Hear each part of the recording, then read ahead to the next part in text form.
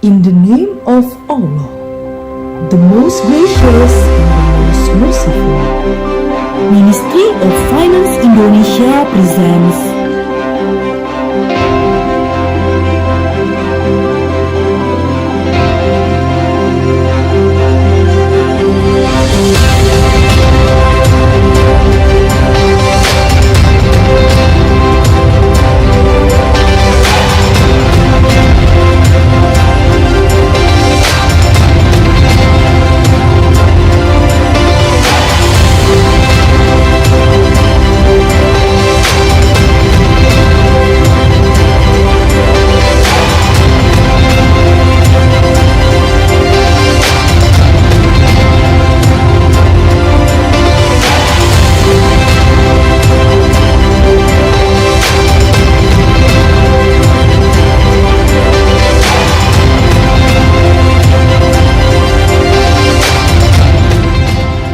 This then, following with the tightening of the monetary policy, can jeopardize and threaten the global economic recovery. Promoting Islamic economy and finance is empowering and creating model business unit of economies of the MSME. This is the most important. In addition, the enhancement of enabling regulatory environment, especially for Islamic asset-based and equity-based contracts, will allow Islamic finance to be of benefit to MSMEs. the annual Islamic Finance Conference AIFC firstly started in 2016 in Jakarta, then continued in Yogyakarta, Makassar, and Surabaya.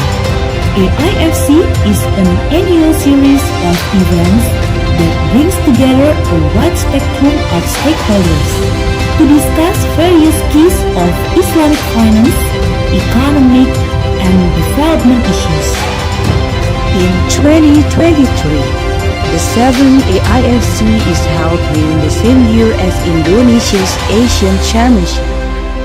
This year's conference bears a very important theme of Islamic finance role, tackling global uncertainty through sustainable and inclusive halal economy and structural reform. Asian Matters, epicentrum of growth.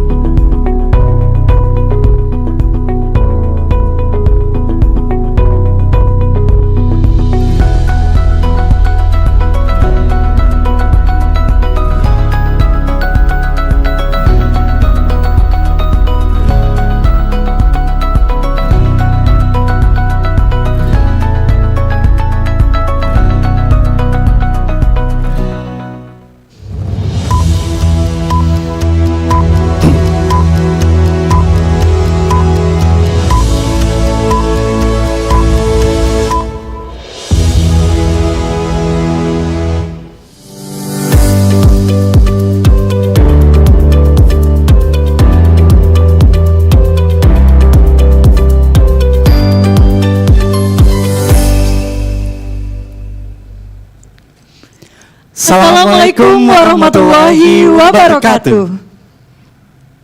Good afternoon, good morning, good afternoon, and good evening to you. Welcome to the second of the 7th Annual Islamic Finance Conference.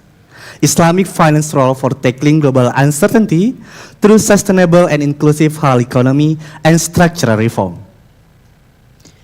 Our honorable guest, Chairman of Indonesia Financial Services Authority, Mr. Mahendra Siregar, Director of the Halal Science Center of Chulalongkorn University, Thailand, Dr. Winay Dahlan, Chairman of Indonesia Halal Lifestyle Center, Professor Saptar Nirwandar, Executive Director of Department of Islamic Economy and Finance, Bank of Indonesia, Mr. Arif Hartawan, Head of Islamic Banking Department, Indonesia Financial Services Authority, Mr. Deden Firman Hendarsha, Director of the Halal Product Industry, National Committee for Islamic Economy and Finance, Mr. Afdal Aliazar. Chief Economist of Bank Syariah Indonesia, Dr. Banjaran Surya Indrastomo, General Manager Business Development Department ICIEC, Mr. Yasser Alaki, Managing Director of Business Development Indonesia Exim Bank, Mr. Makin Nur Hadi, Head of Center for Financial Sector Policy, Fiscal Policy Agency, Dr. Adi Budiarso, and Country Economist Regional Hub Indonesia of IISDB, Dr. Ali Falahi. And greetings to all participants of this conference who have been attending virtually today through Zoom and YouTube channel of the Ministry of Finance of the Republic of Indonesia. Peace, God's mercy, and blessings be upon you. We hope everyone is still in good condition and stay safe even though we have to meet virtually. My name is Indah Dwi Lestari. And I am Muhammad Azari. It is our honor to welcome you to one of the official side event of the ASEAN Chairmanship 2023, the 7th Annual Islamic Finance Conference.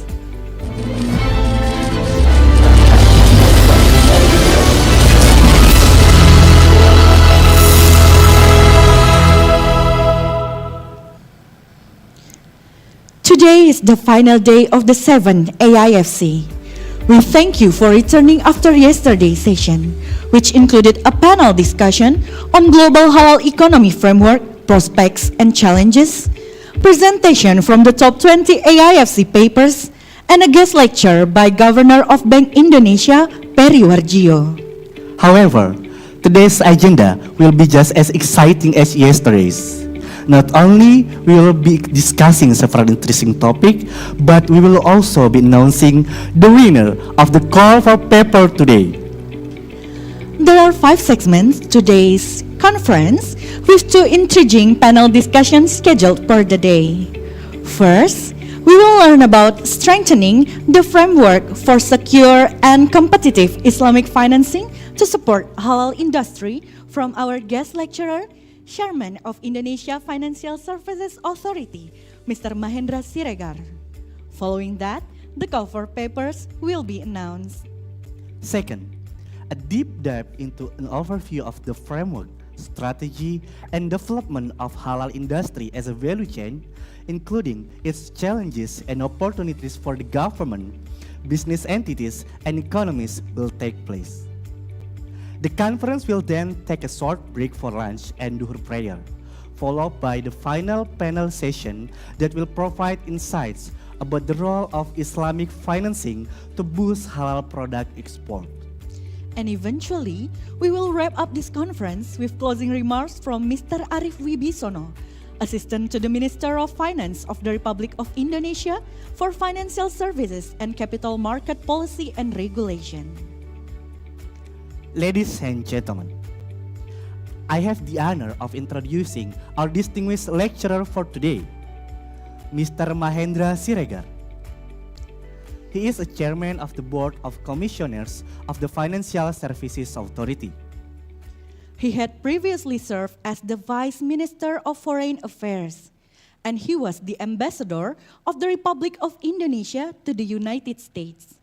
He will be speaking today on the topic of strengthening the framework for secure and competitive Islamic financing to support halal industry. Please join me to welcome Mr. Mahendra Siregar.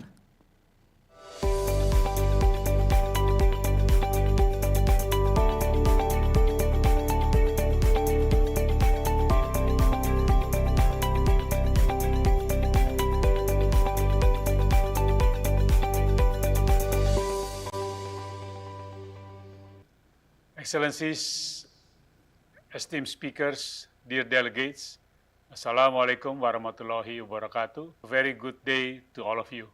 First of all, let us praise and give thanks to Allah for the abundance of His grace and blessing that we are here for the 7th Annual Islamic Finance Conference.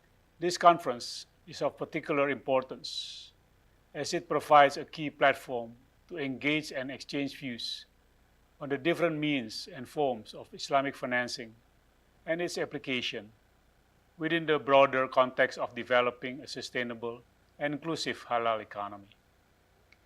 In addition, we also take this opportunity to present insights into the development of Indonesian halal industry within the wider global context.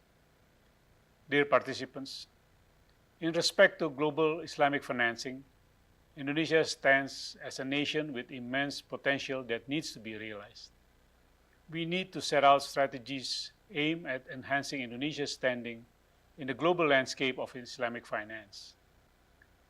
Based on the report State Global of Islamic Economy 2022, we are proud of the achievements of our halal food and nascent fashion industry that are increasingly prominent in the global economy, ranking second in halal food and an impressive third position for our fashion industry.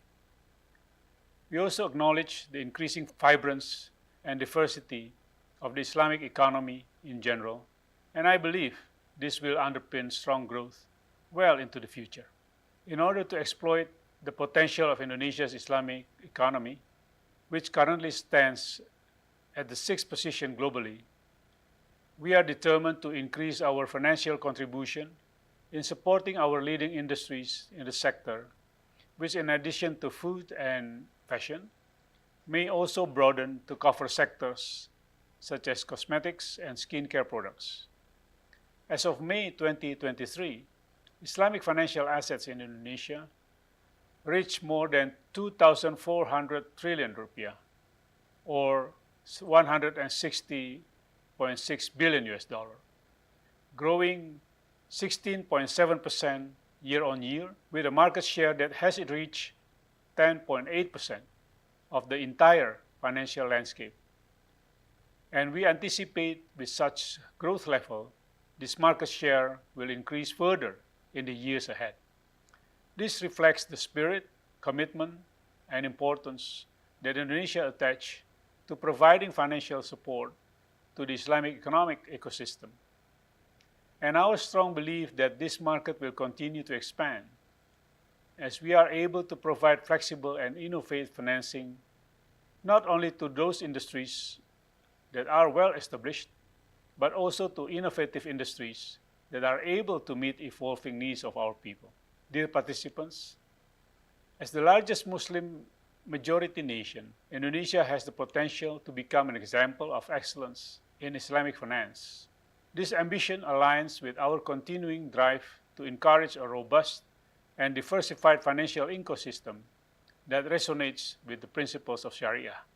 In a broader perspective, Islamic finance has demonstrated resilience in the face of crisis and has exhibited higher growth rates compared to conventional counterpart. Nevertheless, we acknowledge that this immense potential remains to be fully harnessed to its optimum capacity.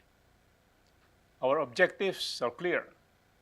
We aim to strengthen the position of Indonesia's Islamic finance within the broader realm of global Islamic financing. This aspiration acknowledges both the substantial growth opportunities that lie ahead and the imperative of harnessing our collective strengths to achieve a more prominent international presence. In our effort to enhance Islamic finance development, as financial services regulator, OJK is going to undertake a series of strategic measures. Firstly, we will further optimize the performance of Islamic financing through capital strengthening and consolidation, as well as fostering synergies and encouraging a competitive and vibrant industry. Secondly, we need to strengthen Islamic finance by applying the Sharia governance framework to the industry and establishing the Islamic Finance Development Committee. Thirdly, in terms of increasing the Islamic financial services role in sustainability programs, the optimization of Islamic social funds as a source of financing of MSMEs sector, which is pivotal in accelerating Islamic finance inclusion in Indonesia. Dear participants, we need to work closely together and actively engage in harmonize our efforts towards sustainable financing and inclusivity in support of the ecosystem of Islamic economies. We should seek our energies to grow further the halal industry and ensure financial services are more resilient and competitive, providing a positive impact on society in general. In our continuous pursuit of progress and growth, OJK has embarked on a mission to enhance the synergy and interconnectedness within the Islamic economic ecosystem. This ecosystem consists of a range of sectors that collectively contribute to the holistic advancement of the Islamic economy and related impact on our society. The Islamic economic ecosystems consist of the following sectors. First, the commercial finance sector, comprising Islamic banks, Islamic capital markets, and Islamic non-bank financial institutions. Second, the social finance sector, encompassing zakat and wakaf. Third, the halal industry, representing the real sector. And fourth, the religious sector, such as Islamic boarding school and masjid. This ecosystem depends on interconnectedness in which economic activity converges with financial transactions. The utilization of Islamic financial services ensures that economic activities remain ethically grounded and aligned with Islamic principles. In developing this ecosystem, we are aware that many of our Islamic financial institutions are still relatively small in terms of size and thus less competitive in providing advanced services to the ecosystem.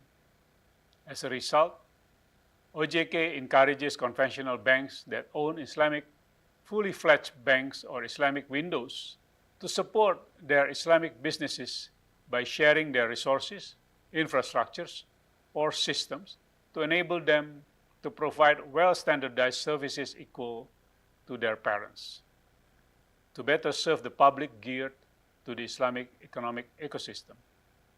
In addition, we need to increase support for Islamic financial literacy and inclusion.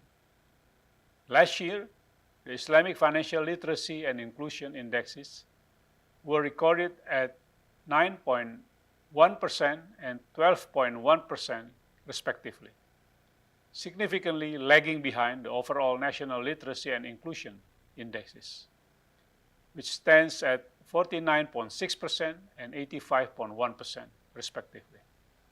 In this context, we encourage synergy and collaboration among the Islamic economic stakeholders by optimizing the role of Regional Financial Access Acceleration Team, or TPAKD. The key of our efforts lies in enhancing the synergy and integration within this ecosystem. Harmony and collaboration between this sector is essential to ensure that every financial activity is underpinned by the principles of Islamic finance. This interplay of sectors is not only a collaboration, but also a collective force that shapes our economic landscape, contributing to the robustness and ethical foundation of our financial system. Our efforts toward enhancing synergy within the Islamic economic ecosystem is one that aligns with our commitment to fostering sustainable growth, ethical financial practices, and the holistic advancement of our society. Dear participants, ladies and gentlemen, in conclusion, we stand united in our commitment to advance Indonesia's Islamic finance sector. The journey we have embarked upon is a testament to our shared dedication to fostering a resilient, ethical, and inclusive financial ecosystem. The progress witnessed in our Islamic finance landscape, with its remarkable growth and market share, reflects our determination to steer our economy towards inclusivity and prosperity.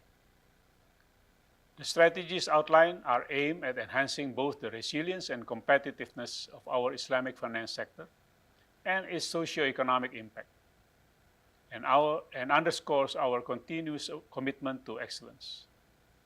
As we continue to strengthen our Islamic financial services, fortify risk management, and deepen our engagement within the Islamic economic ecosystem, we are shaping a brighter future for our nation's economy. Last but not least, I hope today's discussion will be beneficial and fruitful to increase the role of Islamic finance to support sustainable and inclusive halal economy. Thank you. Wassalamualaikum warahmatullahi wabarakatuh. Thank you, Mr. Mahendra Siregar, for your time. Ladies and gentlemen, let's proceed to one of the most awaited agenda, which is the announcement of call for paper winner. I would like to invite Dr. Irfan Shauki Beg, Dean of the Faculty of Economics and Management of IPB University. Dr. Irfan is also a member of the Board of Commissioner of the Indonesia Waqaf Board and Sharia Economic Community. Dr. Irfan, you may have the floor.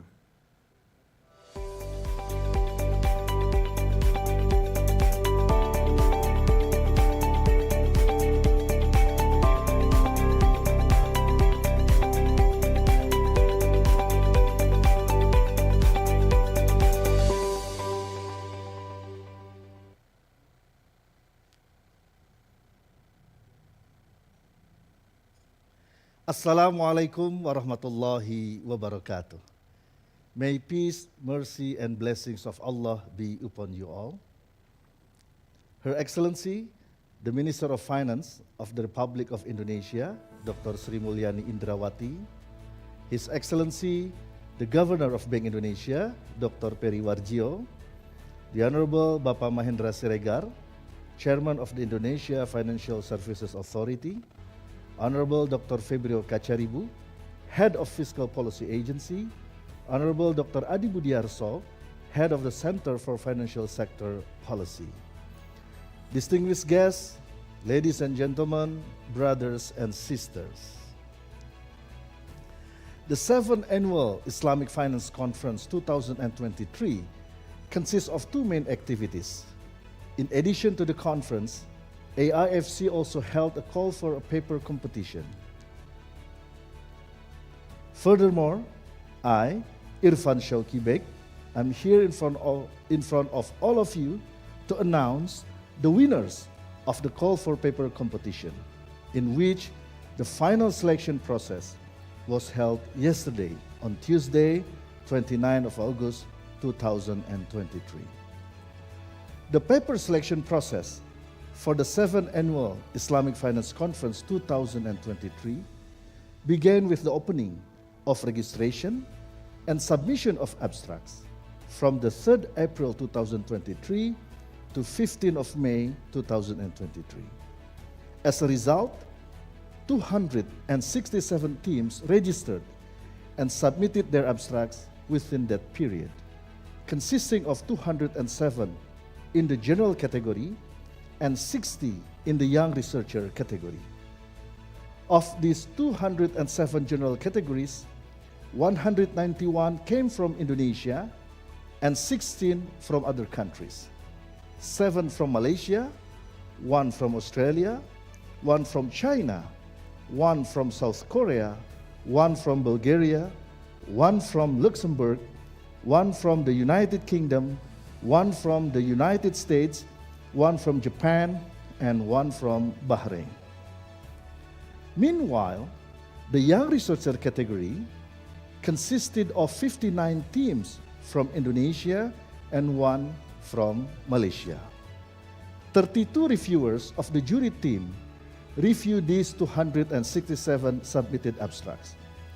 These reviewers came various leading universities in Indonesia with expertise under the 7th Annual Islamic Finance Conference 2023 theme. In addition, to promote objectivity and avoid biases, each manuscript was blind reviewed by 2 reviewers. The abstract review lasted from 16th of May to 30th of May 2023. The result of the top 40 abstracts was announced on the 1st June 2023. The top 40 abstracts comprised 33 teams from the general category and 10 from the young researcher category. The selected top 40 teams must submit their paper's full version on the 8th of July 2023. Until the 8th of July, 40 teams have submitted their full papers. These 40 full papers were reselected for the top 20 papers. The 40 full papers were distributed to around 17 domestic and 6 international reviewers.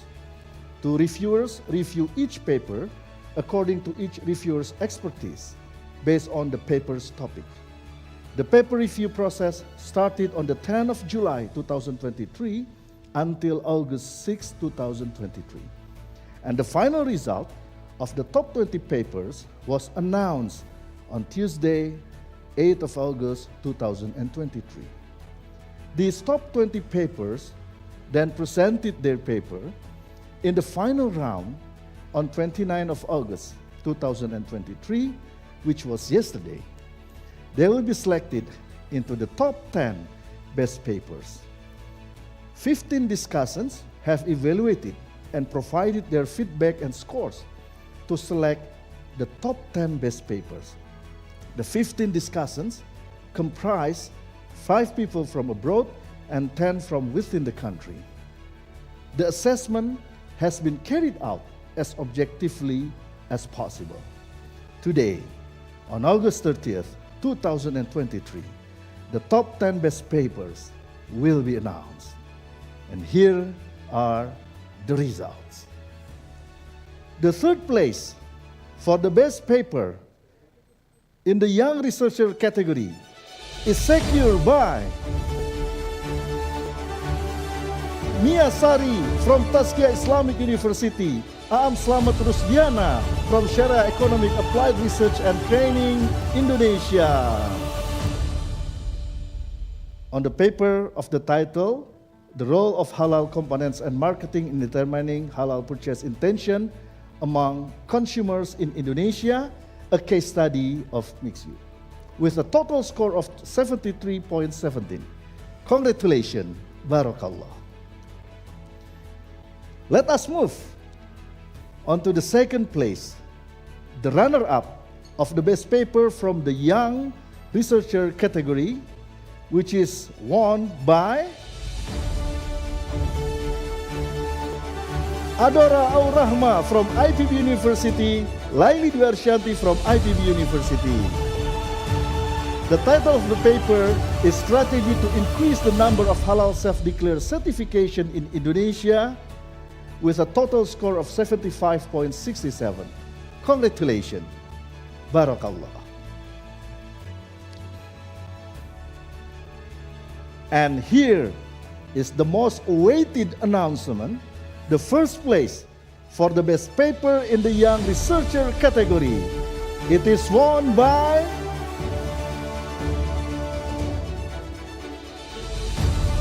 Anas Tisrina Hoirunisa, Muhammad Sadam Taqiyuddin Azka, Ahmad Febrianto from UIN Sunan Kalijaga, Yogyakarta. The title of the paper, The Transition of MSMEs to Green Practices, Aligning Model of the Push-Pull Mooring Framework, with a total score of 78.33. Congratulations, Barakallah. And now, let us move on to the winners of the general category. There are 7 slots for the best paper for the general category due to the number of papers submitted, which was more than the Young Researcher category. The fourth of the consolation prize, we have Galuh Tri Pambekti from UIN Sunan Kalijaga.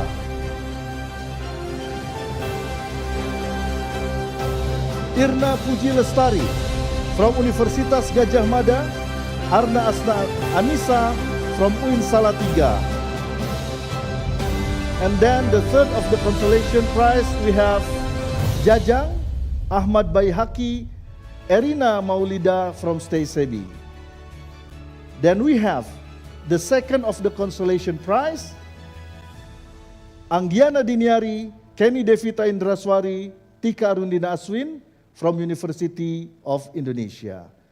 Then the first consolation prize winner of the best paper in the general category were secured by Rezi Eko Caraka from BRIN, Muhammad Yunus Hendrawan from BPS. Finally, I will announce the winners of the top 3 best papers of the general category.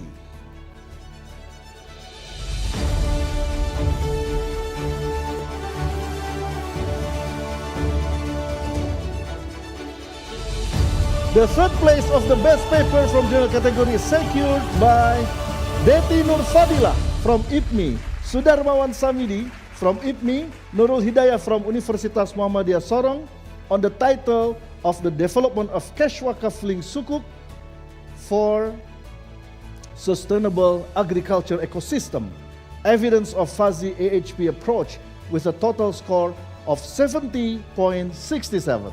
Congratulations, Barakallah. Next, the second place, the runner-up of the best paper from the general category is won by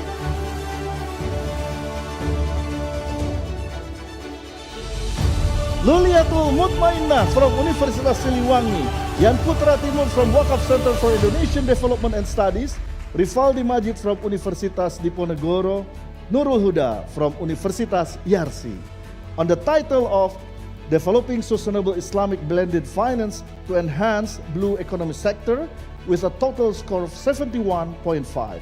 Congratulations and Barakallah. And here is the most awaited announcement. The winner, the first place of the best paper in the general category is won by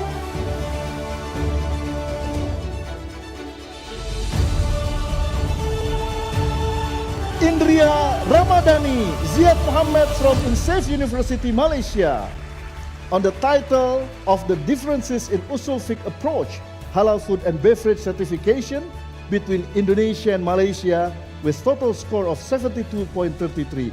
Masya Allah, congratulations, Barakallahu Fikum. Congratulations to all the winners. Barakallahu Fikum wa juhudikum. May your victory be an encouragement to continue spreading the ideas of Islamic economy and finance worldwide. That's all from me. Thank you very much. Wassalamualaikum warahmatullahi wabarakatuh.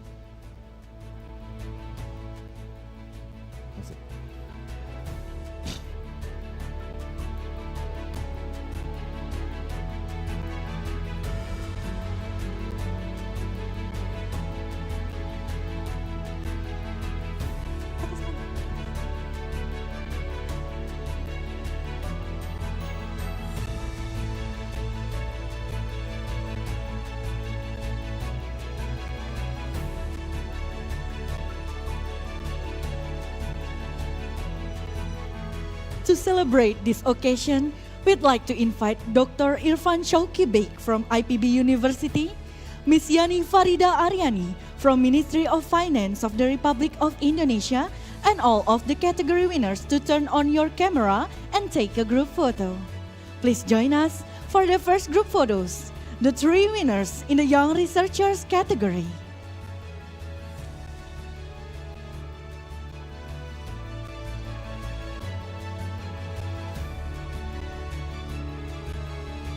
Okay. Everyone is ready? On the count of 3. 3, 2, 1. Okay, thank you very much.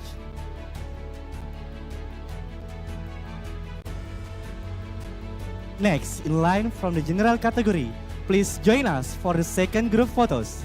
The 7th to the 4th winner.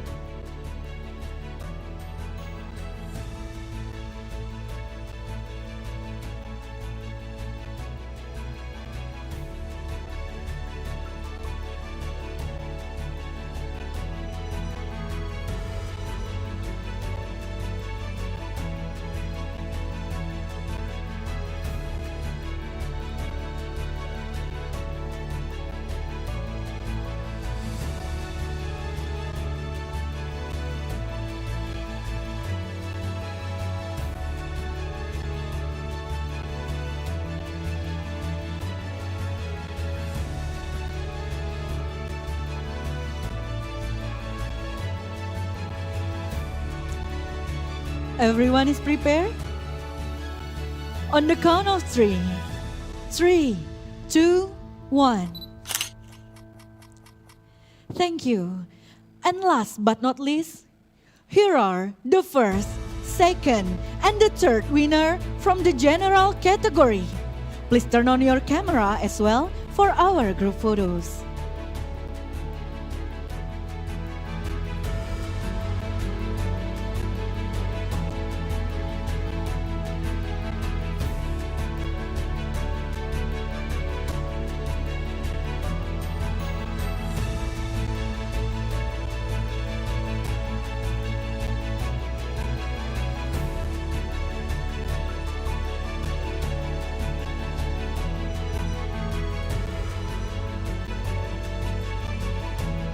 Okay, everyone is prepared? On the count of 3. 3, 2, 1. Thank you very much. Thank you, Dr. Irfan Shauki Bey, for your time and hard work, along with all the judges, for the call for paper competition. Thank you to everyone who took part in the 7 AIFC's call for papers. Once again, congratulations to all the winners. We hope that all the suggestions and ideas will contribute to better policy making for Islamic finance and economics. Ladies and gentlemen, we will continue the conference with panel discussion, carrying the topic of challenges and opportunities in halal industry, halal value chain with the export. We invite you to join the discussion as well by submitting your comments, thoughts, and questions in the link fiscal.id/7th AIFC 2023 as shown on the chat room, or you can scan the QR code on the screen so the panelists can then address during the Q&A session. Please state your name, your institution, and to whom the question is addressed, followed by your question. The session will be moderated by Mr. Afdal Aliasar. He currently serves as the Director of Halal Product Industry at National Committee of Islamic Economy and Finance of the Republic of Indonesia.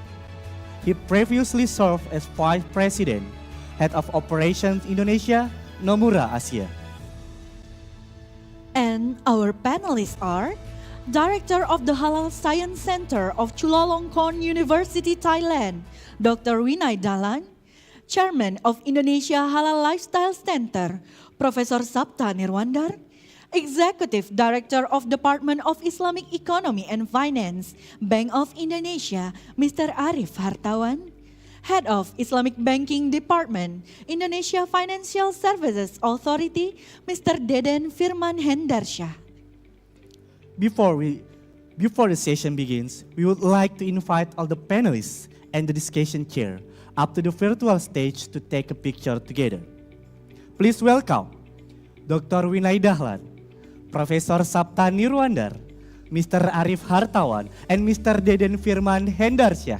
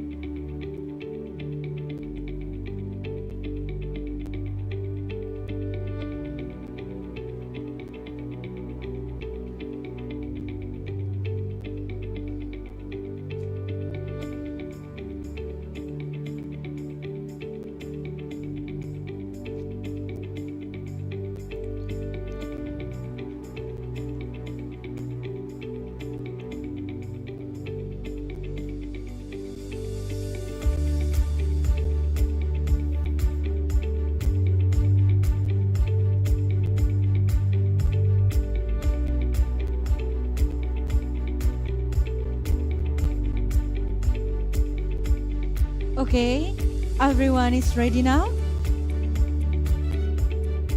All right, on the count of three.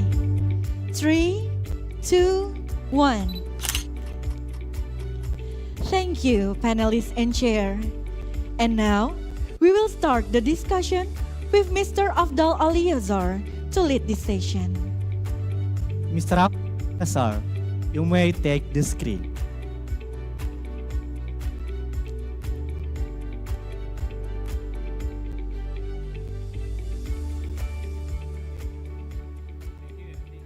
Bismillahirrahmanirrahim. Distinguished speakers and participants.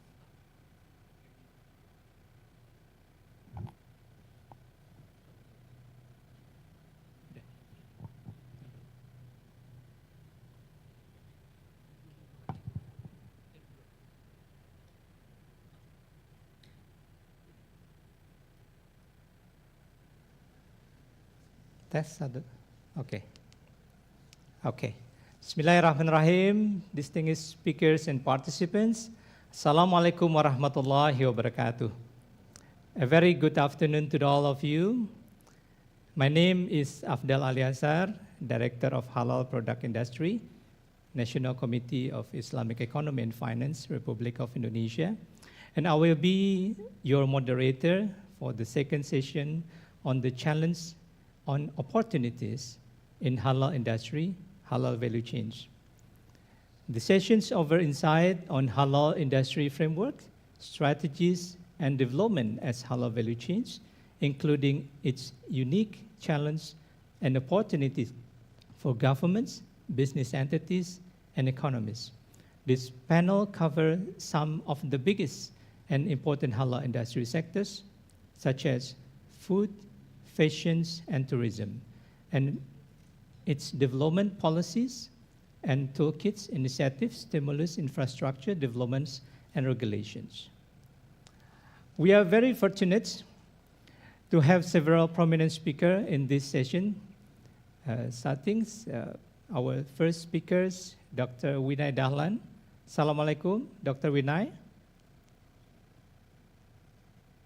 Waalaikumsalam warahmatullahi wabarakatuh.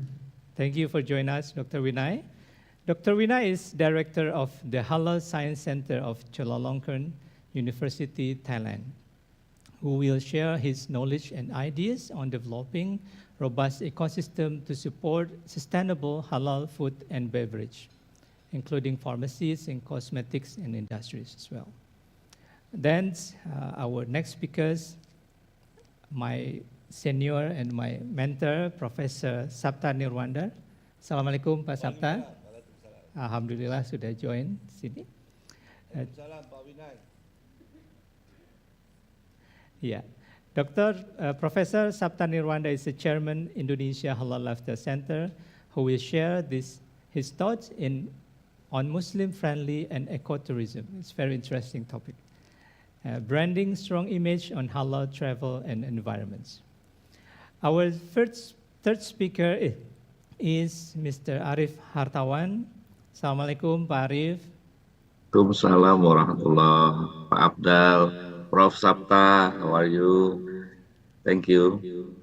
Yeah, thank you, Pak Arif, for joining us today.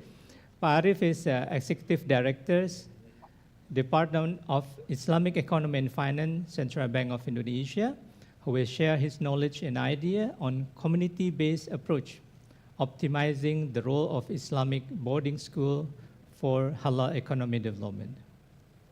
Last but not least, our fourth and final speakers of this session is Mr. Deden Firman Hendarsha. Assalamualaikum, Pak Deden.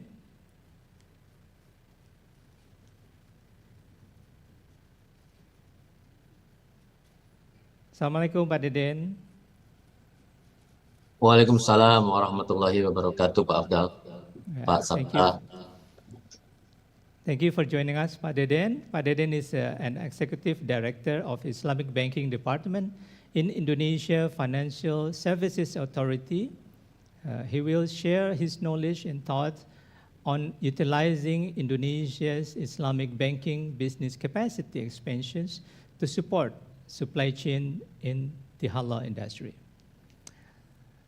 Today is the second session, our last day for the annual Islamic Finance Conference. So without any further ado, in these sessions, we will start and I will give each of the speakers 15 minutes to give brief presentations and then followed by question and answer questions. All the participants could ask the questions on link share at the chat room. So please look at the chat room and please give your name and whom's the question for. Without any further ado, I'm giving the floor to our first speakers, Dr. Vinay Dahlan. The screen is yours, Dr. Vinay.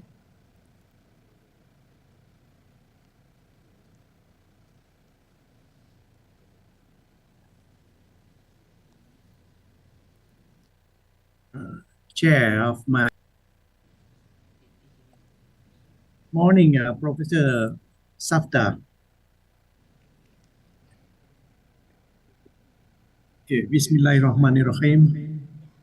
Alhamdulillahirabbil alamin wassalatu wassalamu ala asyrafil anbiya'i wal mursalin wa ala alihi washabihi ajma'in.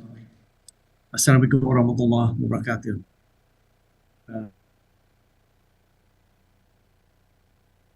Now from Riyadh, Saudi Arabia, maybe we have some interference of our signal.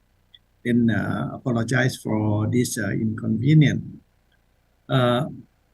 My presentation this morning, I will give some information about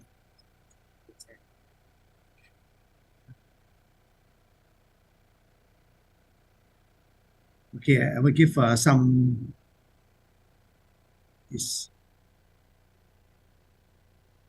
okay. I'd like to have a slide sharing. In fact, it's not possible from this side. Now, can I have a slide sharing?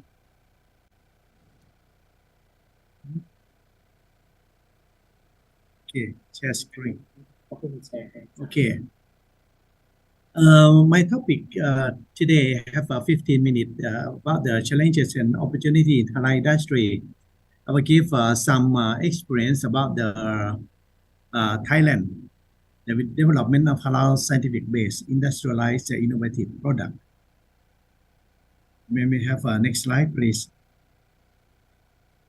Yeah, this is the potential of global halal economy. I try to focus in this year.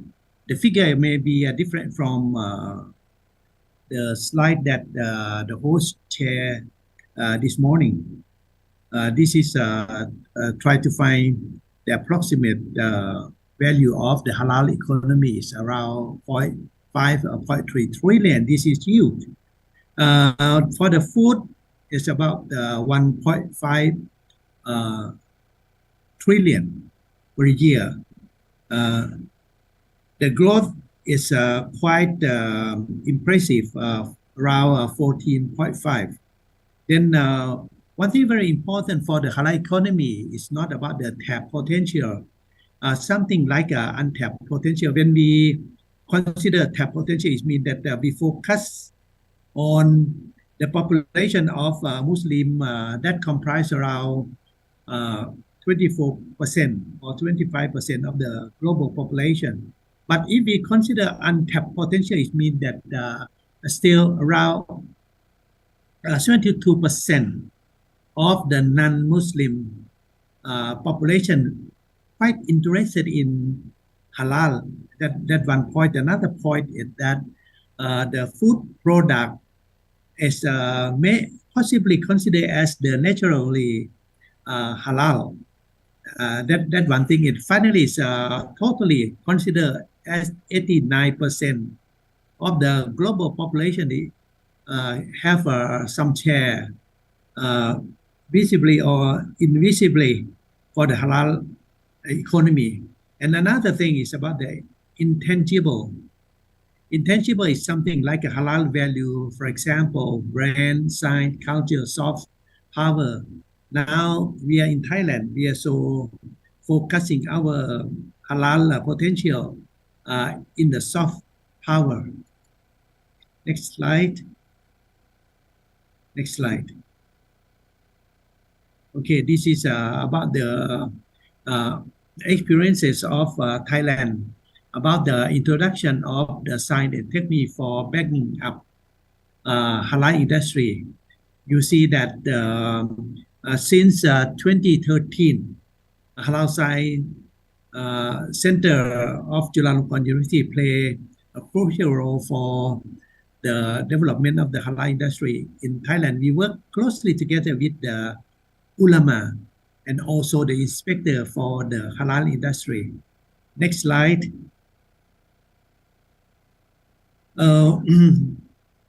We think that the very good case for the role of the halal science and technology is come from the case of disodium inositate, INS 631 from Indonesia in the year 2001. It's about the taste enhancer that finally the consumer in Indonesia found that it maybe have some role of the pig enzyme that the bactosoitone. All Indonesian may remember of that. Then finally from the Halal Science Center here we found other 186 compounds like INS 631. It means that now they still have some problem in such adulteration of haram. Next slide, please. This is the case 2 years ago about the vaccine of COVID-19. You see that it had some role of the trypsin protein. It means that it's possibly produced from pig enzyme or pig protein. Then we better consider with the Sharia side that whether if finally even come from pig, can we consider in the Sharia that it maybe have a role of istilak or istihala. If finally we change the chemical structure or we use a massive aqueous cleansing, that first two things. And can we consider as a darurah if finally it's so essential for the life? Then finally this means that we really need the role of science technology to get involved in the fatwa adjustment for the halal status of the vaccine. And anyway, finally we are lucky enough to find that finally the trypsin protein is derived from the plant or other kind of animal. Okay, next slide. Maybe have a next slide. Okay, this is finally we have to use Quranic guidance to find azikri means the knower, because according to Al-Quran, if we don't know, we have to ask the one who knows. Fazalu ala zikri in kuntum la ta'lamun. Then finally, this is the guidance from the Al-Quran how to find the knower according to the ayah. So from Surah Al-Kahf, ayah 60, and then it means that we may have to find azikri from the Majma al-Bahrain, mean that the people who know both sides, Sharia together with science technology. Next slide. Okay, finally in the year 2003, the government finally decided to assign Halal Science Center at Chulalongkorn University to give some knowledge backing up for the halal accreditation in Thailand. Right? Finally, we formed the very good laboratory in Chulalongkorn University together with the halal scientists. Altogether is 7. Now we have 7 PhD staff to work on that. Next slide, please. Okay, this is how the science and technology play a role for the halal development in Thailand industry. Okay, we start from the preparation of the raw material until to the production line, to the logistic, until to the hand of the consumer. Finally, we set up the system that we call halal standardization, so-called HALQ. Then this is the way that we implement the system in the food factory together with the pharmaceutical factory. Until now, we already implement the system in 1,112 food factory for developing the halal standardization. And before to have a halal accreditation by Islamic organization or SICOT from Thailand. Next slide, please. This is our laboratory. We have altogether is more than 200 scientific equipments. Until now, we already analyzed 188,731 analysis. This is finally we collect all information and tabulate into something that we call H number. Next slide. Next slide, please.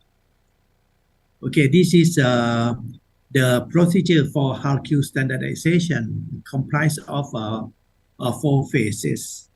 Then we have document assessment, in-class training, and then also the in-factory consult. Finally, is for the audit before to have halal accreditation by the Islamic organization. This is HALQ procedure that we implement in the factory. We spend around 2 to 3 months, and before going to be used, then we have the fatwa from the Sheikh Al-Islam office. This is on November of 23rd, the year 2016. Finally, we have the fatwa to approve the halalness of the all H number that we produce. Next slide. This is very convenient for the industry. Finally, they don't need to use our expensive laboratory analysis. They can directly use H number for their industrial procedure in the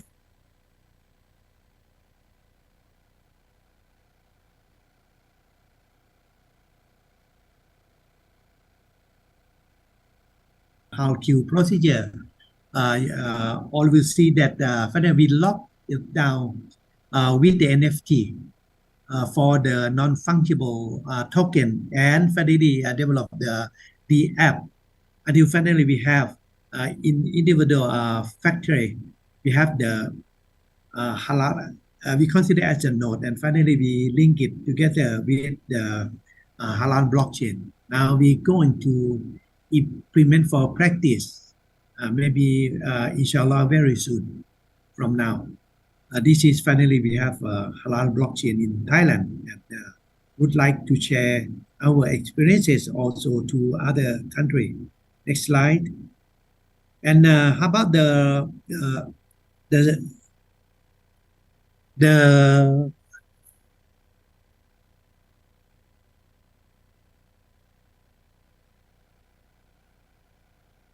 use Islamic prophet herbs together with the local herb, and finally try to use as a sunnah-based functional food product. Next slide.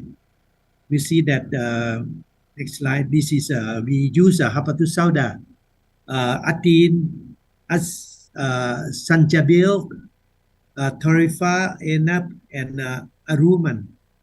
This is for producing the halal food product that try to be used in the market. Next slide.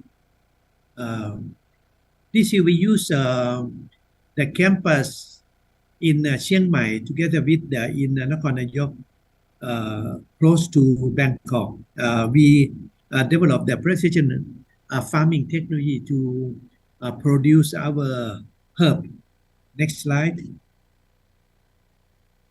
Okay, this is some kind of example. For example, Habatus sauda is really high bitter, and then it's rather difficult to consume directly. And then we produce by encapsulating in our phytosome. This is we use some kind of the prebiotic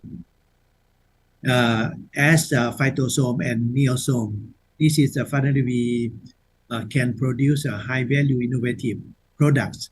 This is already have a patent in Thailand. Next slide. This is some example. This is finally we have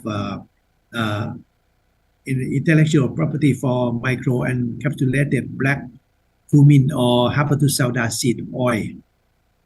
Then finally, this is the consumer can use it very easily by adding in ordinary food and consume as a normal food. Then we can eliminate all of the bitter taste from Habatus sauda by this kind of the technology of the encapsulation. Next slide. This is already finished. I would like to thank for very kind attention. Assalamualaikum warahmatullahi wabarakatuh. Waalaikumsalam warahmatullahi wabarakatuh. Thank you, Dr. Vinay. It's very insightful, very inspiring. I really interested with your presentation, Dr. Vinay. You mentioned something, development of halal scientific based economy in Thailand. So this is halal and scientific base and the economy impact. Very insightful. But then we will move to the next presenters. Maybe I think all the participants, if you have a question and answers, please start to give your questions to Dr. Vinay, and then the next session we will go for the question and answer. Thank you, Dr. Vinay. And then we move to Prof. Sapta Nirwandar. Pak Sapta will be talk and give a thought about Muslim-friendly tourism. Yeah. Thank you, Pak Abdal. And first of all, thank for the committee for inviting me in this prestigious conference. And of course, I would like also to say hello to Professor Vinay Dahlan. Long time not see you. This topic as always is scientific based. For me, not really scientific because this is traveling. Traveling is more leisure and sightseeing, more lively. That's you can enjoy it with some picture I giving to you. Give to you not only some texts, but mostly adventure in giving the picture or on the slide. Pak Arif, good morning Pak Arif dan Pak Deden. I'll start. Yes.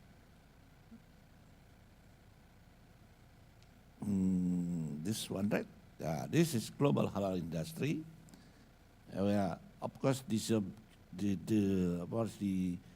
big topic, and it's one of the actually what you call trend and also many industrial what would like to joining this global halal industry. Why?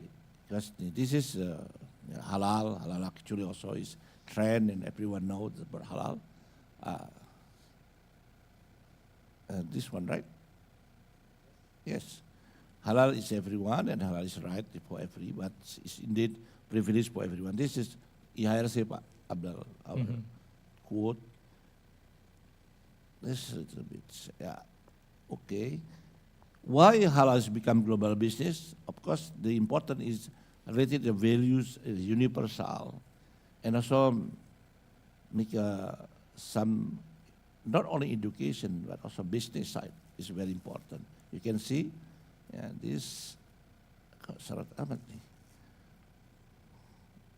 this is from, since many economies here, you can see how the halal global and international is important. from demand side, of course, from supply side. The important is from supply side. This is a trade in global, even in intra-OIC, Organization Islam Community, is very important. You can see the statistic, this, you can see, this is in OIC, 57 members, and it's the biggest in terms of population, also in the GDP. This is a very potential, also in, not only in halal industry, also in tourism sector. I can see, this is, in EISA, we call halal lifestyle sector. From food, Awina has been mentioned and been elaborated about halal food, of course. Syariah finance, participation, actual participation also become faster growing industry.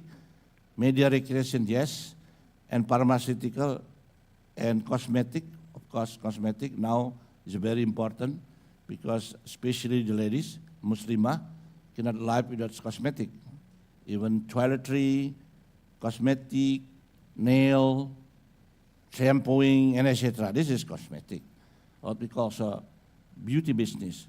Beauty business consists about 80 items. You can calculate by yourself, ibu-ibu. And of course, education, medical care, Islamic health center, and art and culture. But of course, I beg to one of the halal sector important is halal tourism. This, all the sector is about trillion, not in rupiah, but $1 trillion. I think I just see here in Muslim or halal tourism or Muslim-friendly tourism, whatever you say, it's about $102 billion. Yes, it's money. Okay. For Indonesia, how about for Indonesia? It's also big spending in tourism. I don't want to elaborate the other ones. Yes, also it's a big one. And this customer spending habit, there are many good things new coming in the market. This is related with the halal industry, right? Now also in the millennial side, 49%, almost 50% ready to travel in 2033. Even there are many millennials also goes to Umrah, Pak Abdul. And Umrah also many different class. You have class PPIP, class economy, or regular. That's, yeah, that's a lifestyle also, right? You wanna Umrah with more focus on, you can go with super class, then the 5-star and also the good 10 and etc. Okay, 72% millennials have cashless. That means technology, right? This is ini baterainya nih kayaknya nih. This for the halal travel. Many I don't want to go this ayat because it's not picky conference. Surat Luqman. Okay, there's many ayat or surat related with the traveling or with the tourism. Kalau enggak dipakai next. Yasin also. But I just want to mention, despite of many ayat or ayat Quran mentioned about traveling, about tourism, but still we have long discussion about definition. Yes, can see this evolution. Many of the definition related with this tourism. There are many of people said religion tourism, historical tourism, Islamic tourism, halal trip, halal holiday, Sharia tourism, family tourism, Muslim friendly, universal tourism. One thing is there's halal tourism. There's now Muslim friendly. Why this happened? I think because still many of Muslim and also the industrialists skeptics or hesitate about the halal tourism. They are scary about the word of halal tourism or Sharia tourism. You can see as definition. Pak Maruf say, speaking of halal tourism, what is legalized is not destination of tourism. This mostly services. You can imagine we cannot make our destination like Toba, like what is Borobudur, to transform to be halal. But if we are going there or we are traveling Borobudur, we need halal food, we need musalla, we need mosque. That's what we call extended services. That's nothing to do with transform. That's why principle of halal tourism is extended services, traveling with Islamic value, of course, and halal tourism is not only limited for religious site. There can be also tadabur alam. The difference with tadabur alam with Muslim-friendly tourism is, if you see something related with the scenery, you say, Subhanallah. You will get point from Allah. Instead of, say, magnifico or indah. It's different. It's Sharia. You 10 times Pak Abdul say, Subhanallah, there's Allah created this alam, this nature base for us. I think that you get the pahala. Okay. Major component of halal, of course, all the things related to the halal tourism. That's resort, transportation, accommodation, trip, and finance. Okay, lanjut. That's the basic of tourism. In Quran, there's many of surah related, still Al-Mulk, that's very important in the 15 ayat. Okay, lanjut. But the basic message is that the first thing is Sunnatullah awareness. And second is education. When we see something related with the nature, related to the heritage, we have learned something. That's education. Of course, traveling without entertainment is, it's not important. It's boring, and it's not really the related with the purpose of traveling. Traveling is entertaining, education, and of course, we have to back to our Sunnatullah. Lanjut? Yes, this is, the $1 billion still in traveling. Lanjut? Of course, the Muslim-friendly travel spending, the biggest one is Saudi Arabia. Number 6, because we not there, Indonesia. Malaysia also one, the biggest spending. Qatar, of course, Qatar is also big spending, but 3,000, 4,000 per visit. Lanjut? Yeah. This Indonesia also potential for the tourism. Okay? Yeah. I just mentioned by car. Nah, lanjut. Yeah. This is in city of Bangkok. When Pak Winadaran invited me, they sent me to this hotel, Almeros. This the leading halal hotel in Bangkok. This is a 4-star, very good hotel. Totally calamity. There is no discotheque, there is no alcohol, and there's calamity. Many also non-Muslims stay there. I mean, I thank you. 5 or 6 years ago, being inviting me here in this Almeros hotel. The question, there is in Jakarta, same category this hotel? No, Alhamdulillah, not yet. Maybe Pak Abdal will invest to have the leading halal hotel in Jakarta. Investor is scary about this, in Bangkok. Family hotel. Okay, lanjut.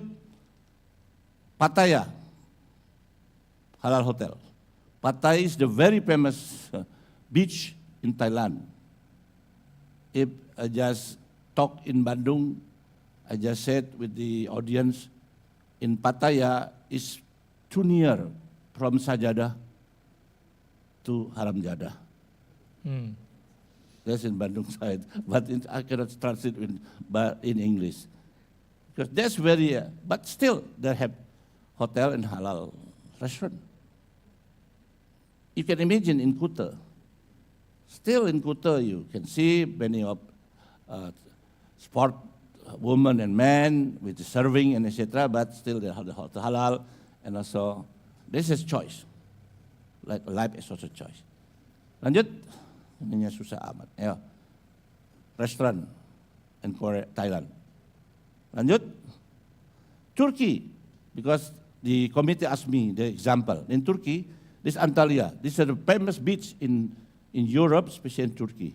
What they're doing, lanjut,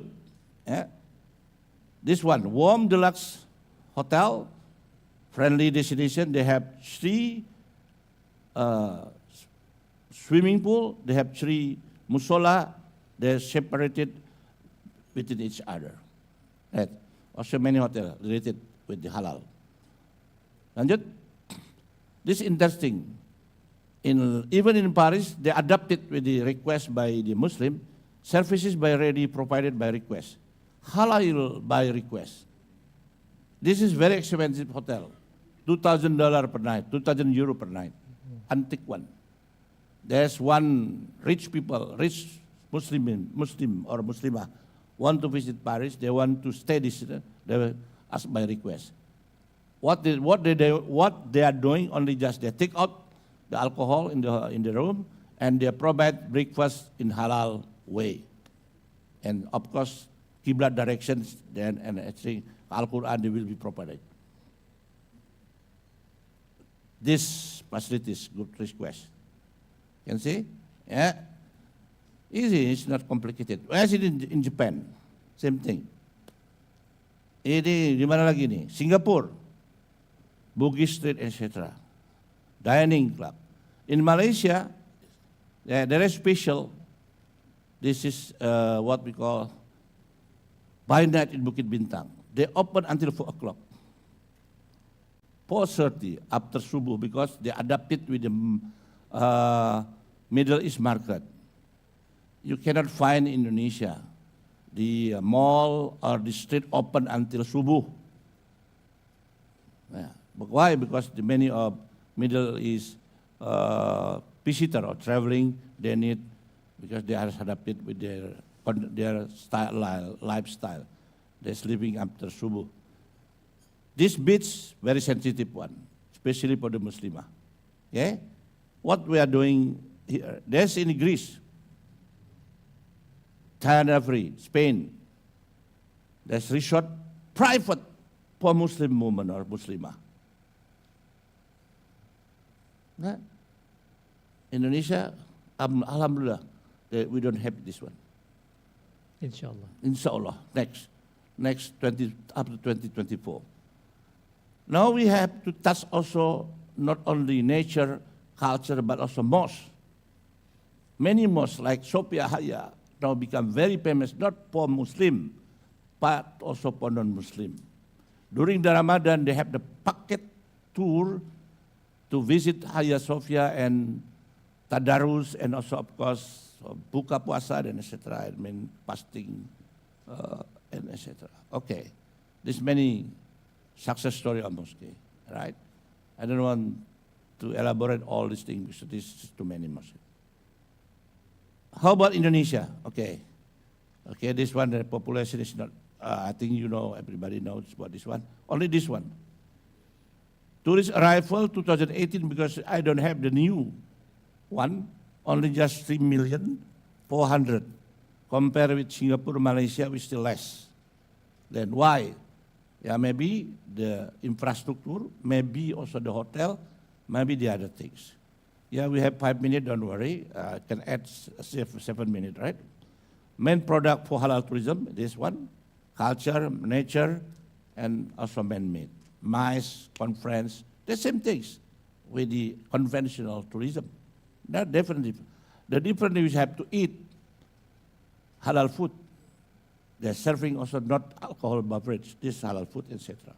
Muslim traveler need. Lanjut. In Indonesia, this one. This is my friend hotel, Sofian, since long time. Stand there, Radana, Nur, Espark Hotel Jakarta, Syariah Hotel in Solo, Grand Sahid, yeah. But Grand Sahid, because they have the most there. There is new hotel after 10 years. No hotel.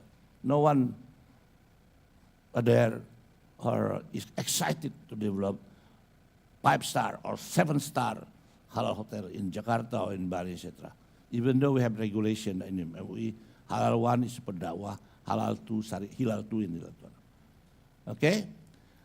Now how we can ask the government role, of course, we have to look at the regulatory framework, incentive and grant to be given, awareness and education. Of course, today also the awareness and education.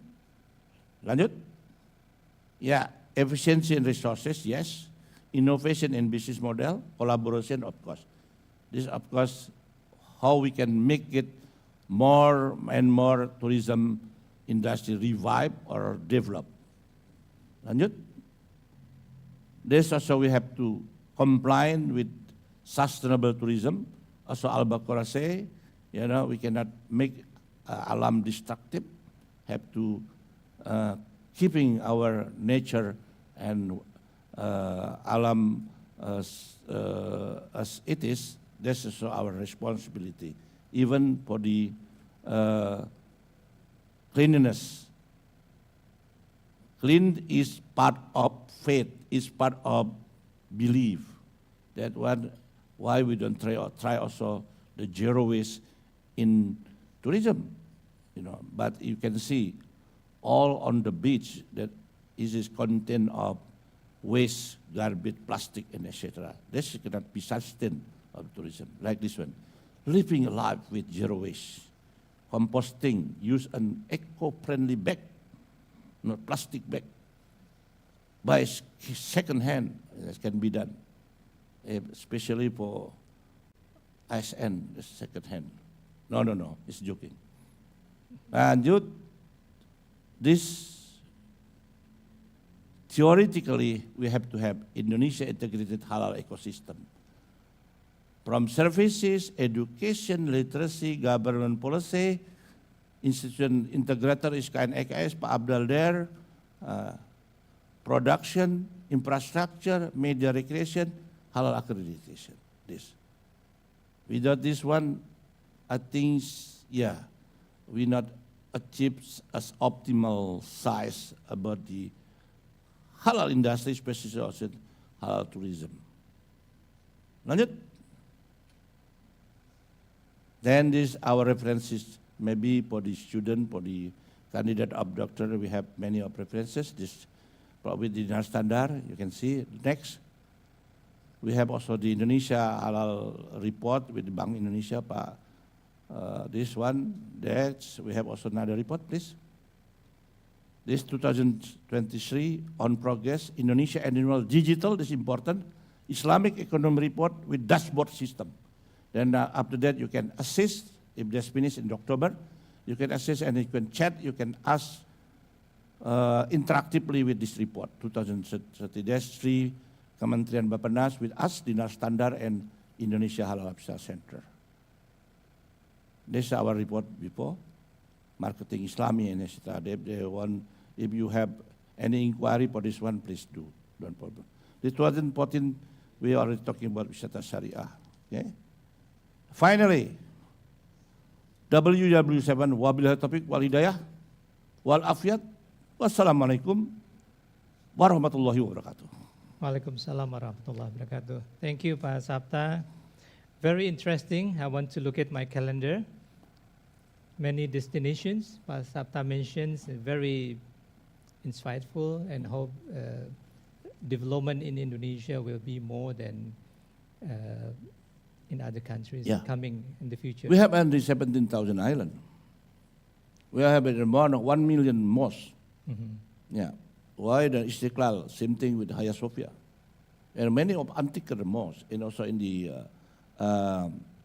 like in Surabaya, in Semarang, we can make use this, like heritage and also story, and of course related also with our faith. Yeah. Okay. Thank you, Pak Sabta. And also Sumatera Barat, also don't worry. And Aceh. Padang. My kampung halaman. Yes. Okay. Let's skip the things for Pak Sabta in our later discussions. And now we are moved to the next speakers. Bapak Arif Hartawan from Bank Indonesia. Bank Indonesia is really support us in developing Islamic economy and finance. Now Pak Arif will give his thought about how community-based developments will be impact to the economy, optimizing the role of Islamic boarding school for halal economy development. Pak Arif, the screen is yours. Bismillahirrahmanirrahim. Assalamualaikum warahmatullahi wabarakatuh. Very good morning to all of you, especially panelists, Dr. Winay, Prof. Sapta, and also Pak Deden. First of all, praise to the presence of the Almighty God, Allah Subhanahu wa Ta'ala, for blessing, greetings also to the Prophet Muhammad Sallallahu Alaihi Wasallam, his family, friends, and all of his ummah until the end of the time.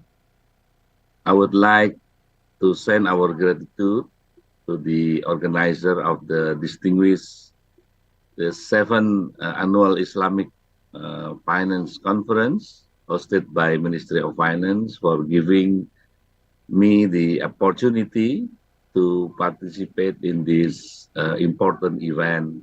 Thank you, Moderator Pak Afdal, for kind introduction. It's been an honor for me to share the information related to the role of Bank Indonesia in supporting the development of halal ecosystem in Indonesia, especially our experience in optimizing the role of Islamic boarding school, or we call it pesantren in Indonesia, in the perspective of community-based approach.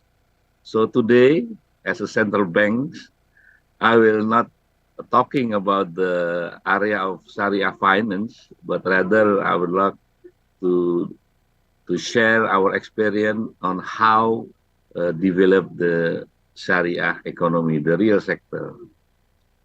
Before I go further to details of what Bank Indonesia has been doing so far as the central bank, I would like to start with the background of why Bank Indonesia as the central bank involved in promoting Sharia economy and finance in Indonesia.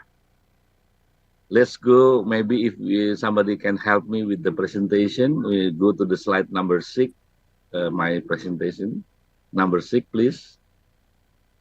Yes, I'm sorry, I don't have time to prepare the fancy slide as previous panelists already given to you, but I try to do my best. Yeah, from the documentation that I have read, Bank Indonesia is one of the institutions in Indonesia who has been put attention seriously and involved intensively since around 30 years ago in promoting and supporting Sharia economy and finance development in Indonesia.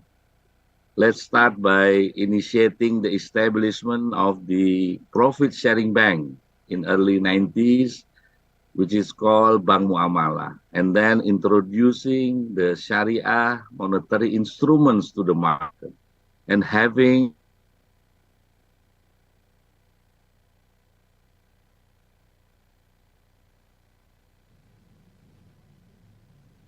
contribute in designing the master plan Sharia economy and finance in Indonesia.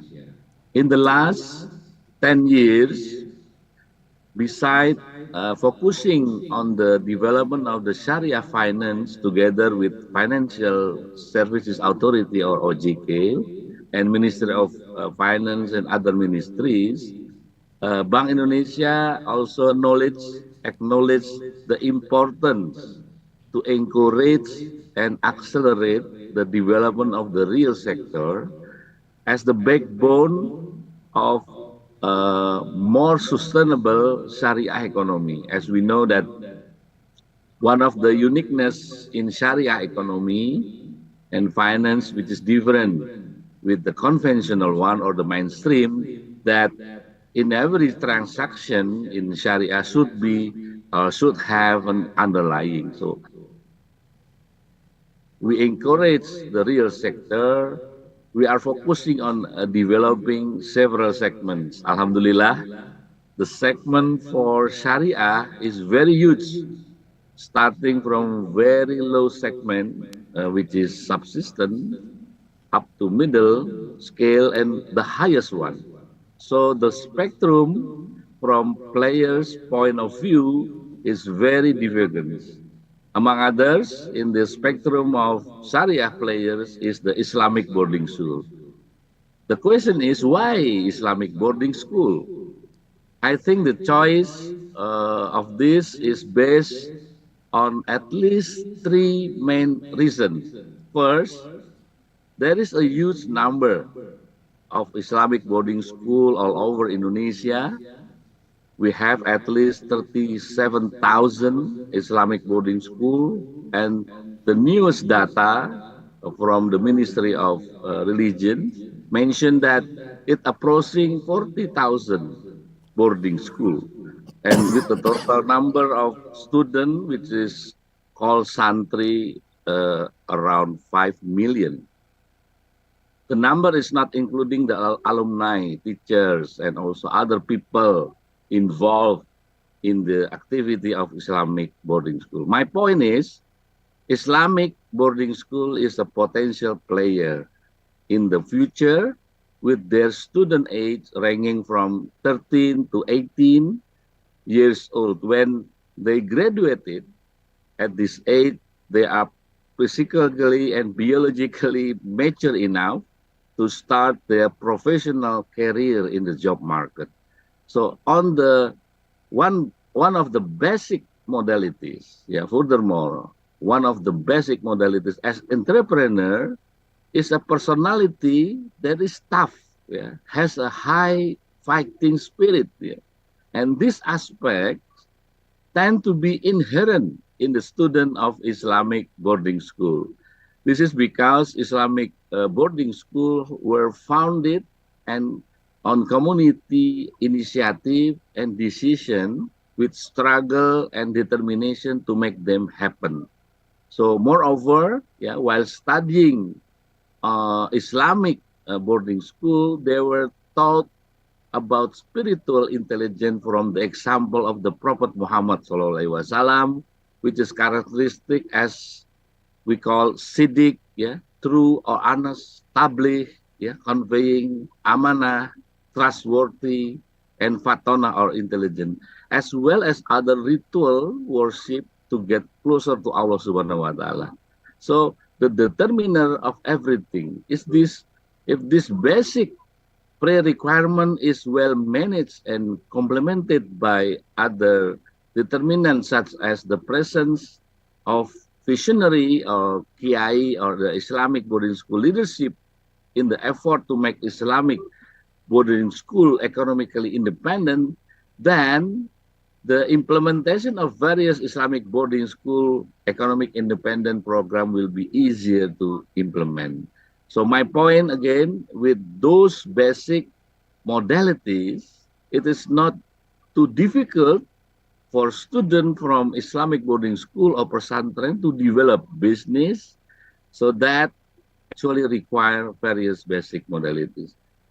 The second reason, we would like to create an ecosystem and linkage between the Islamic boarding school. For example, if there is a boarding school that specializes in making garments, they can support other school with their specialities. Boarding school with agriculture specialities, they may provide staple food for other schools. So there will be interdependency between this Islamic boarding school. We initiate collaboration and mutual cooperation among pesantren. I believe together we are strong and united we go forward. So the last reason why we choose Islamic boarding school, because supporting the food price stabilization program by providing Islamic our pesantren ability to use their land productively and produce agriculture product with indirectly will support the objective of the central bank to achieve and to maintain price stability, especially coming from the food. Yeah. So a lot of things that we have done so far, and we have 700 pesantren all over Indonesia with their specialty. This is just several or among pesantren 700 that we mentioned, because we don't have enough space for putting all of the pesantren here. So at least we have done so far. And then, of course, there will be challenges. Yeah, what we learned from the last 5 years, we do the community base. The key factor in the success of developing economic independence in Islamic boarding school is the leadership. Yeah, the leadership of the Kiai or the Islamic boarding school leaders play a very critical point. Yeah, who are very strong and encouraging the development of business and business unit in Islamic boarding school. So the role of leadership is very important. The second one, from many literature that I read, and we also experience with this, is the ability to foresight, to see the market opportunities and the existence of the dedicated team. Yeah. So human resources, which is dedicated to run the business, is very important as a crucial factor affecting the success of this program. So that's the two things I think important when we do the community base. The other thing, what about the other program? So in the last this year, especially this year, we start how we can empowering the 8 women Syariah business community. We call it PPUMI, we have Salimah, Persami, Bunda Wakaf, Saliza, Fatayat NU, Muslimat, yeah, and Aisyah, Muhammadiyah, and so on and so forth. We support the halal ecosystem from upstream to downstream. On the upstream, the number of facilities of halal raw material providers is still limited. So the next slide, please. We can see that so many things required to support the halal ecosystem. Yeah. So this is something that we do not only, basically it's not only Islamic boarding school, but we do also with others, business community, women Sharia community, and also with the mosque, yeah, association. So we do with many channels, yeah, to try to encourage the real sector. Therefore, Bank Indonesia support the implementation of halal certification, end-to-end process from the downstream to the upstream, and then we do also supporting the automatization in the halal system, which is mainly in the self-declare, and doing together with the university. Like in Thailand, we see that the halal center also in university. We do that the same. We also do the cooperation with the institution which is supervise and the halal system, and we do many things, yeah, and also in the part of literation. So because of the time, I think it's more than the expecting by the moderator. In conclusion, yeah, community-based approach involving Islamic boarding school is crucial to develop a strong halal ecosystem. Further development is required to support from multiple sides. Therefore, collaboration between stakeholders is strongly emphasized. Huge room for collaboration among local government, ministries, and industries.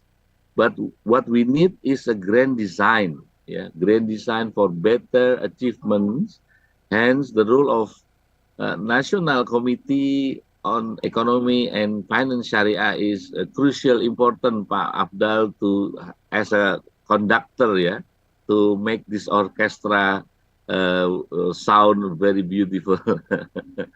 And the second one, I think the role of women community is significant and crucial also in developing Sharia economy in Indonesia. And the role of mother in the family in preparing their children to become the next generation who is strong and soleha is very critical. So that's why we are jointly with this woman community. The last one, I think increasing halal literacy and education is essential, as already emphasized by Prof. Sapta. We also have to do it comprehensively, including the literacy, education, socialization, to accelerate the development of Sharia economy and finance in Indonesia. So finally, let me allow to express my sincere appreciation and gratitude to all panelists, Dr. Winai from Thailand, Prof. Sapta, Pak Deden, and others for their willingness to share their expertise and knowledge. May Allah Almighty bestow us the strength and patience to fulfill our duty for a better future. Thank you. I wish you all very success in the future. Assalamualaikum warahmatullahi wabarakatuh. Waalaikumsalam warahmatullahi wabarakatuh. Thank you, Pak Arif. I think Bank Indonesia is playing very critical and important roles to developing Islamic Sharia economy in Indonesia. It's very insightful when you mention about the women Sharia community. I think, we learn from our mothers, we learn from the community how to become the people who can contribute to the Ummah. That's Bank Indonesia already did a lot of things. I thought in the future we will strengthen our collaboration with Bank Indonesia and all the stakeholders. Thank you, Pak Arif. Let's move to the next speakers. Pak Deden from the OJK will give the presentation about the how utilizing Islamic economies, Islamic banking business capacity expansion to support halal supply chains industry. Pak Deden, the time and screen is yours. Thank you, Pak Afdal. Bismillahirrahmanirrahim. Assalamualaikum warahmatullahi wabarakatuh. Distinguished speaker, Pak Dr. Winai, Prof. Sapta, Pak Arif, and also honorable guests and all participants. It is really a great honor for me to speak here, and thank you very much to the committee for the opportunity to present the topic of utilizing Indonesian Islamic banking business capacity expansion to support supply chain in halal industry. In this opportunity, I will directly talk about maybe we can talk about the financial side of the halal industry. My presentation will highlight three important subjects, which are the first, I will provide a snapshot of Islamic banking development in Indonesia, and then I will share our policy, OJK policy for developing Islamic banking, and finally, I will explain about how Islamic banking could support supply chain in halal industry. Maybe we can go to my slide. Thank you.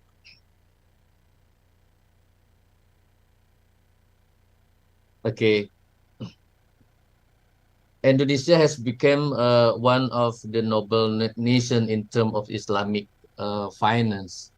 Like Pak Mahendra mentioned this morning, the recognition of Islamic finance in Indonesia due to the great development of Islamic finance in Indonesia, and also due to the growth of sizable assets of Islamic finance. If you look at the global report published by Islamic Finance Development Report 2022,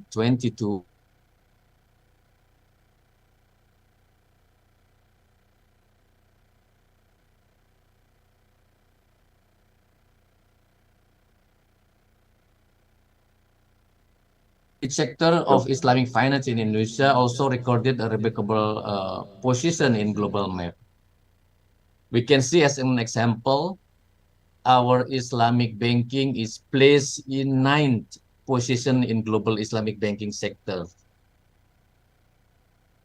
Other sectors such as sukuk, takaful, and also Islamic mutual funds in Indonesia also rank in the top 10 in terms of global assets.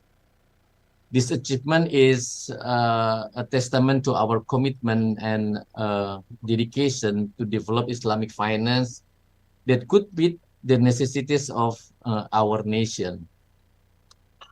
And aside from the quantitative aspect,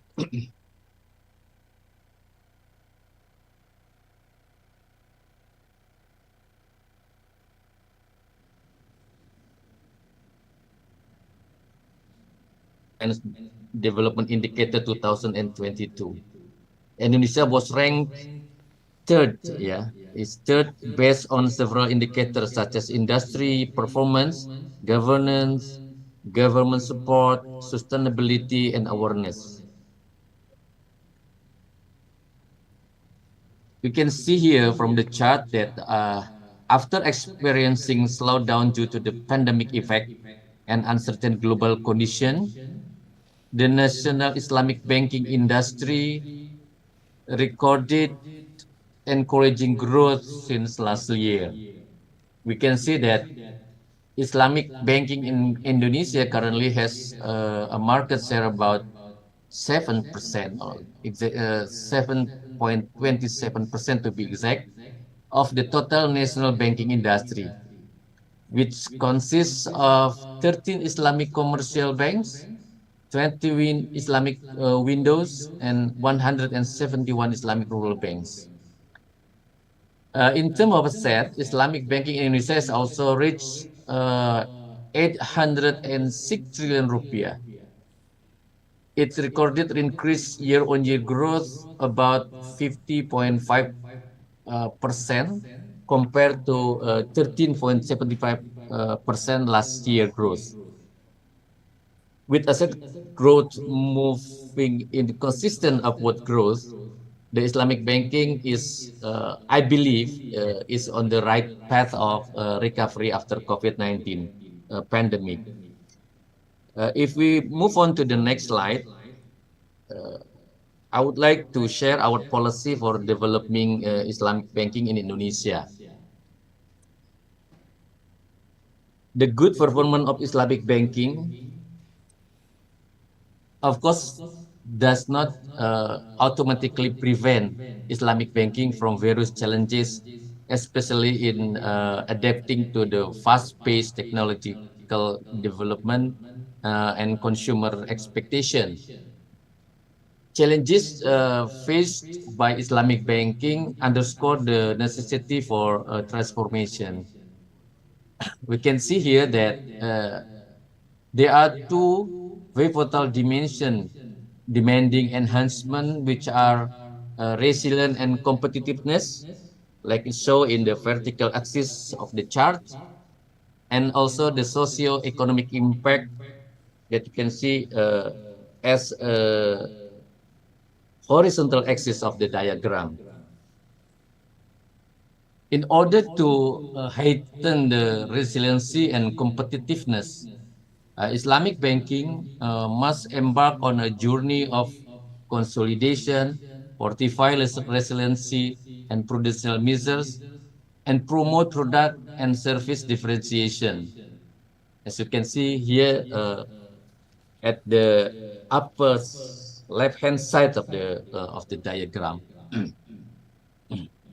Moreover, the strengthening of risk management and Sharia governance is also vital. It will enabling the Islamic banking industry to confront challenges with greater strength and efficiency. Furthermore, as we aspire to amplify socio-economic influence, it is imperative for the Islamic banking industry to harmonize within the ecosystem of Islamic economy. Active engagement in optimal Islamic social finance, just Pak Arif mentioned before, for instance, through cash wakaf link deposit, is pivotal for nurturing financial inclusivity. This can subsequently bolster the potential of Islamic banking as a catalyst for sustainable finance. It is mentioned before by Pak Mahendra, our chairman, furthering its role in the construction of an inclusive and sustainable economy. The synergy within the ecosystem of Islamic economy emerged as a key enabler for our increase into the growing halal industry.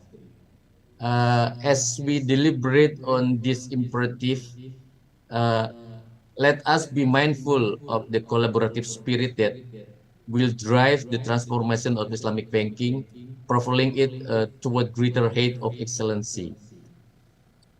We believe that by carrying out this transformation, Islamic banking will have a kind of a new identity that not only excels in competitive advantage, but also in socio-economic impact.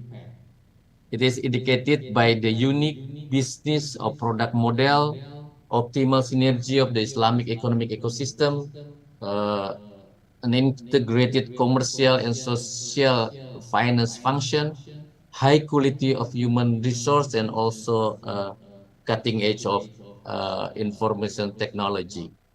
In order to support Islamic banking playing a vital role in national economy, OJK has prepared a 2020-2025 Islamic banking development roadmap with the vision of creating Islamic banking that is resilient, highly competitive, and contribute significantly to the national economy and social development. The vision will be achieved based on the three pillars, which are first, strengthening Islamic banking identity, second, synergy of Islamic economic ecosystem, and the third, strengthening licensing, regulation, and supervision. Next slide, please.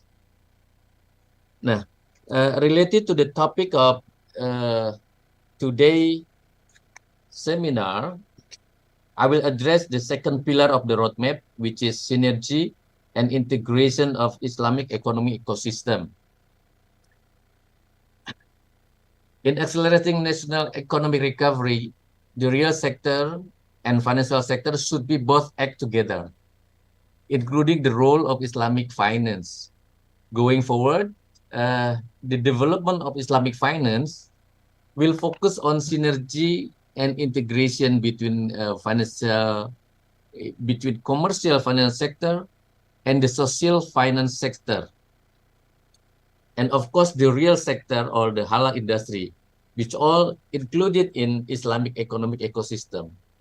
We already see it in some slides before from and one of the strategies to achieve optimum benefit for the Islamic economic ecosystem is to strengthen the halal value chains. If you look at the slide, we can see that the halal value chain consists of the end-to-end process from input, such as, for example, farm or butchery, then moving into process including distribution and shipping that will end in the customer. The strategy aims to connect all core and supporting components of the halal industry from upstream to downstream, including the source of financing for the halal industry. Currently, most of halal industry still uses financing source from conventional banking. Therefore, we encourage financial transaction within the Islamic economy ecosystem to use Islamic financial services. OJK has also encouraged Islamic finance institutions to be more competitive in order to serve Islamic economic ecosystem through the concept of sharing platform. Islamic finance institutions are allowed to synergize with their conventional parents in terms of improving services, products, IT and HR, and so on. So Islamic finance is expected to have more capacity and better efficiency to serve the Islamic economy ecosystem. If we then look at the next slide, actually it's already elaborated by Pak Arif and also Dr. Winay and also Prof. Sapta, but maybe I will add different perspective about the halal industry in Indonesia. As a larger Muslim country in the world, as all speakers mentioned before, Indonesia has huge potential for halal industry. Based on the Indonesian Halal Market Report 2021-2022, Indonesia was among the top global exporter for halal product to OIC countries in 2020. However, it only represents 3% of total halal product trade value. This implies that actually the tremendous opportunity for growth is still there. We could see from the slide that Indonesia have in total of $3.6 billion export opportunity to OIC and also to non-OIC countries. Aside from export opportunity, Indonesia also could gain $1 billion of substituting imports of key categories by domestic production, and another $500 billion of FDI or foreign direct investment opportunity. By implementing a comprehensive halal economy strategy that builds on Indonesia's existing capabilities, I believe Indonesia can substantially boost its halal production and contribute an additional $5.1 billion to the economy. Along with these trade opportunities, Indonesia also has an enormous domestic production for halal industry to cover consumer demands. Indonesia Halal Market Report 2021 and 2022 estimate that in the year 2020, Indonesia's halal food production reached $240 billion, which include production in agriculture, fisheries, and processed food that comply with Sharia principles. With all these prospects stated before, so Islamic banks could utilize their business capacity and also has to enhance, of course, their business capacity to support trade finance and supply chain in halal industry. For example, using some unique contract in Islamic banking. The next slide, just an example of how Islamic banking could support the halal industry using salam contract. If we look at to the slide, Salam is one of the Sharia contract that could be used to support halal trade financing and supply chain financing. OJK and Islamic banking industry continue to explore the potential using of salam contract in the trade finance sector and financing SMEs. In 2020, in 2022, Islamic Bank implemented salam contract for financing the trade finance sector to the outstanding value of 2.13 trillion rupiahs. It's considered still small, but we hope that the number will substantially increase in the next coming year. If you look at the left picture, there are several steps that outline the use of salam contract in trade finance. It starts when the buyer sends a letter of credit or purchase order to the customer. The customer and the bank then will sign a sale and purchase contract to banks to pay in advance the negotiated price. When the goods are ready, the customer will represent the bank to sell and send the goods to the buyer. And then the cycle ends with payment from the buyer to the bank through the customer. Besides trade finance, the salam contract could also be used for financing the supply chain of the halal industry. If you look at to the right side of the picture, the mechanism of pretty similar to the previous one. We can see that salam contract will start when the supplier and standby buyer sign a contract for good procurement. The supplier then applies for financing to the bank using the salam contract. After that, the bank disburses financing as working capital to the supplier, and then the supplier delivers the goods or salam object to the bank. And then in the next step, the bank delivers the salam object to the standby buyer, and it ends when the standby buyer pays to the bank through cash or deferred payment. So by using the salam contract for trading or halal value chain financing, actually Islamic Bank can promote differentiation or a different value proposition of Islamic banking product compared to the conventional banking. The halal industry could also benefit from the availability of working capital, which could boost the development of the halal industry and also accelerate the growth of micro, small, and medium enterprises. So OJK really encourage Islamic Bank to continue innovating the unique new product of Islamic Bank. This presentation, this slide conclude my presentation, and I hope the topic that I share will benefit for us, of course, and can be a trigger for the next discussion in the Q&A session. Thank you, Pak Afdal. Assalamualaikum warahmatullahi wabarakatuh. Waalaikumsalam warahmatullahi wabarakatuh. Thank you, Pak Deden, for the very insightful presentation about the recent development of the Islamic banking in Indonesia. And also Pak Deden also mentioned about the OJK is continue exploring salam contract financings for the Islamic banking industry. I think this is innovative product that industry can use to boost the financing side for the banking sectors. Thank you, Pak Deden. Okay, thank you for all participants. Now we are already entering the Q&A sessions.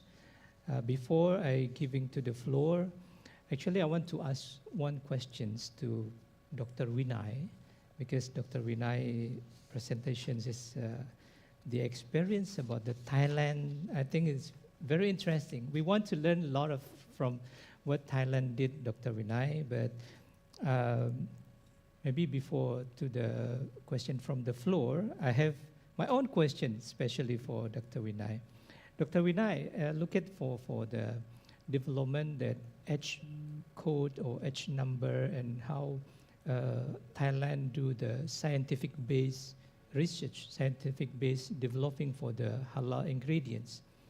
My question is how Thailand can encourage the industry to use the halal ingredients, and how the research or for example, the H number can be used to strengthen the industry information systems.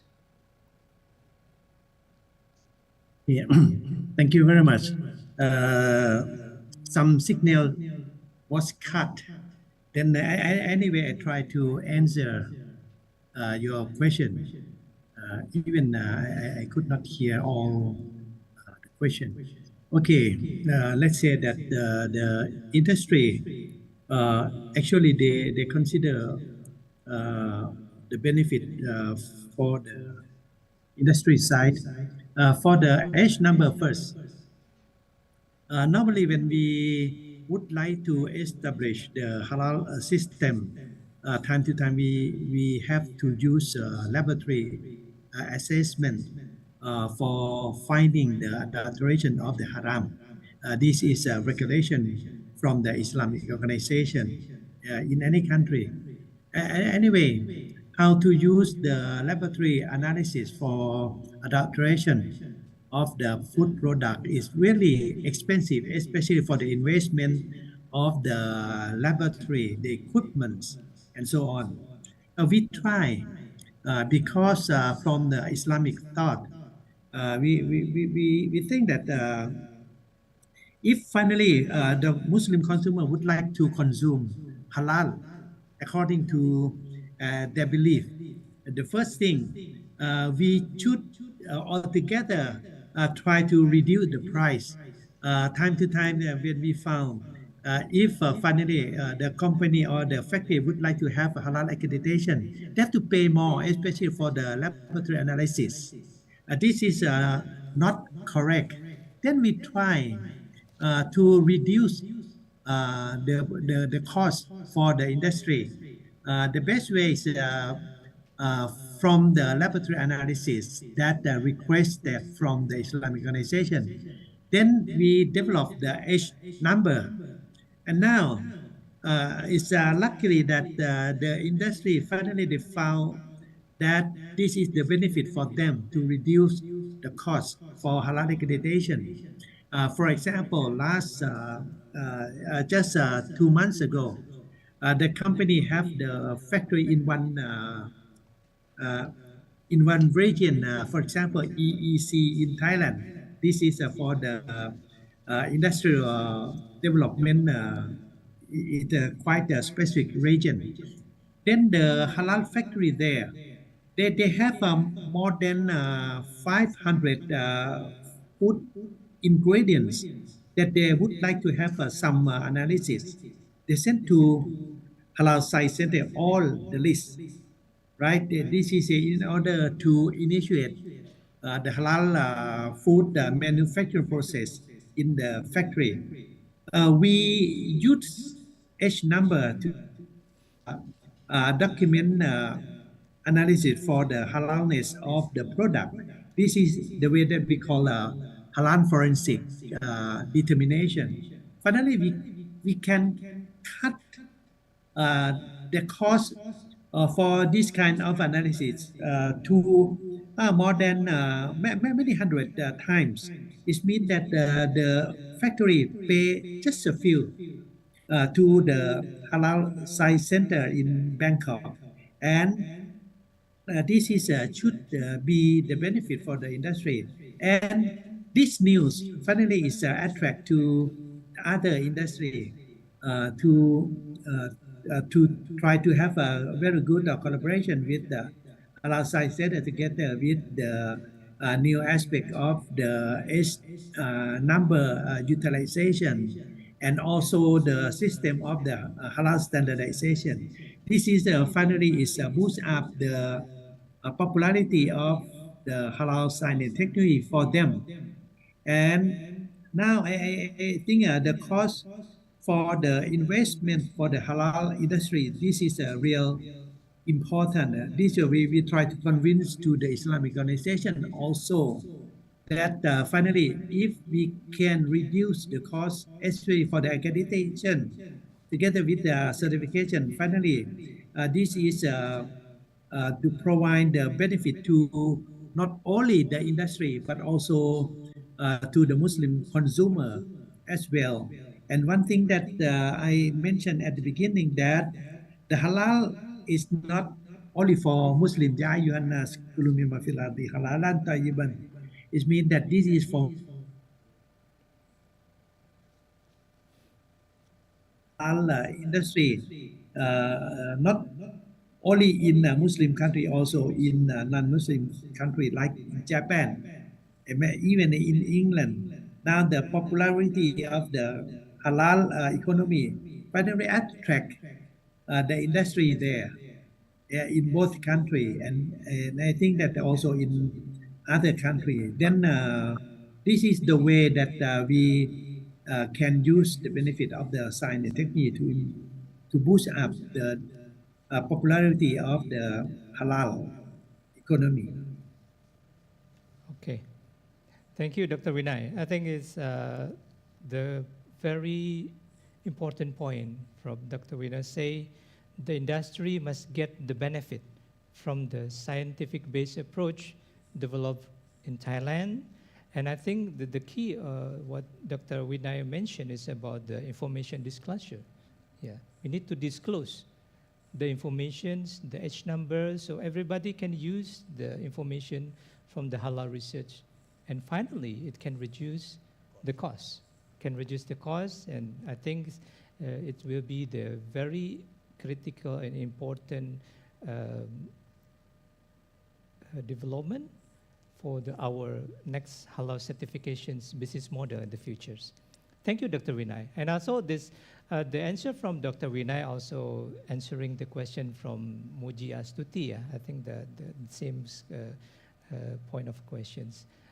But come with the further questions, Dr. Vinay, the floors from the Amirillah, asking about the, what do you call it, the monitoring of the halal certifications.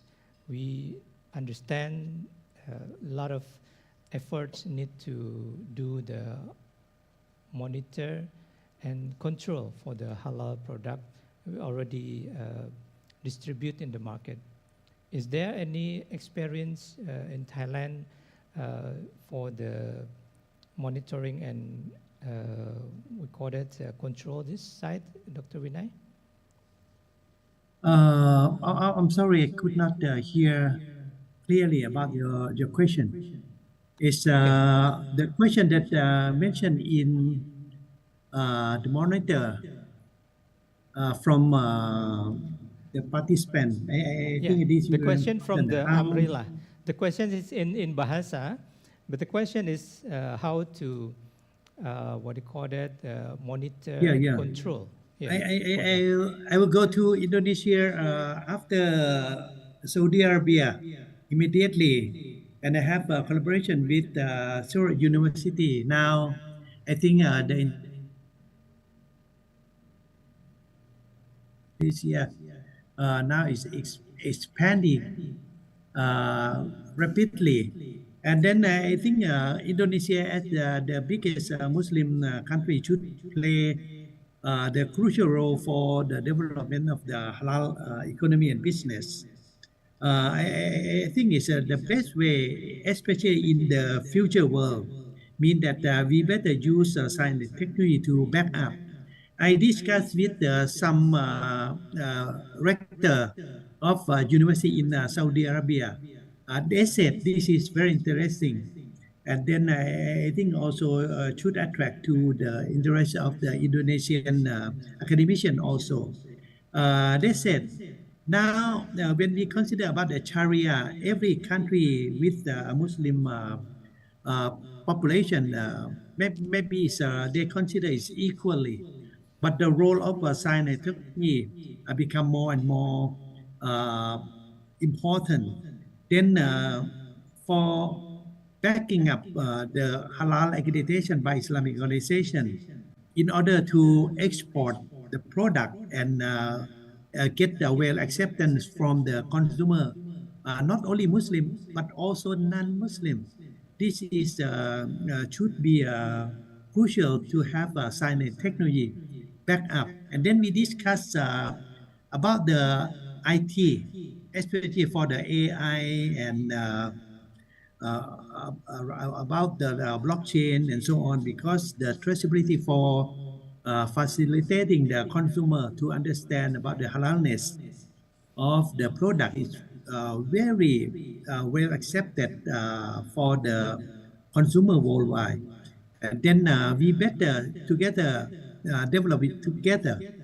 And for the H number, for example, we use a H number only for Thailand. We really need accumulation of the data from other country. Then I persuade the university in Indonesia, especially in many bigger university in Indonesia, to contribute to such a very important field. For example, to establish together the H number.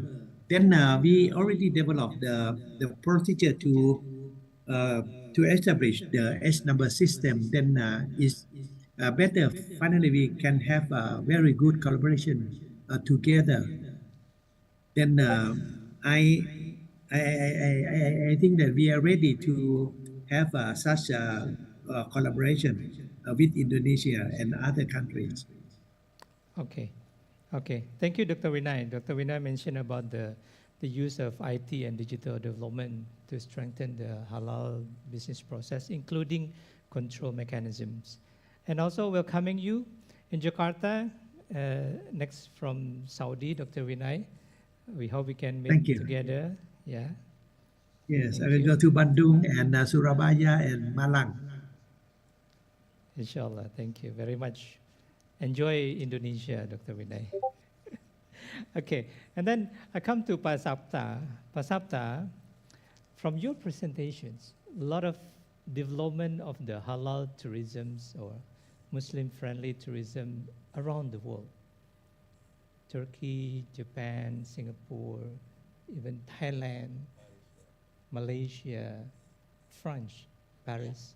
And the issue about the Indonesia, we still lack of the initiative, not only initiative, but the real actions to develop the high world-class halal destinations in our country. What do you think about this, Pasapta? What should we do to tackle these situations? Yeah, I think first of all, we have to have the mindset change. The halal industry, like we have demonstrated since this morning, halal industries, halal lifestyles becoming the faster growing industry. We have seen the statistic or the data. It's not only trillion rupiah, it's $1 trillion. Because due to the not only the biggest of Muslim population in the world, also the Muslim population in the world, part of the rich countries, also the GDP also higher. In OIC country is non-OIC. You know, many also Muslims stay in non-OIC countries like in London, like in British, and like in German, even in France. This is a very potential market for us, right? And also very potential in terms of course, exchange or visiting each other, what we call silaturahim or silaturahmi. Yeah. Only one, the facilitation, the investment should be also relevant with the need of the Muslim travelers. I think that's the challenge for us. Of course, the role of government, like I just mentioned the end of my presentation, incentives should be done. Regulations also should, what is called suitable for the Muslim travelers. Then, no also was you have to avoid the misperception about the halal tourism. The halal tourism only just services. That means like hotel, if you have to have halal food, that non-Muslim okay, and also, of course, the Muslim is related. Yes, it is what we call also 2-in-1 instead 1-to-1. Like I just could give you an example. The biggest hotel in KL, called Mandarin Hotel, they serve internationally halal food. Why? Because he said, this is 2-in-1 Pasapta. Muslim okay, non-Muslim okay. That not extended services, extended profit. Inshallah. Yeah. And actually also, facilitation about what we call related with destination, it's similar with others conventional tourism. Only just privacy, only just something related with the attraction or also the performance. If there's a performance, of course, must be compliant with Shari or Sharia or Islamic value. But still we have the performance, still we have the what we call entertainment and etc. That's the only just, of course, this should be compliant or related with the what we call our faith or our belief, right? And other things, I think, nothing to do. Like also the other hotel in somewhere, normally they have to share about the swimming pool. There's some investor said to me, Pasapta, it's costly if you have two, what we call swimming pool, one for the ladies, one for the men. No, you have just exercise. Morning is for the ladies, afternoon for the men, or men we can schedule for after midnight maybe, in the morning for the ladies. That's clear for the family. Then you don't have to create two swimming pool. But in Nusa Dua, almost the big hotel, 5-star, 6-star, or 7-star, they have 2 or 3 swimming pool. We just separate it. Like also, you know, this is in Spain, in others one in Greece. They also have a services like special island for the Muslim halal traveling or halal tourism or Muslim friendly, whatever you said, or travel, Muslim travel, then something related. Because this is hesitant. And then the facilities can use for the exclusive for the Muslim. Why not? Same things in you are going somewhere in your flight. You have a choice. You want a business class? You want first class? Or you want to buy your own charter flight? Hajj, Umrah. Umrah, there is special Umrah. You can stay in Sheraton. You can stay hotel nearby Masjidil Haram. There's no what cause prohibition for that. That means there's a choice. As long as compliant with the Muslim traveler needs. Only just if Umrah and Hajj, what we call special arrangement, because this more in pilgrimage, they're different with the common tourism or common what we call traveling. This actually already well developed, especially if you go to Bandung, a pre-rest area, they have to have the good mosque. They stay there for prayer, and then, of course, they will taste the special food in this rest area. Rest area without mosque, without musola, normally they don't have many clients. Same in mall. You can see in Jakarta Mall, they have many good musola. Salah. They will stay during Juhur and Asar, and then stay maybe until Isha. They have the good musola there. Because in tourism, the more they stay, the more they spend the money. What is that? Services, extended services. They change the old days.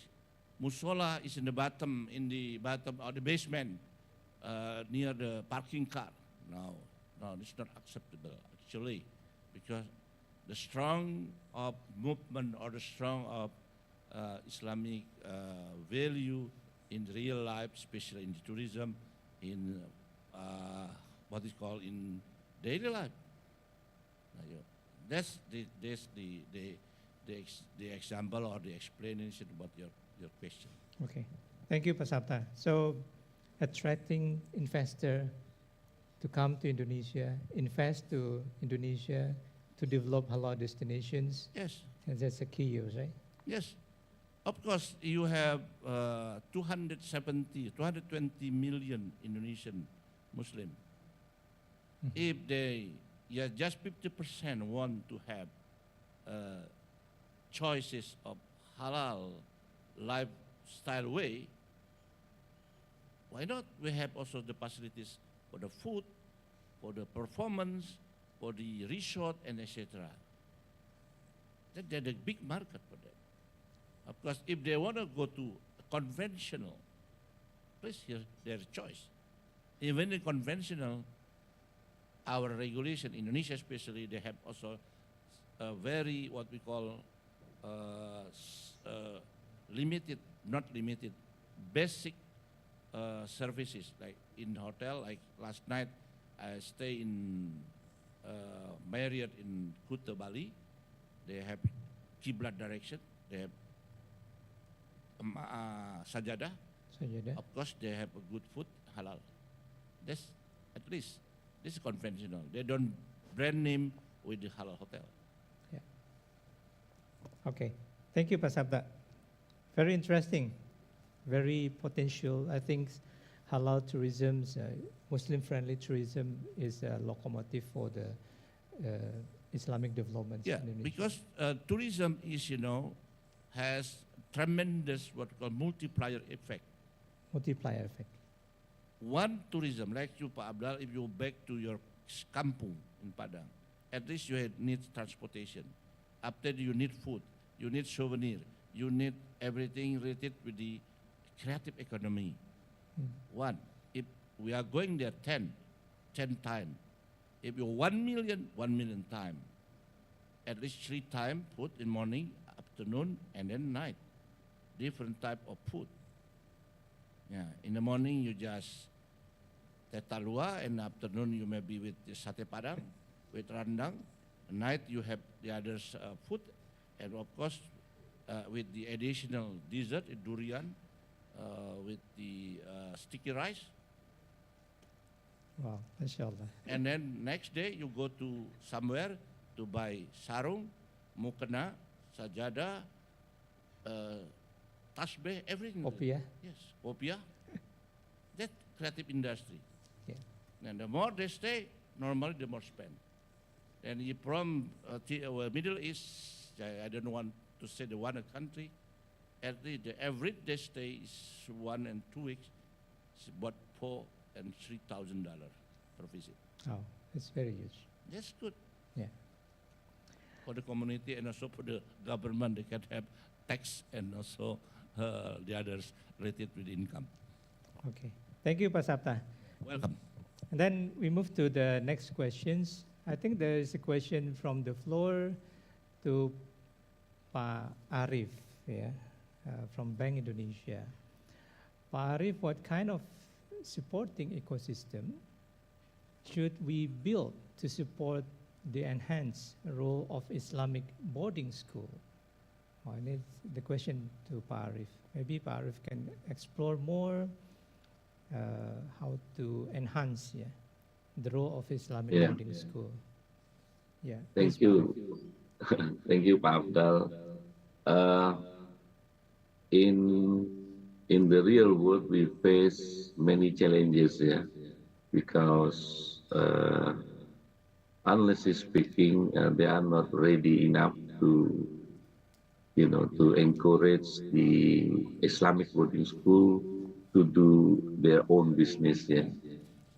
So what we do, besides we provide them with the facility, for instance, like if the Islamic boarding school, they have huge land productive, yeah, we can start the agriculture by providing the greenhouse so that they can do uh, more productive uh, horticulture or any kind of staple food which is needed by them, but not only providing the facility, but also mentoring program. So we uh, bring them the expert, the professionals also, so that the mentoring after several years,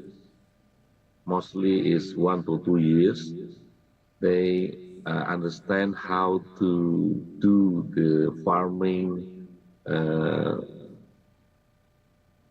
ability, and then they can do anything, the project they start the business, and then after that we start to strengthening the institution then.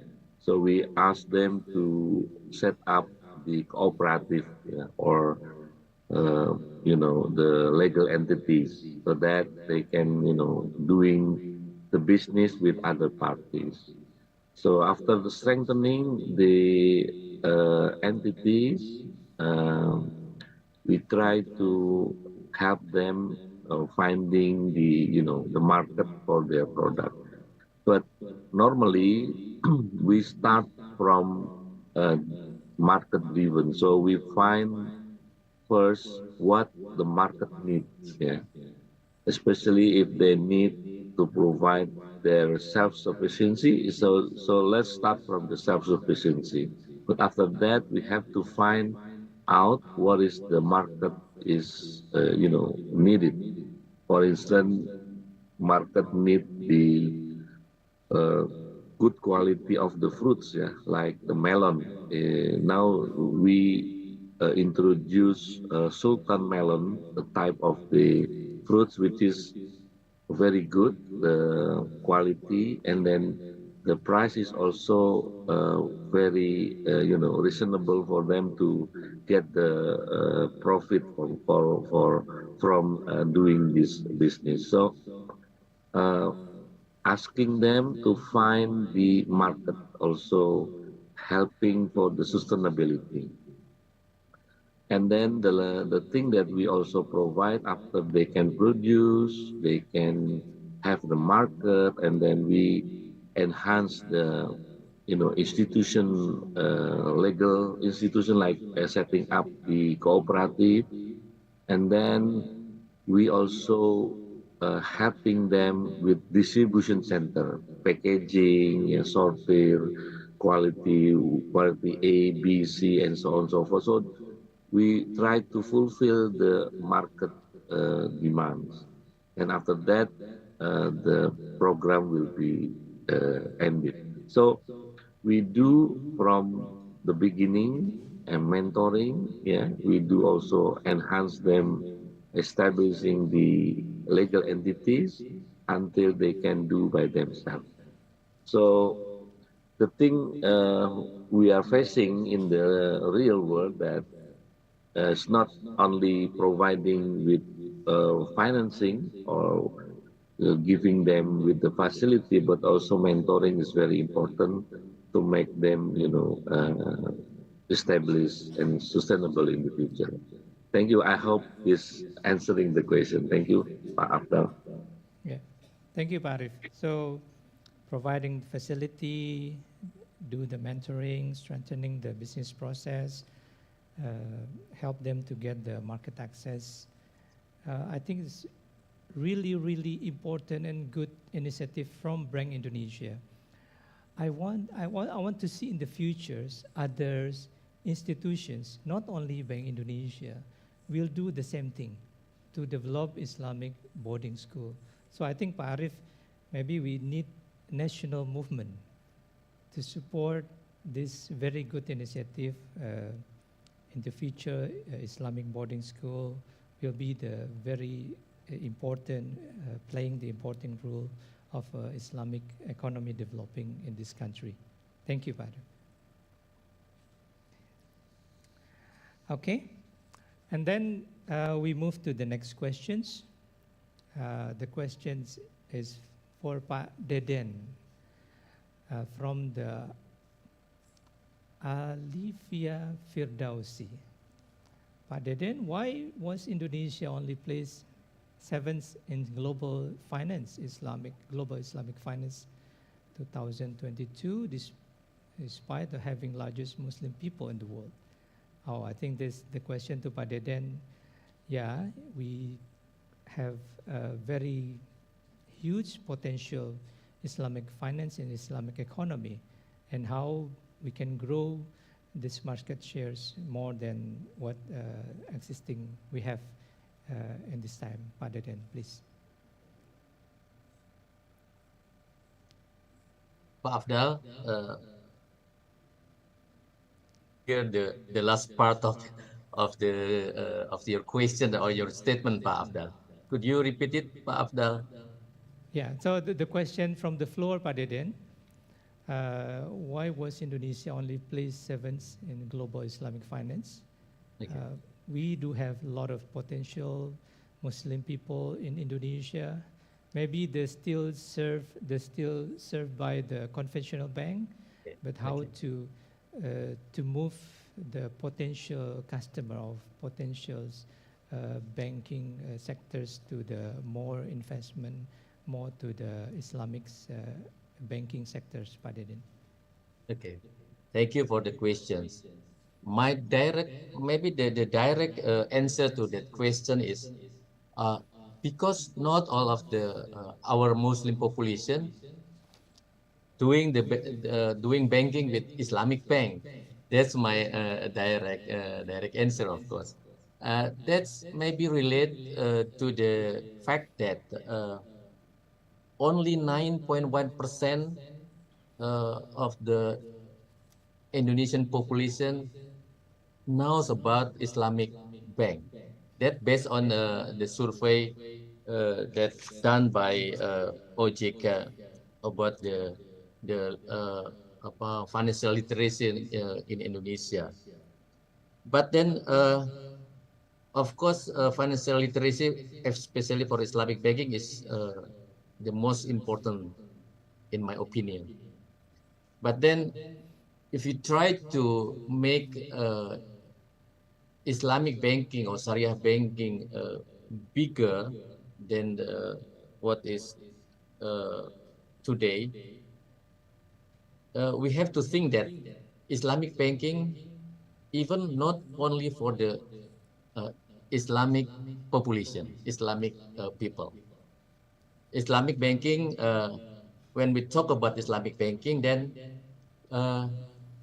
we think that Islamic banking is rahmatan lil alamin. Okay. It means that Islamic banking is not Closing remark. exclusive for the Muslim, but it is inclusive for everyone.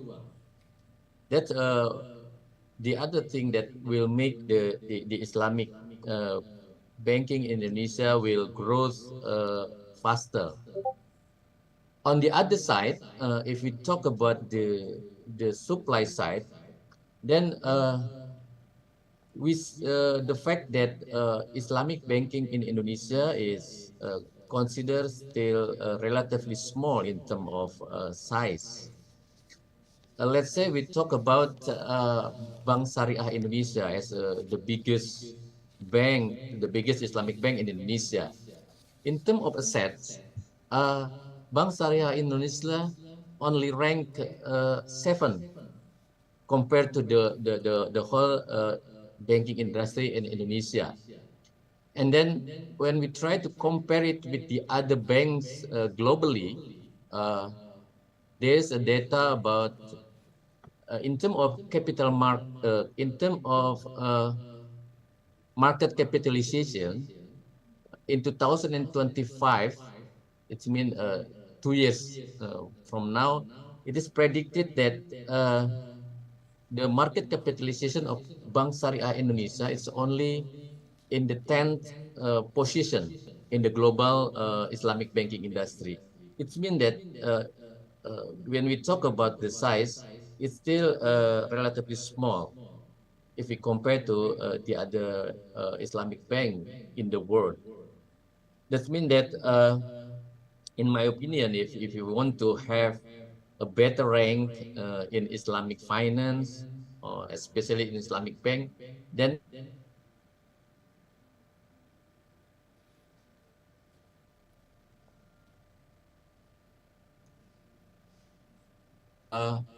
size does matter. Size does matter, and with the bigger size, with the right economic of scale, then the bank will be able to have a better product and better service, and also in terms of cost to the customer, maybe we'll charge a smaller cost to the customer. It means that with all of that, of course, we hope that in the future, Islamic banking will be not only an alternative or second alternative from the conventional banking, but the first choice for especially for the Muslim, and also for society in general. Maybe that's my answer, Pak Afdal. Okay, thank you, Pak Deden. So it's strong answers.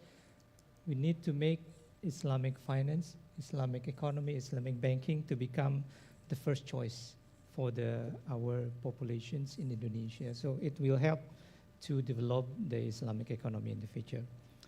Okay, because of the time, we have a very limitation at time. I think that's the end of the question for this today's sessions. But before we ended the questions, I want to give the time to each of the panelists to give the closing remarks. Maybe we can start with, I think Dr. Vinay already gone because he has another sessions. From Pak Sapta, Pak Arif, and then Pak Deden. Please. Yeah, I start for the, of course, the tourism or traveling, whatever you said. For me, I prefer halal tourism. Actually, it's not only as a basic need or sunnatullah or education, entertainment, but traveling and also the halal tourism is actually become lifestyle, become some things more than need. Why? Because also related the growing of the demand to travel, and also because Muslim also growing in term, not only the size of population, but also the middle class up. They need to rejuvenate, and why? Because tourism or traveling is part of healthy life. This is the first thing. Second things, traveling for Umat Islam, one thing is a must, wajib. It's like pilgrimage, Hajj. Then also this one is, many of Indonesian demand for Hajj and Umrah. This related special, or some experts said is Islamic tourism, because need special requirement for that. For tourism to visit other countries, other site destination, I think also now faster growing. We need also the what we call preparation from industry side or supporting from industry side in order to have the real services, not only in the what we call amenities, hotel, etc., also the product or industry related like creative economy, because of course tourism can generate, can accelerate the development of economy in the region, in the city, even in the village. I think like also other example in near our neighbor countries, they really like Singaporean, like Malaysia, of course like Thailand, they have well management of tourism, especially to halal tourism. Thank you, Pak Abdal, and I do hope my presentation can inspire, can give some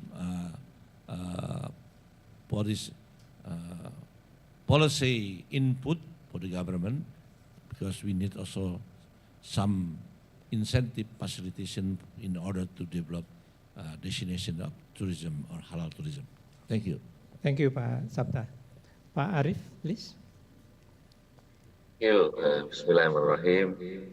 So, Syariah economy and finance consists of two big parts, the real sectors and the financial sectors. Both sides need attention, need to develop. So if we learn from what we have in Indonesia, financial sector Syariah is quite developed because it's already put attention since 1980s. Yeah. But on the real sector, Syariah real sectors, still need and huge opportunity, huge need innovation and collaboration. So I'll ask everybody, yeah, from governments, ministries, yeah, local government, industry, everybody, yeah, from university also. Let's do together, because together we are strong, and if we united, we can go forward easily. Thank you, Pak Afdal, Pak Prof. Sabta, Pak Deden. Assalamualaikum warahmatullahi wabarakatuh. Waalaikumsalam warahmatullahi. Thank you, Pak Arif. Then from Pak Deden, your closing remark, Pak Deden, please. Thank you, Pak Abdal. Halal industry potential is very huge, including in Indonesia. That's why in order to grow together between the Islamic finance and also the real sector in the halal industry, we need to strengthen the linkage between the halal industry and the Islamic financial sector industry. Having said that, Pak Afdal, we support the idea of the obligation of having Islamic finance services in the operation of the halal industry. So it can increase the Islamic banking penetration in the halal industry, and at the same time can also boost the halal industry in the real sector. So I will agree, of course, with Pak Arif. The key is the synergy between the industry, the regulator, and of course, all of the stakeholders in Islamic banking industry. Thank you, Pak Abdal. And thank you also for Pak Arif and also Pak Sabta. Thank you very much. Assalamualaikum warahmatullahi wabarakatuh. Waalaikumsalam warahmatullahi wabarakatuh. Thank you, our prominent speakers today, Professor Sabta Wonder, Dr. Vinay Dahlan also from Thailand. He's in Riyadh, Saudi Arabia. Will come to Indonesia also. And thank you, Pak Arif from the Central Bank of Indonesia and Pak Deden from the OJK. I think today's discussions will give a very good insight to all of you, all the participants, to give the good development of Islamic economy in Indonesia, development in the futures. So I think that's the end of our sessions today. Wabillahi taufiq wa hidayah. Wassalamualaikum warahmatullahi wabarakatuh. Salam. Thank you ya. Pamit Pak Deden. Thank you Pak Arif. Terima kasih Pak Dede. Sampai ketemu Pak. Terima kasih Pak Arif. Abdal, Abdal. Prof, Sabta. Sampai Sabta. ketemu lagi Pak. Sehat-sehat Pak. Pamit ya, izin Terima pamit kasih Pak. semua. Pamit. Yeah. Now I'm giving back to the MC. Thank you, Mr. Abdal Aliazar, and all the panelists for giving us many insight and knowledge. And now, before we move on to the next agenda, it's time to take a break and you may have your lunch and duhur prayer. Let's meet up again at 1 Jakarta time. We will continue our agenda with the last panel session that will discuss the role of Islamic financing to boost halal product export. Enjoy the break. And see you again.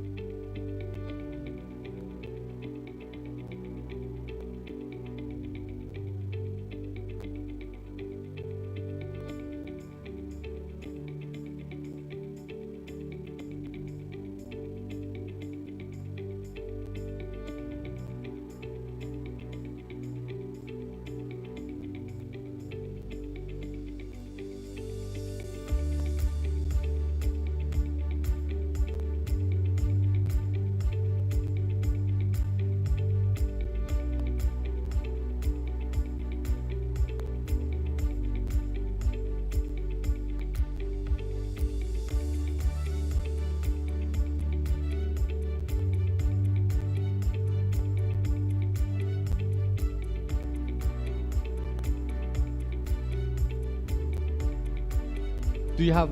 Oh, okay. Good afternoon. Okay, you can. Okay. And in case that it didn't work, so I can. How does it work? In case that. But now I should turn it off or no need? Because if I.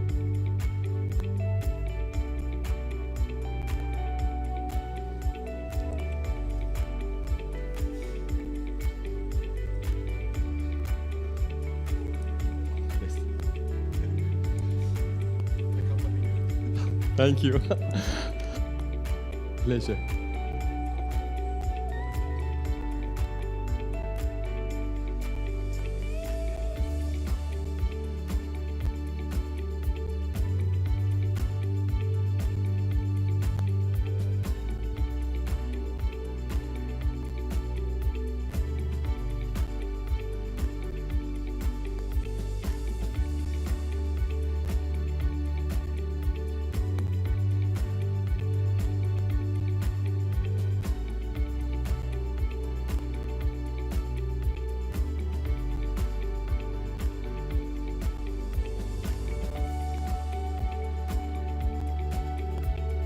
Ready?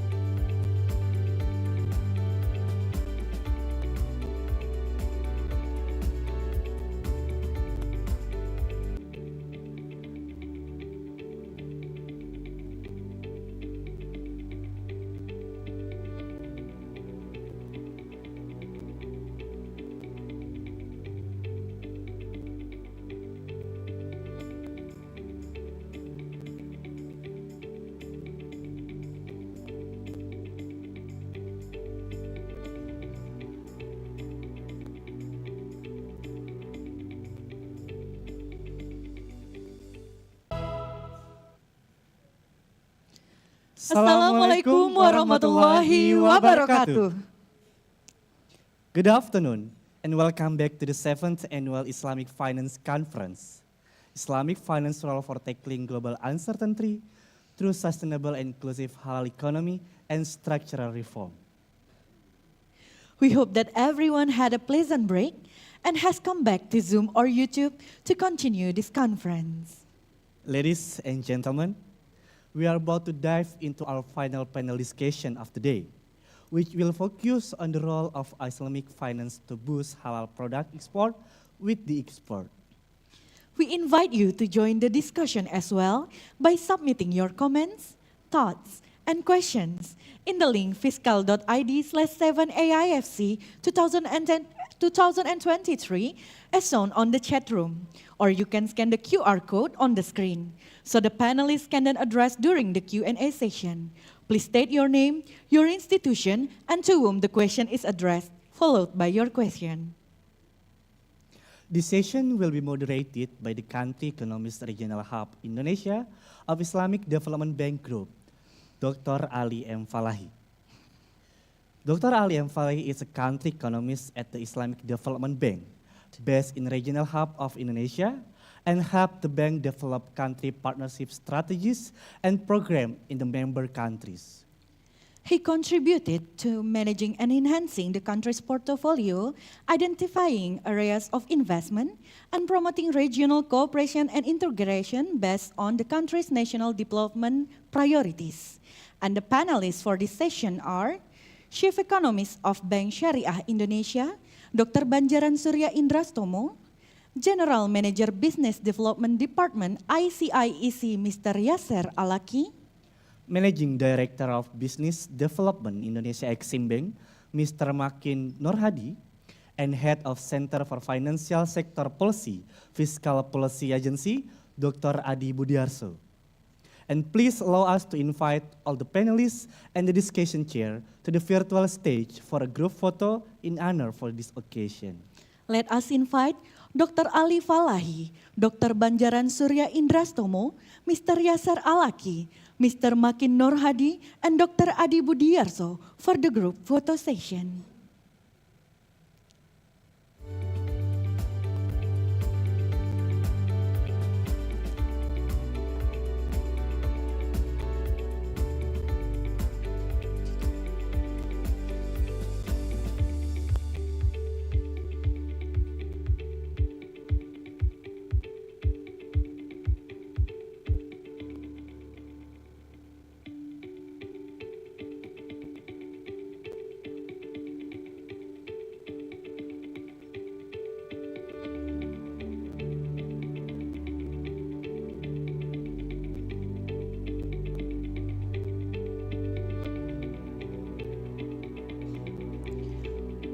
Okay, everyone is prepared? All right, on the count of 3. 3, 2, 1. Thank you, panelists and chair. And now, I would like to hand over this session to Dr. Ali Falahi. To Dr. Ali Falahi, the time is yours. Distinguished speakers and participants, Assalamu alaikum wa rahmatullahi wa barakatuh. A very good afternoon to all of you, and good morning to those who are watching us with a different time zone. My name is Ali Falahi. I am country economist at Islamic Development Bank, Regional Hub Indonesia, based in Jakarta. I am thrilled to be your moderator for panel 3 under the topic of the role of Islamic financing to boost halal product export, which is part of a larger event of 7th Annual Islamic Finance Conference, AIFC. This session will focus on the role of Islamic financing, also its participation, contribution, and the scheme in developing and improving halal industry and economic development. The duration of our session is 2 hours, and it will be held in hybrid way. So I will give each panelist 15 minutes maximum to give a brief presentation, followed by question and answer session. at the end of this panel.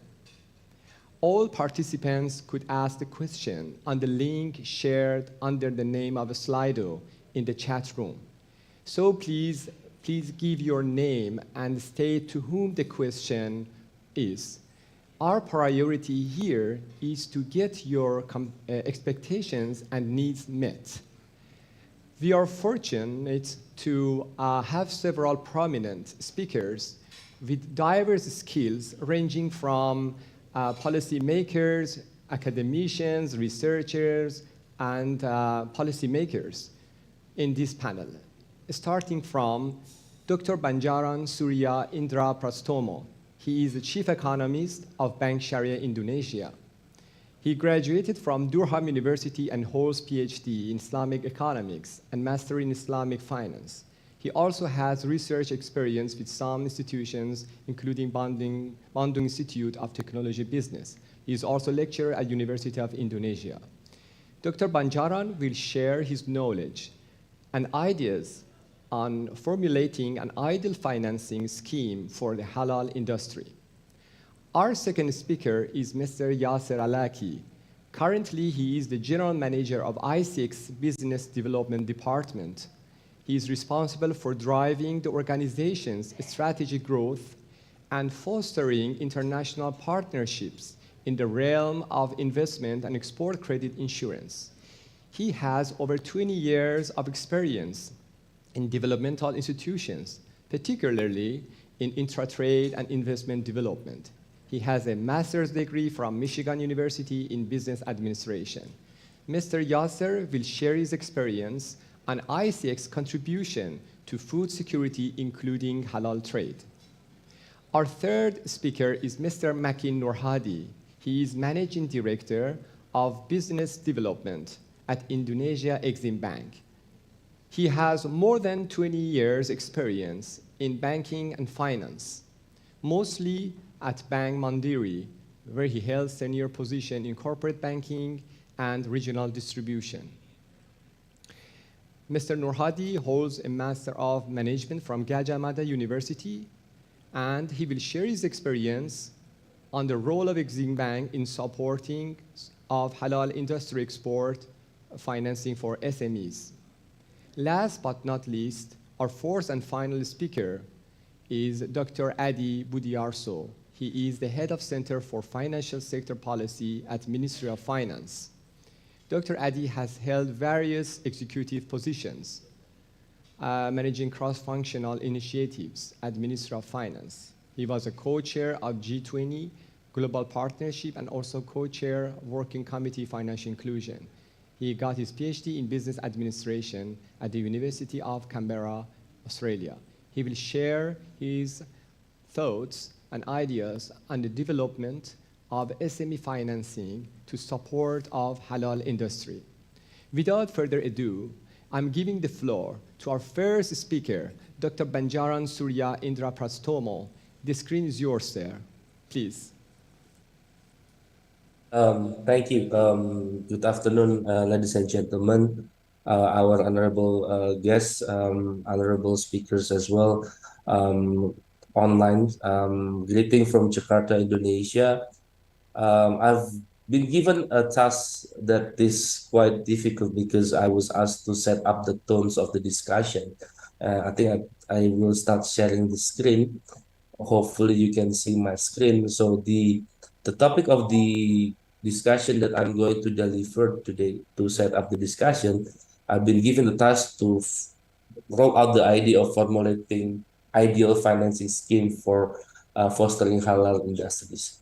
In particular, I think I'll do a bit of a twist here because at the end of the day, we are perhaps striving toward realizing an ideal form, but in the end, any kind of concepts that are trying to solve particular problems has to be relevant in terms of context.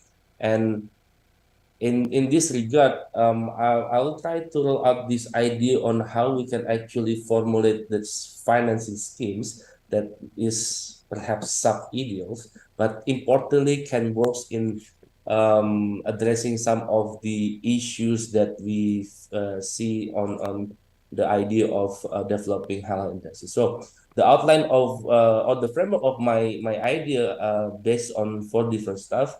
At the beginning, I will try to define, try to map out what is halal industry ecosystem is, and then later on, I will try to lay out some of the gaps and needs of financings.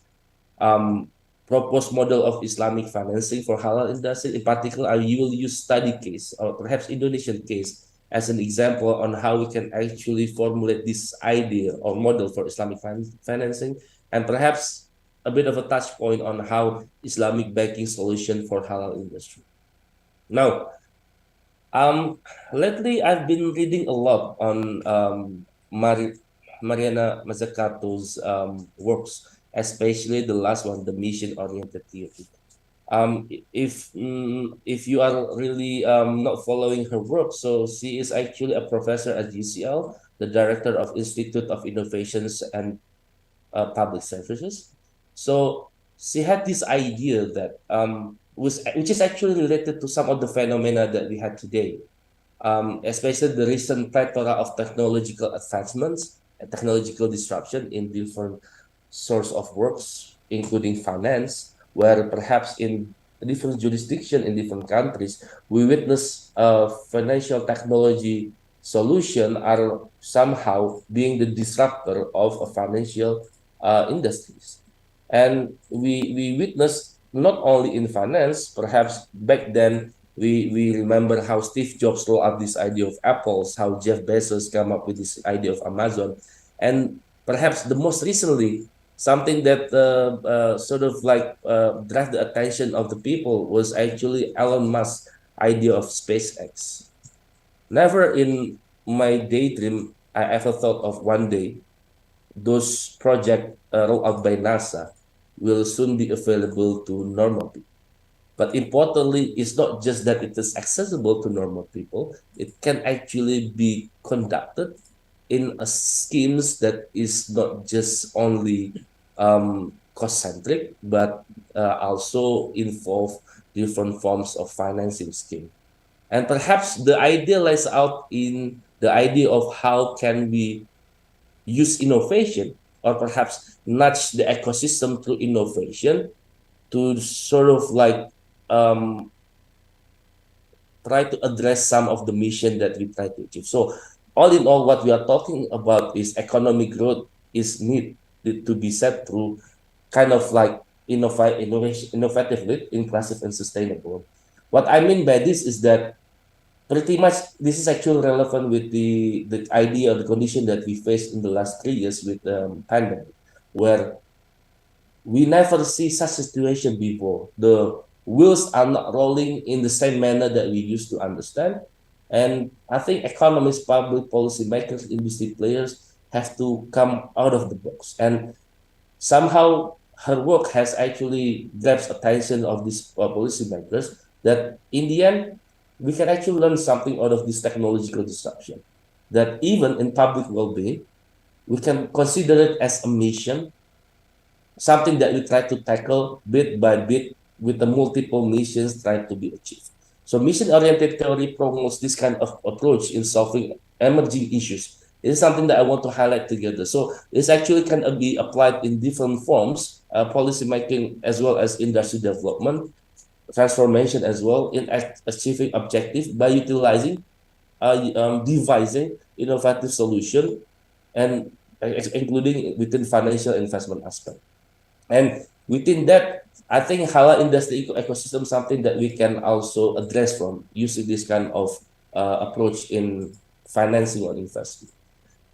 I think one thing that we have to lie down when we are talking about finance, we often try to jump into what works without understanding or without divining what is actually not only workable, but to some extent pursuing that kind of ideal form. And first and foremost, we have to first understand what is actually the problem. And I guess financiers in different part of the world forget this kind of process as part of an important way of which we look into the issues. It's not that it's only workable, it has to also tackle the problems, because even financing solution has to be able in any forms try to provide solution to the gaps and the needs. We all are aware, even for SDGs, up until this moment, globally, we still have this kind of financing gap. And I guess if we look into the context of halal industry, in the case of Indonesia and perhaps in some cases in different part of the world, what is actually important is actually on ensuring the first one is the halal assurance systems. Now, when we talk about halal industry, it's not just as simple as doing things in halal manners. It's not only about the process as well. It's also including a substance. And key aspect in developing halal industry is how to try to zoom in within that complexity, the root of what is important in order for us to assure that a production can consider halal. And first and foremost is this. So I've been working with my teams to locate some of the most important items that we consider as a critical items. And these critical items links to many different kind of products. And importantly, when we look into that, when we look perhaps in Indonesian case, assessment goes into second line, where if the substance is important, and if those substance is important, and ensuring whether one halal product on one halal ecosystem can be considered as halal, if you look into Indonesian numbers, we are actually at the risk of losing that assurance, because the nominals of import materials for raw materials is actually quite high, which can impose a kind of like complexity in terms of assuring whether that production can be halal, leave aside the process itself. But of course, in every single lab, there is an opportunity.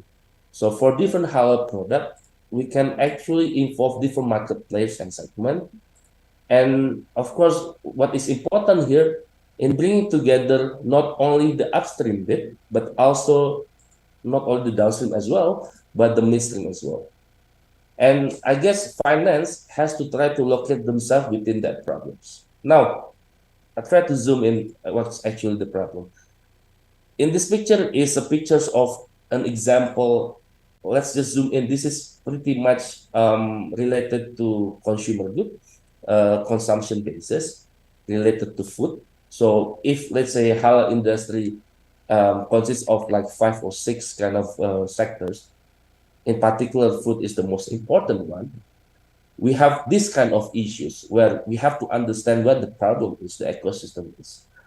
From our identification, of course, the one in the upstream, we have principal manufacturer, we have main distributor, we have local distributor, we have wholesaler, we have in comparison between retail model and traditional retails. And at the same time, we have a digital platform that is becoming the touch point toward the consumers.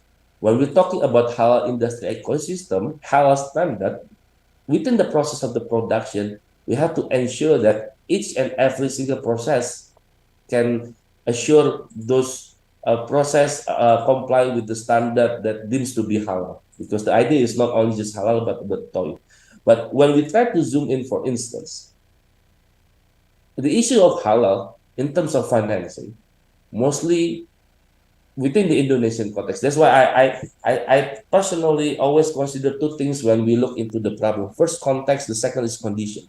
Context is related to the environment where it is. Condition is the not only contextual factor, but limiting condition, limiting variables. So within the Indonesian context, we don't have problem with the upstream within consumer production, especially in ensuring halal. But we see that those halal production or halal supply chain is still underdeveloped. When we say that there is underserved, it is in terms of financing needed. So we see that the Indonesian context, the demand is strong, the upstream is strong,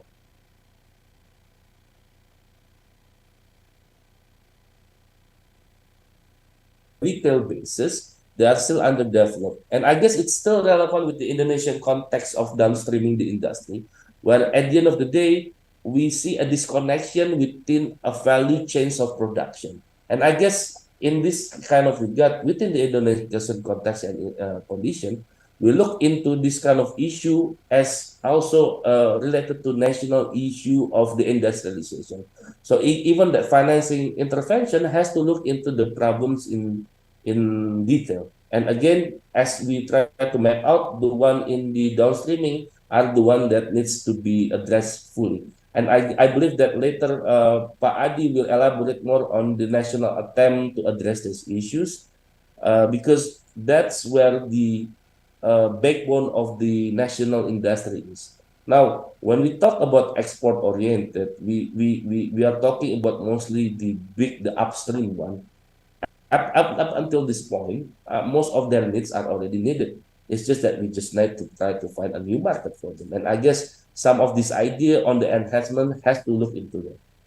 Now, we propose this kind of model. So this model is based on our understanding when we are talking about halal, when we are talking about Islamic. It always consider the idea of social migration. In other words, perhaps we are talking about empowering and as well as upgrading people from perhaps mustahik, which is the recipients of the social fund, up until they're becoming empowered. And this model that we propose in terms of what can work is pretty much we already shared this in Al Barakah Summit in Madinah. So pretty much we have to be able to find a particular form of financing that suits into a particular problems with different stage. We are not talking about only an existing one, but we have to be able to understand at which stage we are trying to find a solution to such a problem. If I'm using the same the previous data as a point of view, we need more and more of this kind of intervention within the startup, especially involving that kind of schemes where it was there for them as capital to start with later on a commitment to repay this capital injection or perhaps financing. Once it becomes very commercial, then the like Islamic Commercial Bank or perhaps the likes like LPA can both involve in the help of that. But importantly, when we talk about, for instance, I think something that we've been mistakenly put in place in Indonesia is that Waqf has been going too far down into a role that been played by zakat and the like, while Waqf is actually mostly in pushing that kind of pre-commercial to go sustainable. Now, when it comes to financing solution for halal industry, we try to look into different kind of ecosystems, and we found that there is actually nine main halal ecosystem. So when we talk about, for instance, halal food, halal tourism, halal export, we cannot actually separate it from this existing ecosystems where it is actually traditionally located, where it is very connected with, for example, with the mosque. It is very much connected with Hajj and Umrah. It is much very connected with the Zizwaf. It is much very connected with the schools. And later on, the five on the right-hand side was related to pretty much something that hit or touch upon the household level kind of stuff. So we look into ecosystem size, we look into gaps, and in the end, what we are looking for, perhaps when we are talking on a halal ecosystem, it cannot just be one single solution for one complex problem. It has to be solved within this kind of an ecosystem understanding. The total transaction can reach 1,670 trillions, funding 212, but there is still a gap or a needs for financing. I don't try. I mean, at this point, I do not incline to share in detail bit, but this is pretty much that we have to work on. At the end of the day, export is one thing, but sustainability is important. Sustainability is not only about being able to pay for your of head costs, but it's also about the ability for you to invest for development. And without the help of an ecosystems, we are actually not being able to first boost that demand, to ensure that the downstreaming that I mentioned earlier can be facilitated further. Because the only issues that happens within the downstreaming, again, the cost of production is too high, and most of the government project and national initiative has been trying to solve that issues. But all in all, we have to understand again whether it's a commercial, whether it is a pre-commercial, whether it is something related to startup or early incubation, because different problems need different solutions. Once it is in commercial stage, I guess the like of ICDC or LPA can just step in and try to work on that kind of solution. But again, before it is capable of conducting that kind of production and boosting that kind of production, it has to be able to tap into particular market, tap into particular demand. And by creating ecosystem, we can ensure the sustainability of the demand, especially for those in incubation, in order for them to go from stage to stage up until they go sustainable. And I guess it's not only a work for one entity, it's also a work from different entity. And the beauty of Islamic finance, especially on this issue, and perhaps something that we have to extend further in ensuring that financing strategy for MSM, medium and small medium enterprise segment, it was something of this collaboration. And I guess this is something that has been talked in different part of the world, where in order for us to close that gap of financing for SDGs, we have to work on this kind of blended financing. And blended financing, it doesn't mean that it has to be that big. It can start small. It can locate in different part of the world and tackling a particular problem. But the idea was, in order for us to solve this complex problem, it needs a collective effort. And in this regard, before it can reach that particular point where a particular business has the ability to go export, the capacity building is important. And I guess some of the roles on some of the needs that we have today, especially when we look into the gap that I highlighted earlier, is on how we can support SMEs. Perhaps export is the endpoint, but first having that capacity to operate and to map up the business, to create that business model, to tap into new opportunity by helping them through assistancy program, mentoring, coaching, and training, and importantly, being together with them in the certification process. Because up until now, business sees halal certification not as a value added, but as a additional cost, as a burden that hasn't really translated into an opportunity of demand or such. And I guess, again, in order to do so, some of the things that we need is to ensure that the environment, the infrastructure to support this process has to be there.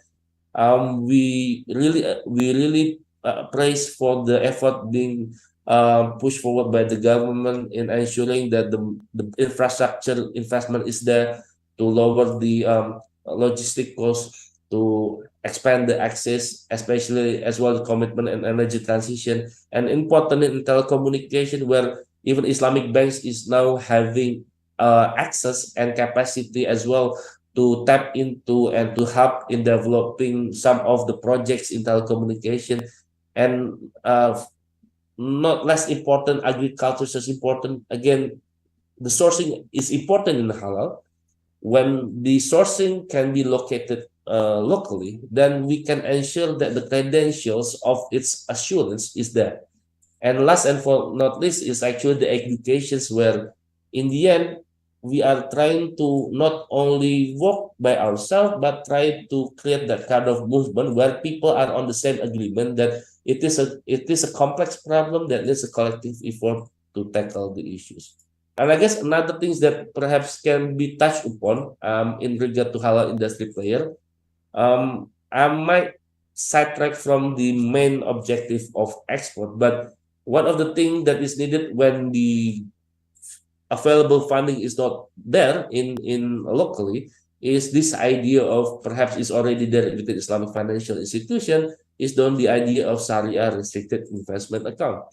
In different part of the world, it has been implemented and perhaps it reached its maturation. But in the case of Indonesia, it's something that can kick out when this kind of scheme will open some of these Islamic financial institutions locally for overseas funding, offshore funding, for financing or for tapping into local projects. So again, the beauty of the Sharia itself, there is always a way in which we can actually, especially within this equity spirit that it has, where Islamic financial institution can actually not only leverage from the domestic kind of like fund, but also can leverage from the offshore fund that in order for us to boost our capacity for production and to be later on leaders on the halal industry, not as a market, but as well as an actor and as a player. To that, I conclude my presentation. Thank you. I return it to the moderators. Assalamualaikum warahmatullahi wabarakatuh.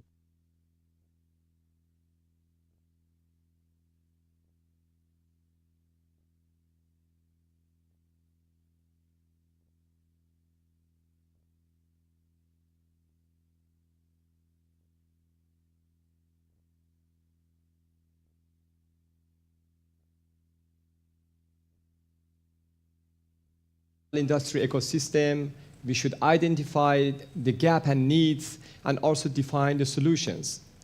Also, I took note that most of the Indonesian imports are dominated by raw materials, so which are most likely they are not certified or insured. So it needs a downstream strategy, which is critically needed to encourage the creation of entrepreneurs, especially in the MSME segment. And also Islamic finance can support the real sector, which is the halal industry in every segment. And so we should have a holistic financing strategy for MSME segment. Also, you gave us financing solutions that we shouldn't easily exclude halal from the other ecosystem. And also 9 main halal ecosystem segments. Also, the halal certification process is one aspect that Islamic banks could support. Thank you. For the next topic, I welcome Mr. Yasser Alaki to give his presentations. And Mr. Yasser, the screen is yours. Please, sir. Thank you. Thank you, Doctor.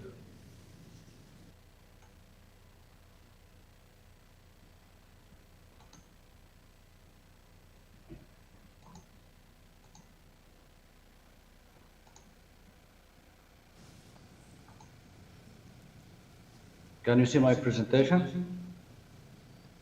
Yes, now we can see. Okay.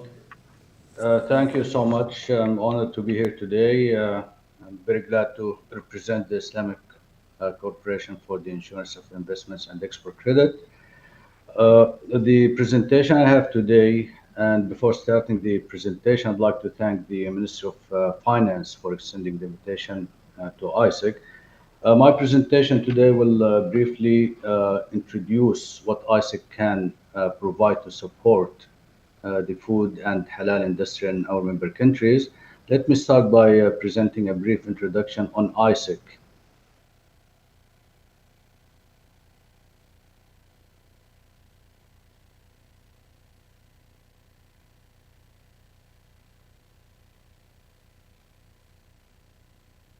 1994 as the insurance arm of the group. We enjoy a AA3 rating by Moody's, and we are owned by the Islamic Development Bank, which enjoys a AAA rating.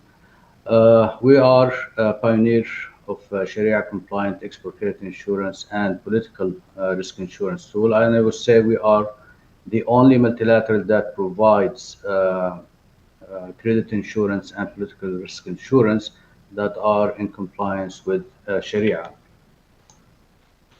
Today we have 49 member states. Those are the shareholders of ISEC spread over Asia, Africa, Europe, and Latin America. And our membership is open to all OIC member states.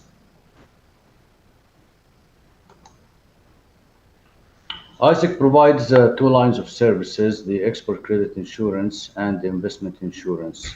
By the export credit insurance, we support exports of our member countries to all over the world and imports of strategic material and food security related goods to our member countries.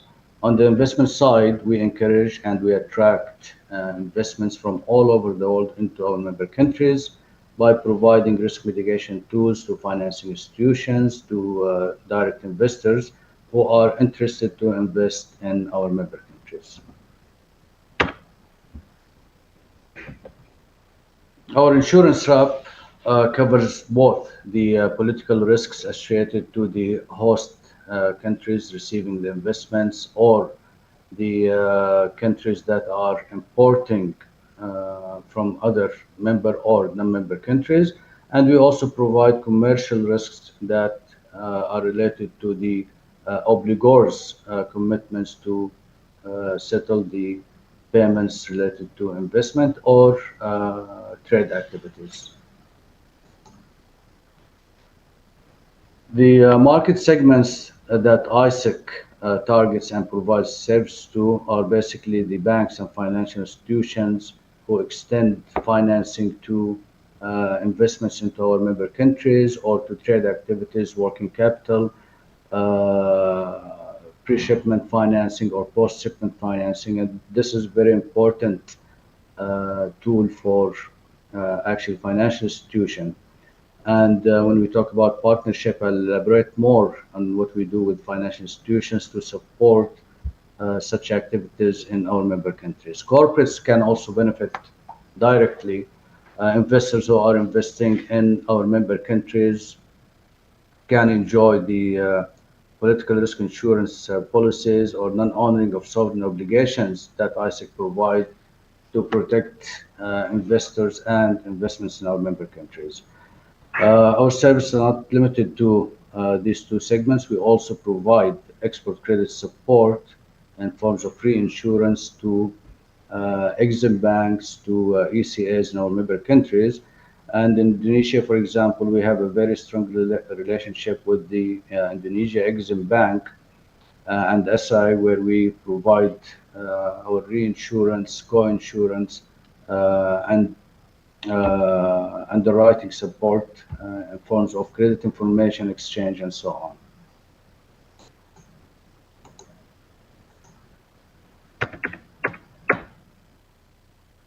ISIC is mandated to support sustainable economic development of its member countries, and we align our strategy and our action plans, our business targets to the SDGs, the Sustainable Development Goals of the UN, with a focus on the 6 SDGs, and just focus on the number 2 SDG, which is related to ending hunger, achieving food security, and improving nutrition, and promote sustainable agriculture, where we have crossed 1.4 billion in support of activities related to SDG 2. I'll move to the second part of the presentation, which is the Food Security Response Program, which was established by the ISDB Group in 2022, where the group endorsed 10.5 billion USD as a comprehensive food security response program, with the objective of actually having 2 tranches. The first tranche is to focus on the emergency food, agricultural supply, and social protection to most vulnerable populations in our member countries, where an immediate support has been planned to address the ongoing food crisis over the coming 18 months. The second tranche for 7.3 billion is totally devoted to empower our member countries and enhance the resilience to food security shocks, and this program will go over the last or the coming 3 years. And one of the most important activities that ISIC play in this program, as you will see in the coming slide, is the support provided to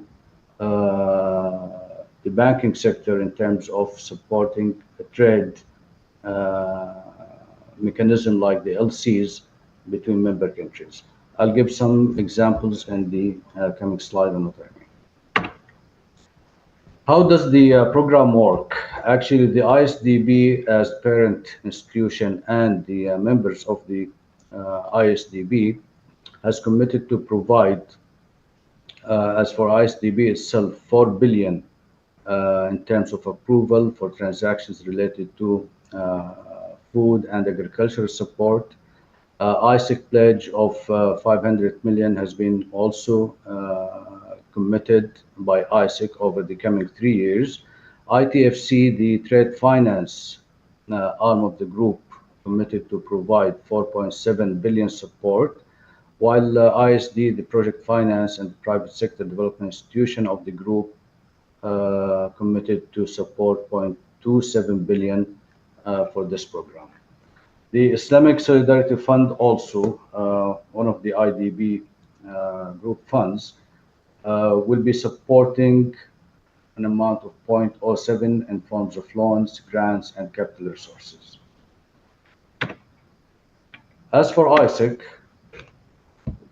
as I mentioned in the previous slide, ISIC pledged 500 million insurance capacity over the coming 3 years to basically facilitate trade of agricultural commodities between member countries and between member and non-member countries as well, to import the strategic needs in forms of raw material, fertilizers, and so on, to enhance the resilience of our member countries to support the agricultural activities.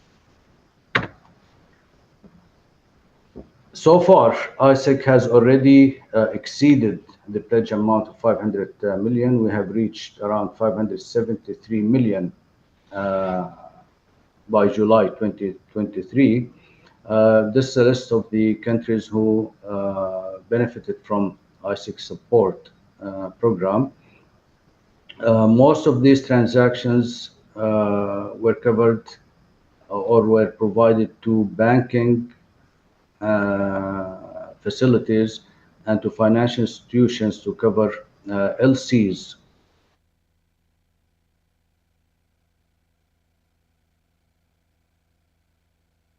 and capital equipment to support the food and agricultural sector. Well, when we talk about partnership, as you all know, that collaboration and partnership are indeed the cornerstone for our approach at ISIC to support the growth of intra-OIC trade in particular and halal export products. In this area, we have signed many MOUs with organizations, strategic partners I would consider for ISIC, like the IOFS, the Islamic Organization for Food Security, and the Islamic IFPA, which is also a very important strategic partner for ISIC to support ISIC activities. We also one of the main founders of the Arab Africa Guarantee Fund, which comprises of the Arab Africa Green Facility and the Arab Africa Food Security Facility. The purpose of these funds is to support the activities, trade activities and investment activities between the Arab countries and the African member countries. ISIC is also cooperating with international trade hubs like Cargill and other institutions to provide financing and logistical services to member countries to help them import their essential needs of food items from member and non-member countries.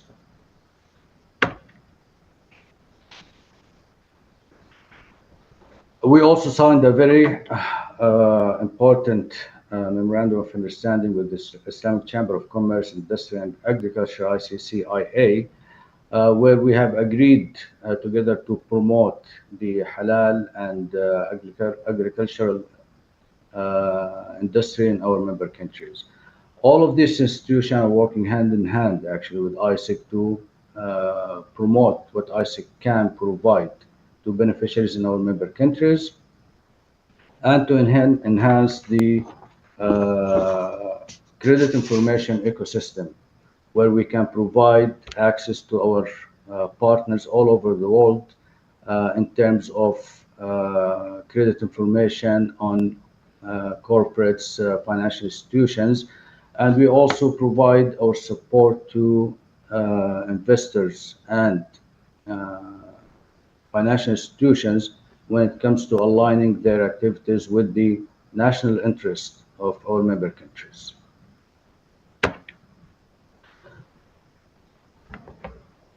The coming slides, I will be showing the sample of the transactions that ISIC covered, the support we provided to the food and halal industry in our member countries. The first example is an insurance policy that was provided to the Trade Development Bank in Africa, which extended a line of finance to the Agricultural Bank of Sudan to eventually support farmers through a Salam facility. And this comes under our support to the small and medium enterprises, where eventually the beneficiaries of this facility were the farmers in Sudan, the sesame farmers. And under this program, we covered around 199 million euros. And the protection was provided to the Trade Development Bank against the non-payment risk of the Agricultural Bank of Sudan. The second example is also in Sudan, where we supported the exports of livestock from Sudan to many countries, actually, and major imports were the Saudi Arabian companies through the or during the Hajj season to help secure the livestock needs for the Adahi season during Hajj. The last example is trade finance facility provided by the Saudi National Bank to the government of Maldives, to the state-owned state trading organization of Maldives, where we covered the loan extended by the bank to STO. The value of the loan was 175 million, and the loan was utilized actually to import petroleum products, staple food, medicine, and medical equipment. The majority of the support went actually to support the staple food area. Well, to that I come to the end of my presentation, and I'd like to thank you again, and happy to receive any questions from your side. Thank you so much. Thank you, Mr. Yasser, for sharing your recent initiatives in the field of Islamic insurance, reinsurance, especially in supporting food security and also the role and activities of ICIEC. There are several key takeaways that I can note from your presentations. ICIEC supports trade and investment flows in 49 member states that are all from the OIC. They are all ICIEC members. Also, ICIEC has interventions in export credit, import credit, and investment insurance. ICIEC acts as a catalyst for private sector capital to be mobilized and directed towards the achievement of SDGs, which are very important SDGs. Especially here, you mentioned about your focus was on 6 SDGs in this presentation, especially SDG 2, which was based on hunger, agriculture, food security. Also, you mentioned that ICIEC it encourages exports from the member country to the rest of the world, and ICIEC also covers political and commercial risks. ICIEC also protect investors in the member countries. In addition to that, another initiative from ICIEC was FSRP, which is Food Security Response Program. This is to address the ongoing food crisis. And so there is a package from ISDB Group, and it consists of the other private sector and also ISDB to support agriculture and food security. So there is a good contribution from ISIC to food security since its inception in 2022. Also, you gave us some examples for your support in this sector, I mean agriculture sector and food security, such as expansion of Sudanese agriculture sector and also for Maldives trade finance. And also ISEC signed some important MOUs, agreement, and also with prestigious institutions to support food security. Thank you very much. So for the next topic, I welcome Mr. Makin Noorhadi to give his presentations. Mr. Makin, the screen is yours. Thank you very much, Mr. Yasir. Bismillahirrahmanirrahim. Assalamualaikum warahmatullahi wabarakatuh. The slide, please.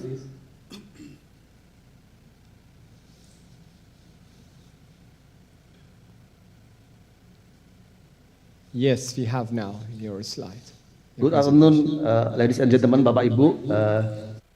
It is honor for us to be invited by annual Islamic Finance Conference Committee to participate in this prestigious conference. My name is Makin Noorhadi from Indonesia Exim Bank. Today, I would like to share how Indonesia Exim Bank has been supported Indonesia SMEs in the global market competition, especially in the halal industry. The slide, please.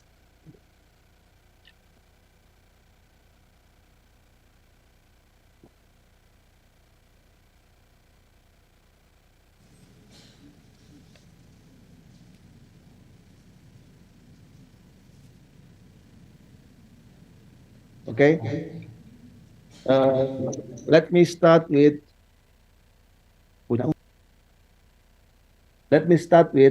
the demographic population.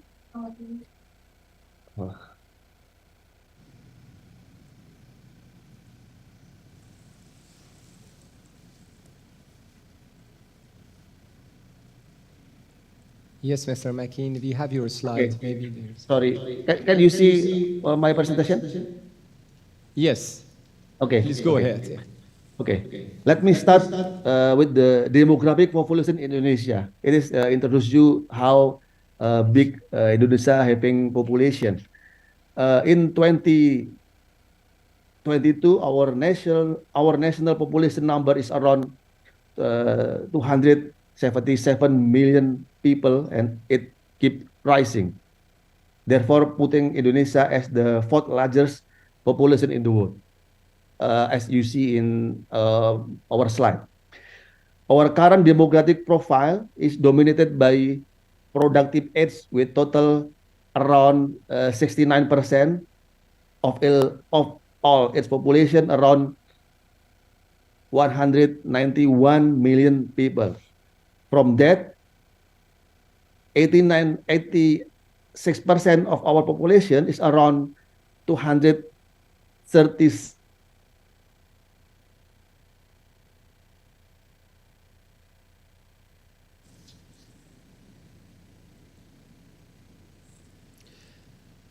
We missed your voice, This Mr. Makin. in mind.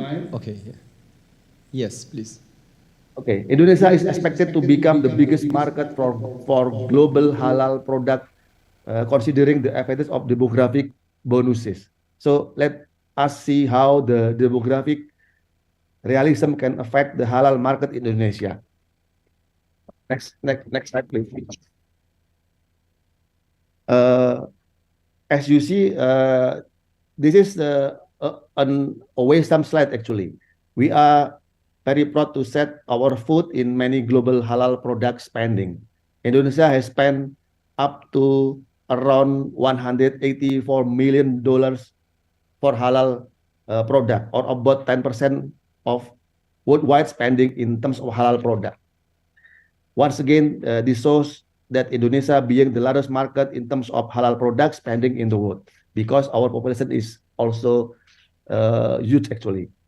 This slide also tells us that halal food in the highest spending sector of all other industries, followed by modest fashion, pharmacy, and cosmetic. In the next slide, I will let you share with you about our Indonesia export performance in halal product. As you see in the slide, the highest export value of halal product coming from halal food with around 7.8 billion US dollar a year, or equivalent as 11% of global market. The most designated country for halal food export is Malaysia, with the value up to 1.9 billion US dollar, and then followed Arabia. We have identified many potential commodities of halal food, such as instant noodles, cocoa, waffles, and also coffee bean. The second largest value of halal product export is modest fashion, with total value around 390 million US dollar, or equivalent 5.6% of global market, with countries destinations such as Malaysia, UAE, Turkey, Somalia, Saudi Arabia, and other countries. In this fashion aspect, we see promising potential and demands, especially on hijab, jersey, women's trousers, short, and women dresses. The third potential in halal cosmetic, with market value around 185 million US dollar, is equivalent as 6.4% of global market, and after that, pharmacy, and after that, around 70 million US dollar, or equivalent 5.5% of global market. The big question that everyone would ask to Indonesia Exim Bank is, what kind of special purpose institution like ourselves, Indonesia Exim Bank, can play its role to boost those number up? Are we able to take part of this fast-growing scale of halal export products, particularly particularly for small medium enterprise who are aiming to go global? Now I will share you for the next slide. The answer is, of course, next slide, please.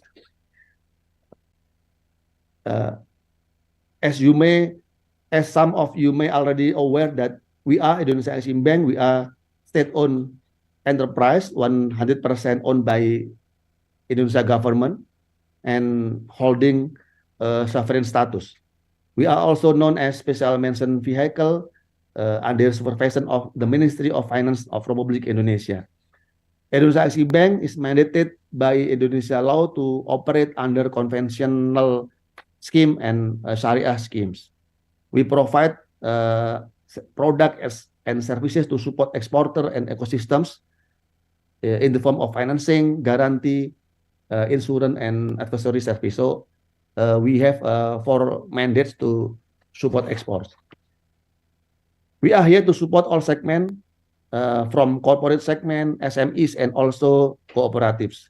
Next, let us see how Indonesia Exim Bank can deliver its mission to enhance and support the export activities through general and special mandate. Next slide, please. Like you see at our presentation, I will tell you about Indonesia Exim Bank. We carry out general mandate in a form of 4 pillars, such as financing, guarantee, insurance, and advisory services. In financing, we offer trade financing, working capital, and also investment financing for exporters. We can deliver the direct or indirect financing. For guarantee, we can support our export ecosystem through credit and project guarantee. So we can guarantee the financial institution that deliver financing to the exporters. We also provide export-related insurance solutions, such as trade credit insurance, marine cargo, and also overseas investment insurance. Actually, the insurance services is to protect the cash flow of the exporters.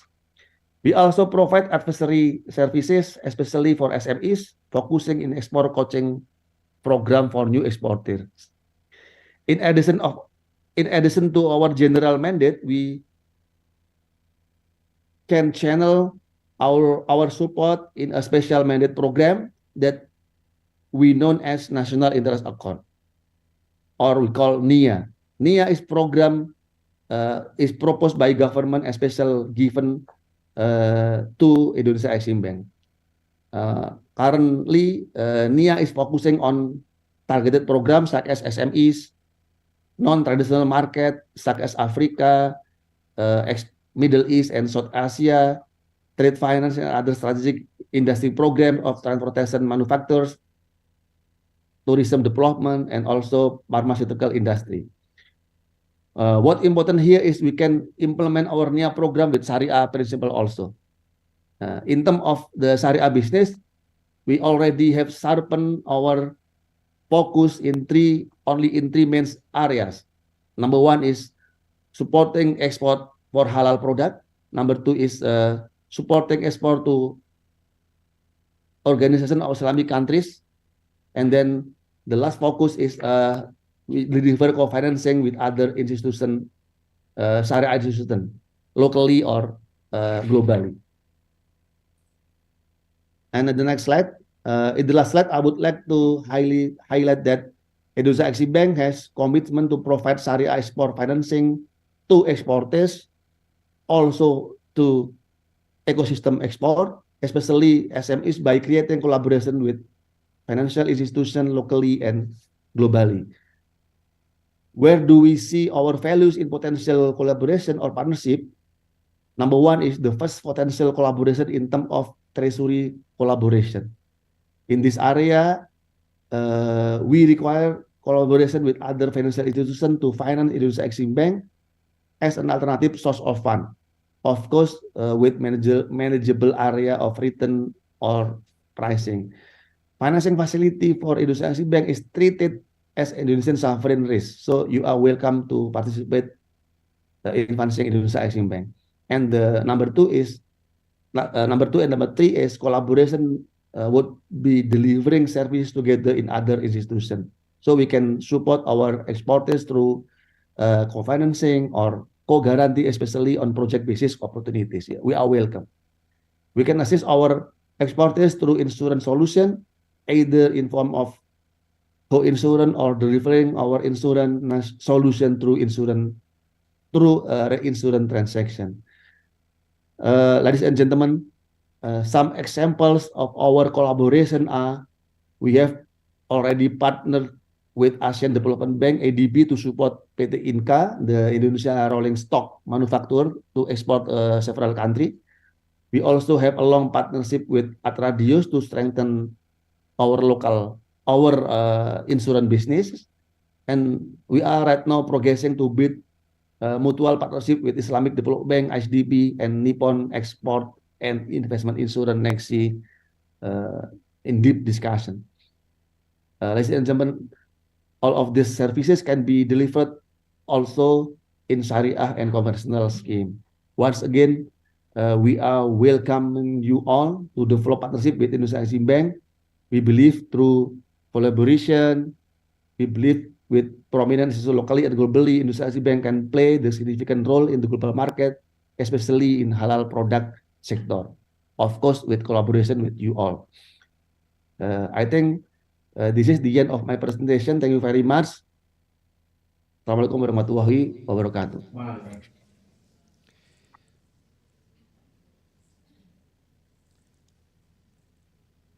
Thank you, Mr. McKean, for your informative presentation. Also, I noted some key takeaways from your presentation. That Indonesian market is expected to become the largest market for halal products in Indonesia. And also I took note that the Indonesia export of halal products in 4 sectors, in food, halal food, also halal modest fashion, pharmacy, and cosmetics. Also, you mentioned about the demographic profile of Indonesia and also the general mandate of your institution, which is in 4 parts about financing, guarantee, insurance, and advisory. Exim Bank also support export for halal products, support export for OIC countries, and co-finance with other institutions. For the potential collaboration, you provide, your institution, of course, source of fund. Also, you provide co-financing to certain projects, and also provide co-insurance to enhance exports. And if I'm not mistaken, you also mentioned that your institution is also ready to support all segments in halal sectors. So thank you very much, Mr. McKean. For the next topic, I welcome Dr. Adi to give his presentation. Dr. Adi Paadi, the screen is yours. Thank you, Dr. Ali, for great introduction, and also distinguished speakers or panelists, and ladies and gentlemen. Allow me to begin my presentation that I will give the title, The Development of the Small, Medium Enterprises to Support or to Enhance the Finance to Support the Halal Industry. First of all, Indonesian government, with regard to the structural reform, we have been quite blessed with the reform in terms of the regulatory framework. That's why the Islamic finance or Sharia finance as part of the Indonesian financial sector has the similar, the same regulatory framework as the global practices in Indonesia as well as in the region. First of all, I would like to explore first on the why micro, small, medium enterprises. And the second, I will try to also explain a bit the current government policies to support micro, small, medium enterprises, and how especially to support halal industry and the real prospective growth that we expected to enablers and support the micro, small, medium enterprises. Let me explain about the important drivers for national economy. Micro, small, medium enterprises actually currently as the backbone of the Indonesia economy. As you can see from this slide, the next slide, it constitutes 99.9% of all businesses in Indonesia. The players are being micro businesses. So when we talk about micro, small, medium enterprises, it matters because the activities will be done by MSMEs. MSMEs also contribute significantly to the economic indicators such as employment, contribution to the GDP, 60.5% of the GDP in Indonesia, as well as sharing 60% of the national investment. However, despite this significant role, micro, small, medium enterprises still face some challenges. One of them is actually the one that we will try to explore in my presentation, which is lack of access to financing. So if you want to do business, if you want to improve the halal industry, first of all, we need to do or to explore our capacity to gain or to tap into the financing sources. There are two financing sources, which is first, your saving or our saving, or financing sources for financial sector. So let's talk about that. The next slide, let's pay much attention now on the current level of the credit ratio. Micro, small, medium enterprises, this only part of the 20% of the credit of the total bank, meaning that the access to finance is quite limited. Compared to other countries such as in the region, in Malaysia, Vietnam, and China, and all of others, they potentially can grow more than 30% up to 82%. So there is a gap in between the demand and the supply for financing, especially to support the key actors, which is micro, small, medium enterprises, especially to support halal industry, or even the whole economy as a country or in the region. In the next slide, we can also see from here, there are discrepancy between the number of businesses unit and the amount of credit for micro and small enterprises. Micro enterprises, for example, as the huge player, like 99.6% of the total micro small enterprises in Indonesia, it's only received 39% of the total credits. Yeah. If you can compare, 61% of the total MSMEs, they goes to the medium and big companies. However, there is a positive trend, and the increase of micro business credits, particularly after 2021, which is from 23% to 32%, thanks to the digitalization, thanks to the coming of the new opportunity for micro, small, medium enterprises. From the next slide, if we can see from here, one of the government policy to support the micro, small, medium enterprise is the People Business Credit, or we call it KUR. This program is delivered in both conventional and Sharia scheme. The goals of KUR is to provide and to improve and expand the access to financing for micro, small enterprises. One of the main advantages of the KUR is the low interest rate, which is only 6 per year. That's why the government has supported this, and this much lower than market interest rate, which can be up to 20% per year. The government subsidizes the interest rate difference between KUR and the market rate, as well as provides guarantees and incentives for the banks that distributed KUR loan or people business loan. In the next slide, we can see from here that the portion of micro, small, medium enterprises credit to national banking credit has been constant across past 10 years or so. We can see the KUR, however, has been driving the increasing portion of micro, small, medium enterprises credit, which is contributed 40% to the MSME credit in the total, or 8.4% to the national banking credit in March 2023, which means that 2/5 of the MSME's loans and 1/10 of the total bank loans are from KUR program. This shows that the KUR is very important policy to support micro, small, medium enterprises financing in Indonesia. Now, as we can see from here, the government through Ministry of Finance also trying to collaborate, promote the synergy and collaboration to the program, what we call it, Small Medium Enterprises 1, or Indonesia Kemenkeu 1.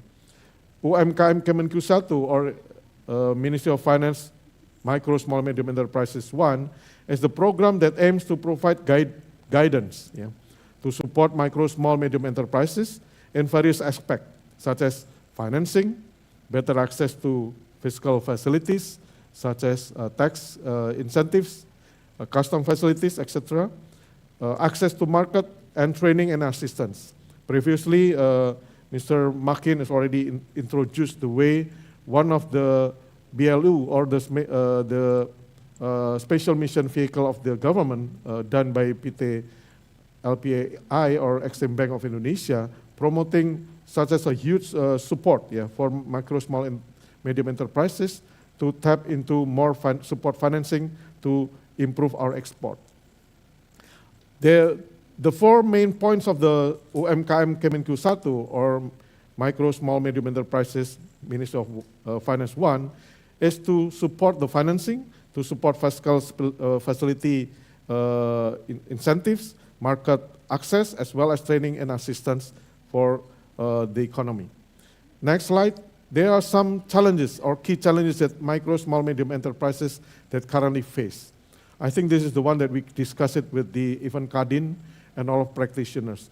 Let's focus on one of them, which is the access to financial services. As we have seen before, many micro, small, medium enterprises have limited access to the financing from banks or other financial institutions.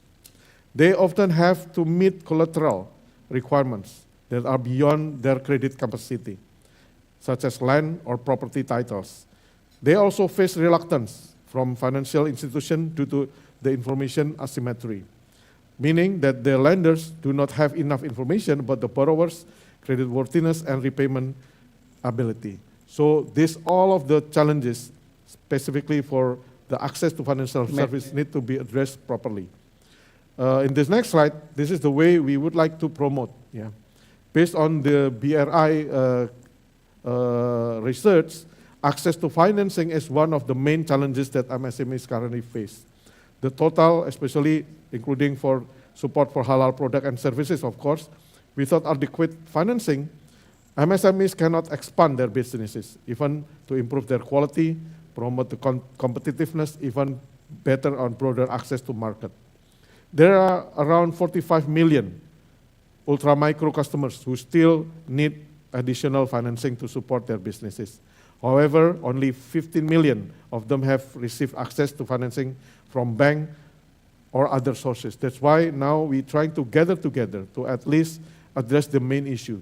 There are still 18 million ultra micro business or customers that who don't have access at all to the financing. Yeah. Next slide. So the other challenges that we would like to also highlight it here is the literacy. Yeah. The financial literacy. Indonesian Financial Literacy Index has increased significantly to 49.68, but it is still far below its inclusiveness. So the inclusion index is already 85.1%. That means almost half of Indonesian population, even though they have adequate financial knowledge and skills, they still have a risk to low quality of decision-making process because of the lack of the financial literacy. Next slide. In this slide, in respect to those challenges, of course, the government that I already indicated before, improve our regulatory framework to support the Indonesia financial sector to grow, yeah, to improve its literacy, to give the base for Sharia principle, and promote better quality of inclusion, as well as to supporting small medium enterprises to get better access, and also improve also the whole industry, such as banking, financing services businesses, Indonesia pension program, microfinancing institution, and also the coming of innovation technology in the financial system, such as P2P lending. We have also the digital assets or crypto coming to the financial system, as well as many other advanced technological possibility coming such as the digital derivative business, as well as promoting implementation of the Sharia principles in the economy. The P2SK, or we call it the Omnibus Law in the Financial Sector Law, actually or eventually provide the provision to better access for finance for micro, small, medium enterprises. So which aim to facilitate and protect medium enterprises to obtain financing from various sources. In the next slide, this is how important that we would like to support the halal industry. Halal industry is the new brand that attracts global attention and competition as it offers huge economic and social benefits. According to the data, I think it's already been presented before, it is expected that it will grow to 3.69 trillion by 2024. The turnover is generated by consumer spending, and especially for Muslims across real economy sector as shown in the picture. Then Indonesia is one of the biggest Muslim country in the world, have its potential to tap into more active role in this economy. The next slides, we can further also Indonesia, says currently the government has been committed to play active role in its leadership to improve our rank in the global Islamic economy indicators across 81 countries. These numbers currently shows that Indonesia has a huge and growing market for halal products and services, especially food and fashion. Halal food and fashion also have a high potential for exports to the other countries, especially in the region and beyond. In the next slide, we can also see here, Indonesia is said to be the key driver of the Islamic economy. With the demand for Sharia product increasing, Indonesia has issued most sovereign sukuk in the world. Yeah. Established dedicated National Sharia Finance Committee as in the support technology-based Islamic finance services, takaful and asset management. In the recent years, there has been growing interest and awareness among Indonesians to use Sharia compliant financial products and services that are based on the Islamic principles of fairness, justice, and partnership.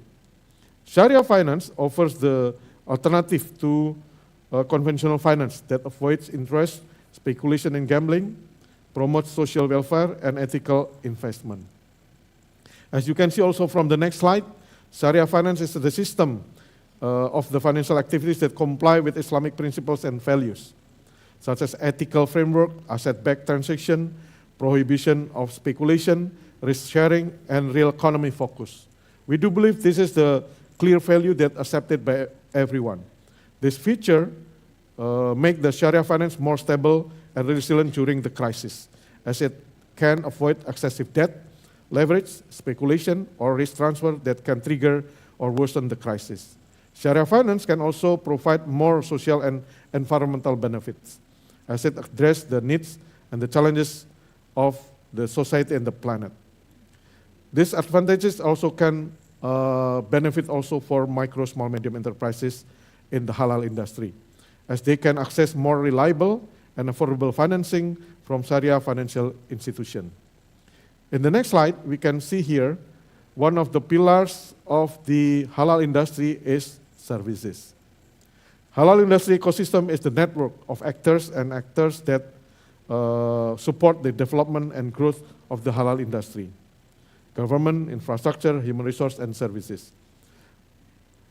Services refer to the professional and technical assistance and support that are provided to micro, small, medium enterprises in the halal industry. Services include halal certification, and halal certification can be promote the financial service, funding schemes, marketing services, consulting, and others. Halal certification is a process that micro, small enterprises in Indonesia can go through to ensure that their products meet the halal rules. Currently, as you can see from this slide, the next slide, to support halal value chain, the government has provided support micro, small, medium enterprises by giving shorter procedure for halal certification process without any fees. So that will involve this new scheme, and the scheme will also involving the actors such as PPJPH and also the Ulama Council. Next slide, we can see here that MSME's financing from Indonesia Islamic Bank continues to increase every single year. However, the proportion of the Sharia financing is still very small. That's why we need to gather together to collect more inputs from all of us to key stakeholders to support how this proportion can be improved in the future. And Indonesia can tap into more access and promote the competitiveness of the micro, small, medium enterprises in supporting halal economy.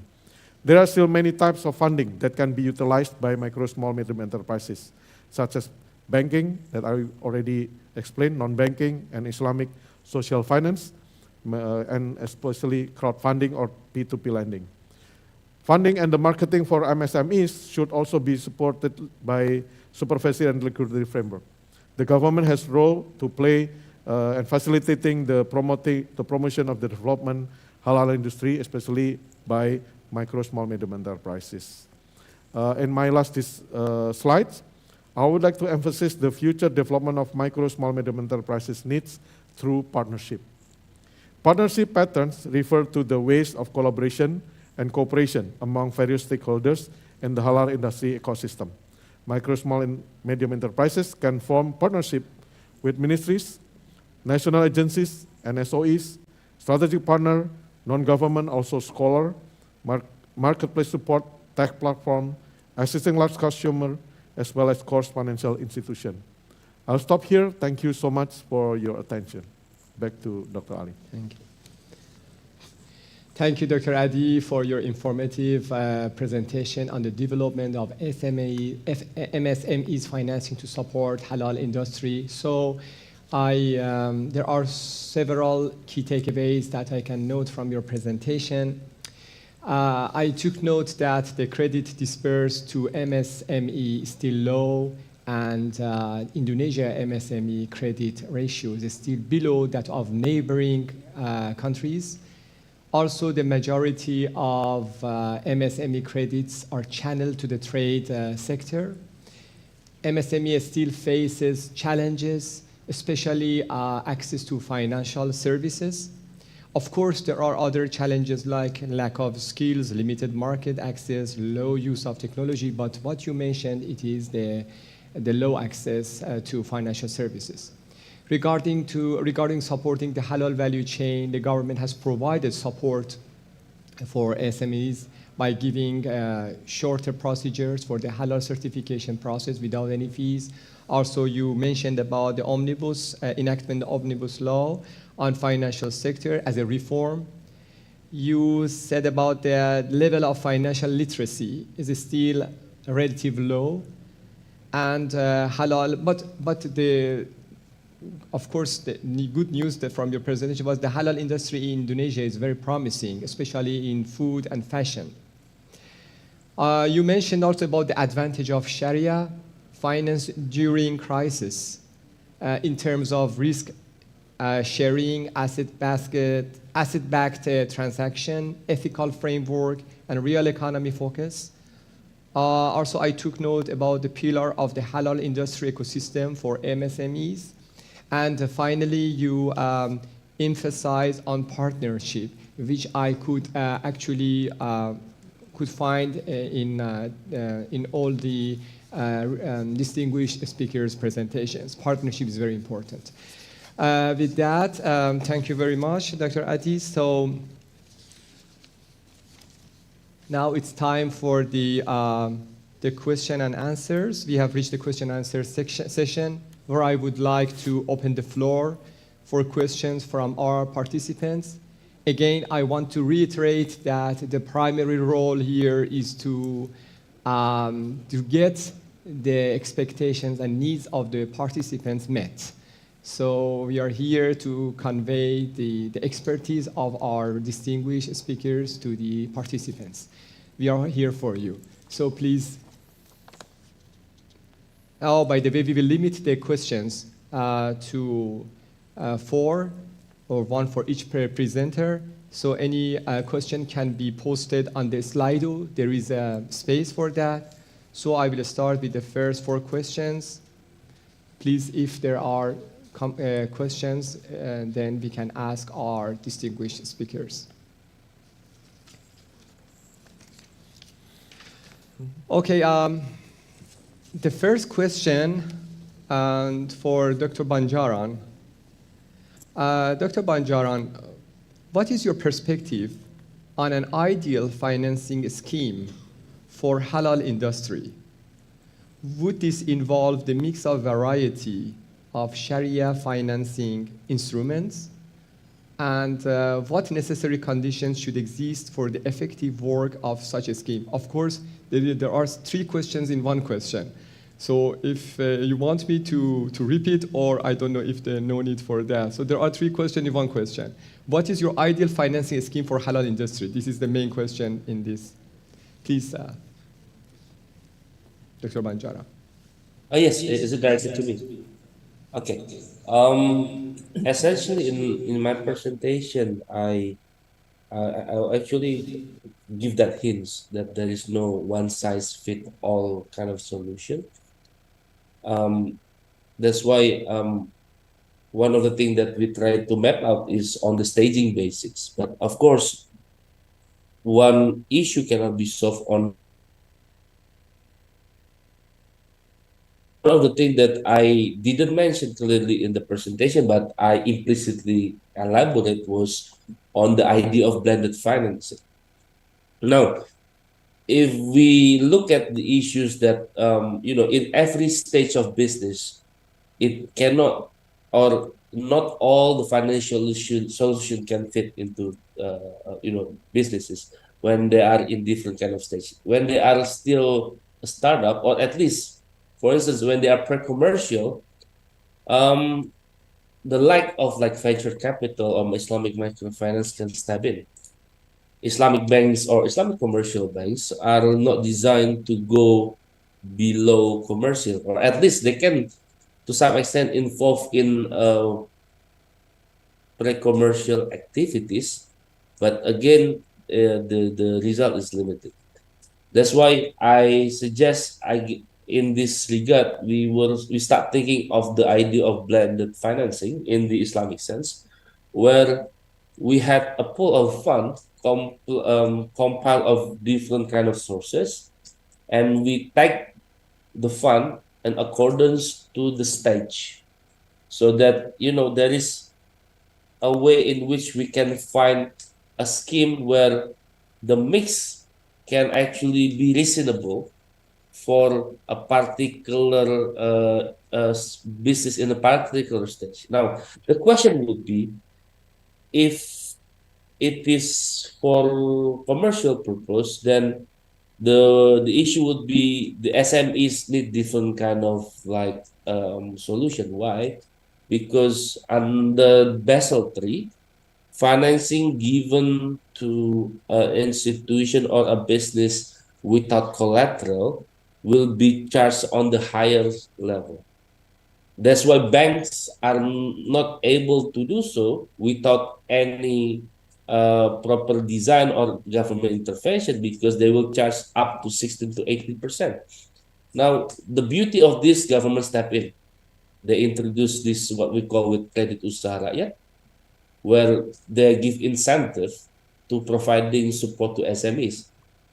What I want to see in the future, where perhaps we can actually develop those kind of a third party fund.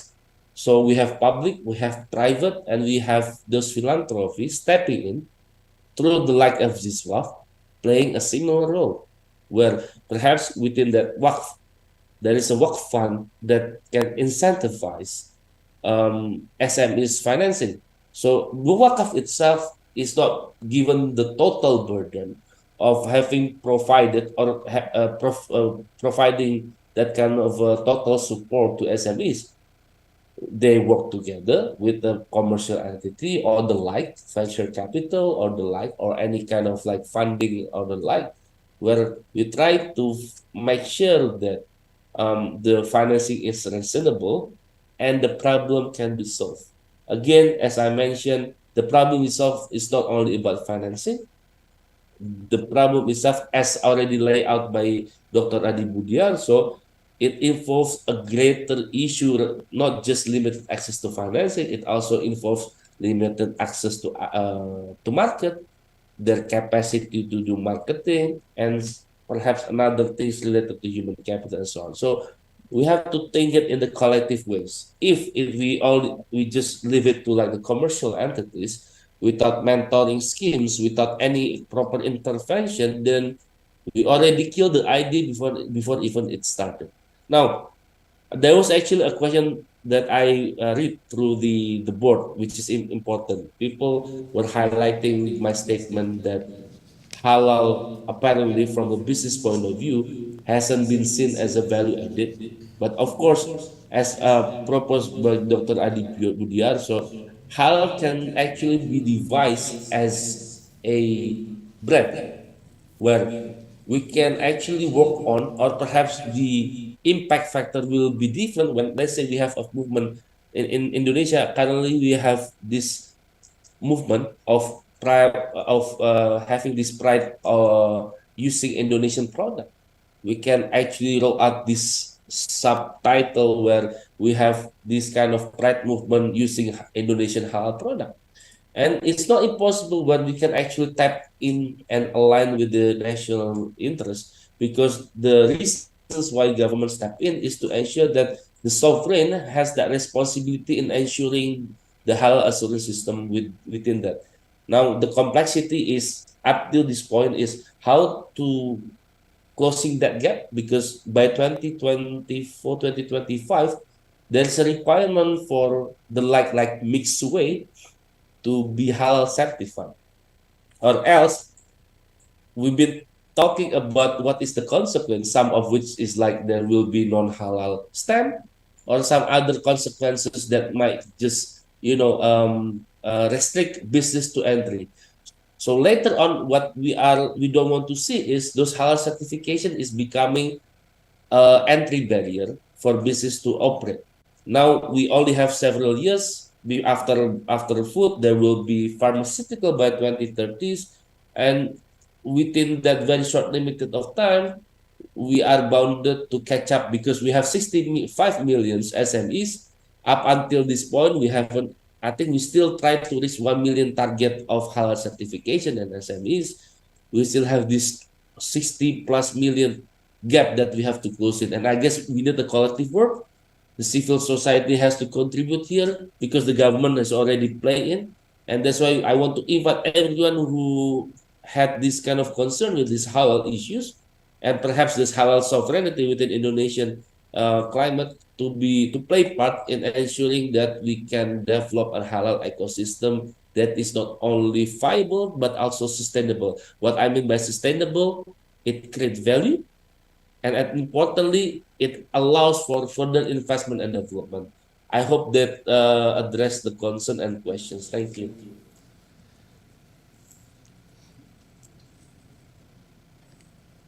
Thank you, Dr. Banjaran. Now we have received a question, of course, from our participants. So to Mr. Yasser, there is a question from our participants that what are the opportunities for Indonesia to develop through halal agriculture according to ISEC? Because you, in your presentation, you mentioned about the initiatives of ISEC for agriculture and food security. So now the question is, what are the opportunities for Indonesia? Is there any plan or scheme for Indonesia from ISEC for halal agriculture? Thank you. Thank you so much for the very interesting question. Yes, in fact, we do work with our sister company, the International Trade Finance Corporation, ITFC, which is a member of the IDB group, to support the food and agriculture sector in Indonesia. We basically provide insurance support to the lines of finance extended by ITFC to coffee companies, coffee beans companies in Indonesia. We started this program like 2 years ago, and we're expanding actually to cover other agricultural products such as oil and other canned products. We also support exports of tuna from Indonesia to Saudi Arabia and some other countries by providing our export credit insurance to tuna manufacturers and producers. And we can also expand in this field to cover other exports of food and agricultural products. This is what we are currently working on right now, and we aim at actually supporting direct investments from all over the world into Indonesia. Any investment related to food security, it's a priority for us to support such investments in 2023 and beyond. Thank you. Thank you very much, Mr. Yasser, for ISEC's initiatives and plans for Indonesia. So I hope that our participant has got his or her answer. And now we have a question for Pa Makin. Pa Makin, the question is for you. How does Exim Bank provide technical assistance in support business, especially MSMEs, and marketing to comply with the regulatory requirement of destination markets? So they're asking for the technical assistance. Is there any technical assistance to support business, especially for MSMEs? Okay, thank you, Mr. Ali. As I mentioned before that the segment of Indonesia Exim Bank is from corporate and SME segment. There are two kind of SMEs player that we deliver services. One is the SMEs player that have no export experience before. So we deliver the technical assistance. We call the program is CPNA, coaching program for new exporters. We deliver the some kind like training or technical assistant around 6 months. Start with educate them to being go export. Start with how make certificate for the product and how the packaging and so on until they are ready for export. After the SME players going export, we also continue supporting them by delivering financing program like we call before NIA for SME program, and also the other financial program like insurance capacity to support protect their cash flow for uh, failure buyer payment. So for the SME, we have, I repeat again, we have two kind of support. Uh, One support is delivering technical assistant or educate them being exporters, and then after they go export, we can deliver financing program for them. Thank you, Mr. Ali. Thank you very much, Mr. McKean, for your response to the questions raised by our participants. Now it's time to ask Dr. Adi. We have a question. Dr. Adi, please tell us, should some of the budget fund allocated to an existing SMEs microfinance scheme to be reallocated and earmarked for halal business financing? What's your point of view? Thank you. Thank you, Dr. Ali. I will try to ask the question on the two perspectives. First, on the bigger picture. As I already emphasized before, Indonesian government is actually trying to provide the regulatory framework that make us ready to tap into more bigger vision in the 2045. That Indonesia potentially will become the emerging new negara maju in the golden year of Indonesia. And we have a great potential to become one of the financial center in terms of digital business, in terms of the climate or green economy, as well as now in terms of the Sharia business or halal business. So the question this is from Anonymous, I think it's really relevant. First of all, that the government currently supported for the halal business that acted by the small medium enterprises. Dr. Banjaran already indicated, now the government have provide two approach to support, for example, the halal certification.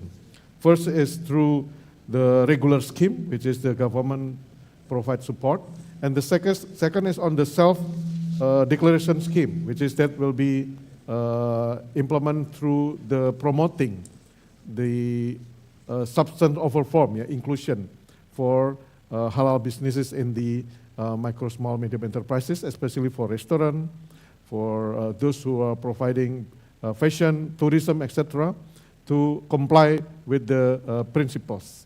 Last but not least, for access to finance, the current all of the presenters already emphasized, that not only banking system or banking sector, but non-banking financial institution now are ready to support to finance or to better access for micro, small, medium enterprises to act to tap into more opportunities in this halal industry.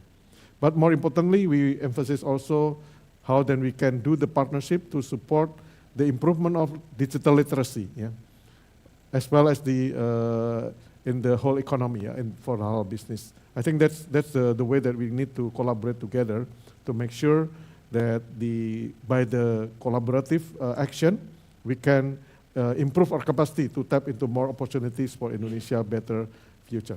Thank you. Thank you very much, Dr. Adi. So we have completed the first round of questions. We have received many questions. So I humbly request our distinguished panelists to shorten the response in order to have, a reasonable part of the questions from the participants. So we have a question for Dr. Banjaran. Please.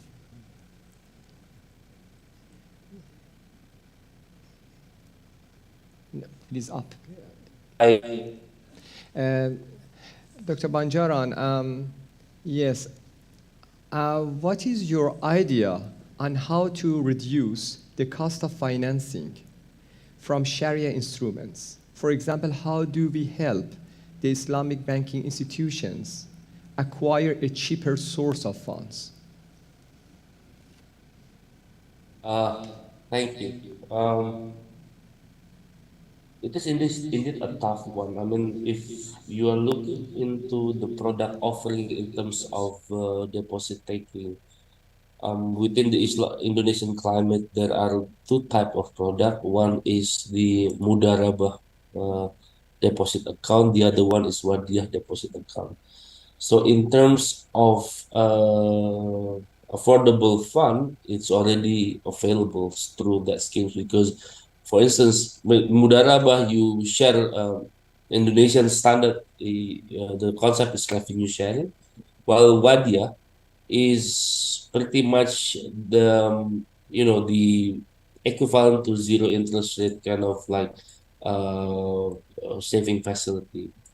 Now, the quick win, perhaps if you are asking me directly, to be honest, targeting or increasing that kind of wadiah deposit is something that is of the interest of the Islamic financial institution because there is no required kind of compensation of the funding facility. But again, that's a short period of time. Now, the gap itself is not only about cheaper fund, but also an affordable fund with a matching duration.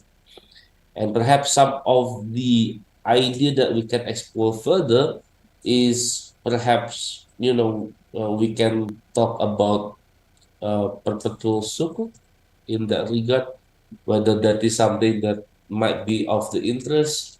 But again, the idea of, for instance, green sukuk or social sukuk is another layers of things that we can drive upon.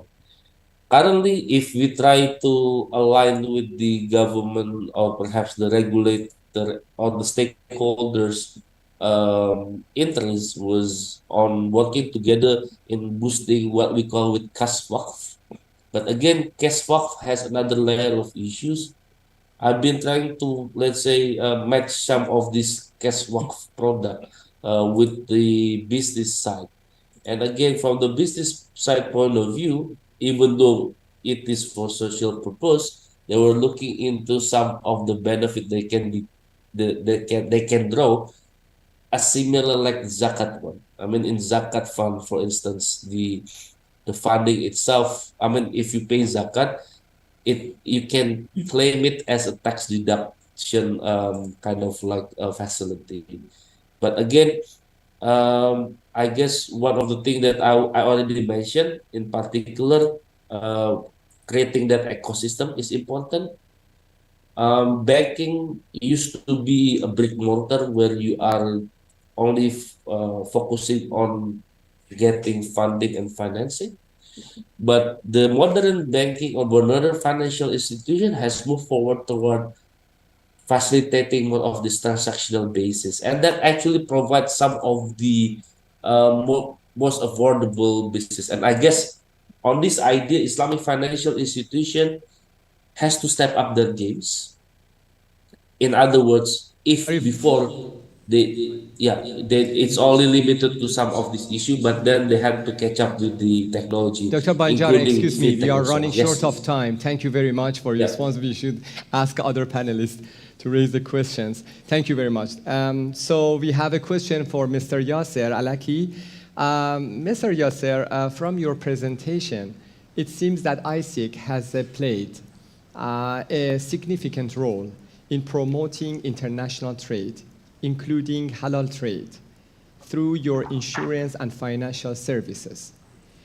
In the context of boosting halal export products, how can ISIC collaborate with international organizations, businesses, and/or financial institutions to create a supportive ecosystem that addresses potential risks and uncertainties faced by exporters in the halal industry? It's a very long question.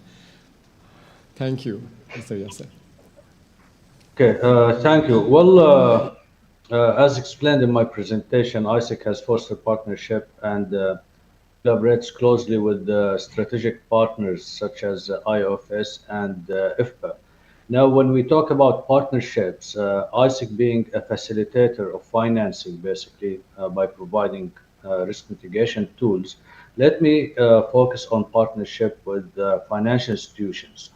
Uh, ISIC to date has collaborated with more than 55 international and local banks in our member countries to facilitate investment financing, project financing, and trade financing as well.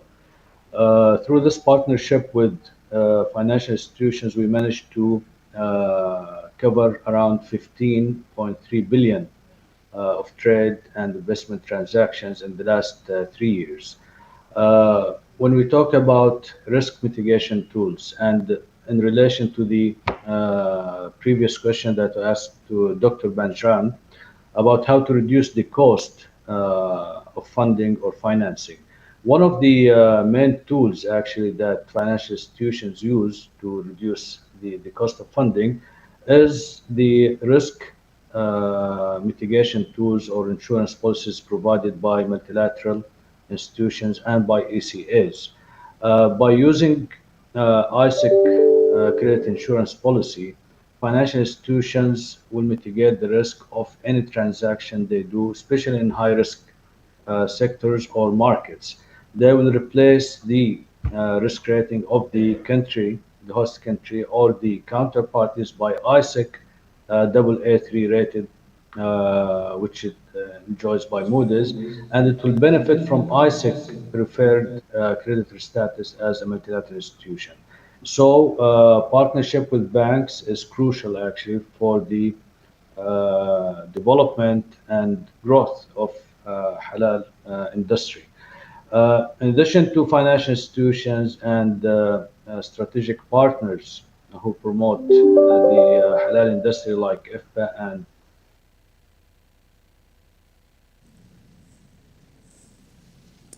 partnerships with the credit information providers, with the research and development institutions, with the halal product certificate providers as well. We need to understand the parameters of this industry from all aspects. Collectively, we can actually develop a great ecosystem for the halal industry, providing the credit information, providing the market intelligence, facilitating of or facilitation of financing from institutions and collaboration with other risk insurers to create and enhance the capacity in the market.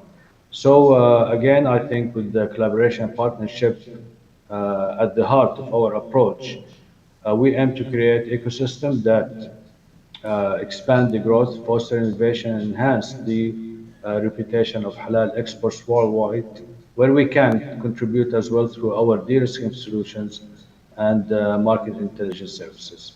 Thank you. Thank you very much, Mr. Yasser. Now the question is for Mr. Makin.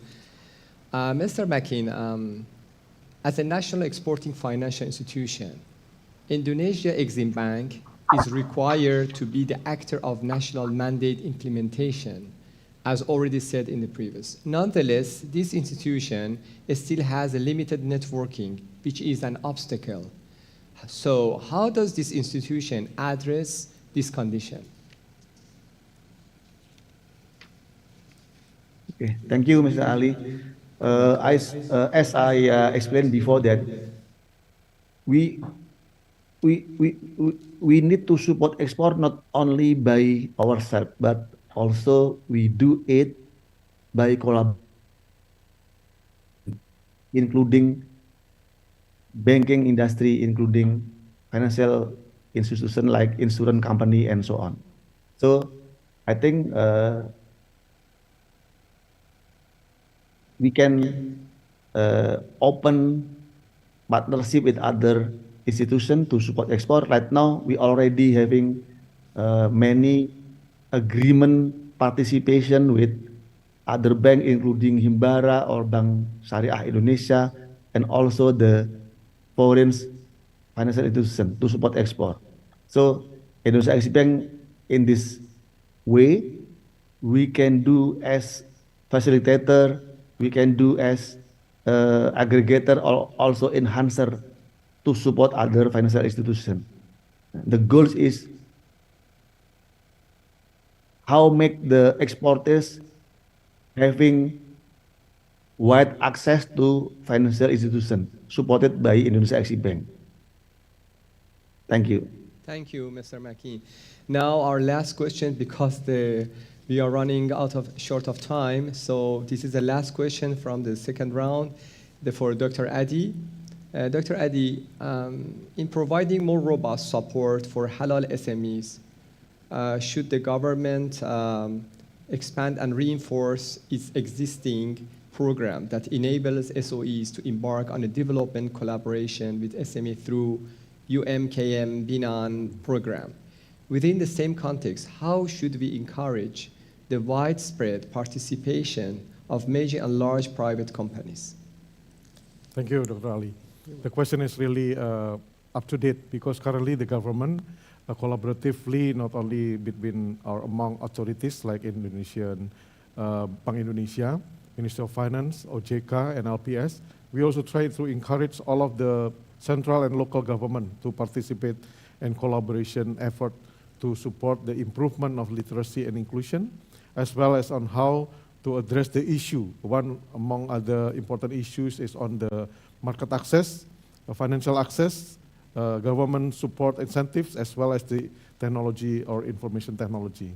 Welcoming the innovation in technology also quite apparent because currently if you probably follow the one that the government with ASEAN collaboration and working committee in financial inclusion last week, we tried to do facilitate the business matching between several micro, small, medium enterprises practitioners in Indonesia, and we try to share it also to ASEAN practitioners.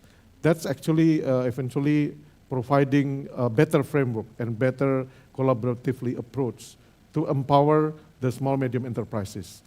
Especially for the halal industry, I do believe that the collaboration and partnerships are really matters.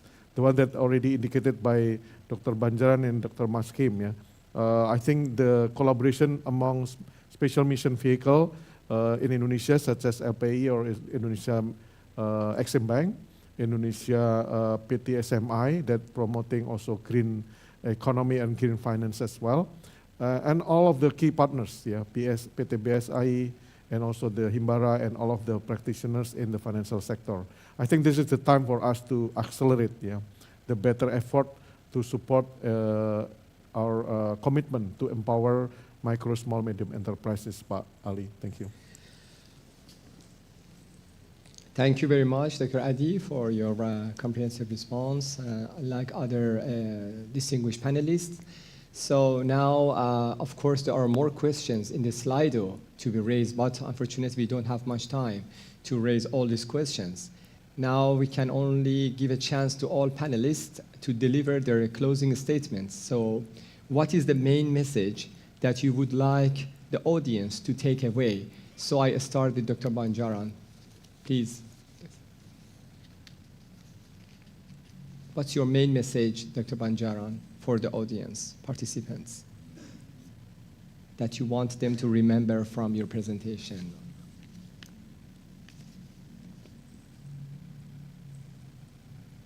Dr. Banjaran, do you have yes, my...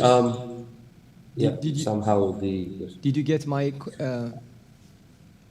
you please... there was a like... Okay, so I repeat again. Last remark, Yeah. Please, your main message for the audience to take away. I mean, what is your main message for them, based on your presentation and your discussion? Okay. Just please, in very short. So in general, in addressing problems, especially boosting halal industry or any other issues that we face as a nation, we need first a collective attempt and out of the box kind of like second out of the box kind of approach where we focus on specific nation target and go block by block That's why we try to invite everyone to join, and hopefully through this discussion, it can enlighten that all these problems can only be solved through working together with local partners, external partners, public and private, especially the philanthropy and civil society, so that we can leverage from the benefits of this halal industry. I thank you. Thank you, Dr. Banjaran. Mr. Yasser, what is your main message for the audience? Thank you. I believe with the halal economy likely to reach 4.9 trillion by 2023 from 2.3 trillion in 2022, combined with the increasing Muslim population as well the increasing demand for halal products from both Muslim and non-Muslim communities, the potential for halal export is immense. And we at ISEC are honored to be part of this important narrative and are committed to play a pivotal role actually in actualizing this potential. Thank you so much for inviting ISEC again. Thank you. And Mr. Makin, please, what is your main message to our audience and participants? Okay, thank you. As I mentioned before that Indonesia Exim Bank has 4 prime mandates, financing, guarantee, and also insurance and advisory. We will deliver our mandates to support exporters and ecosystem exporters. So we are very welcome to collaborate and having partnership with any kind of financial institution, including banking and insurance industry. Thank you, Pak Ali. Thank you, Mr. Makin. And now it's time, Dr. Adis, for your main message to our participants, please. Thank you, Dr. Ali. My closing remarks probably like this. The better access to small, medium enterprises is not impossible job. It is not only the job of the government, it is our job together to support. Let's do what we have to do, and we do it with passion, with enthusiasm. We will try to grab the better Indonesia, Maju 2045, with a strong commitment, with collaboration, also with the passion and enthusiasm. Thank you so much.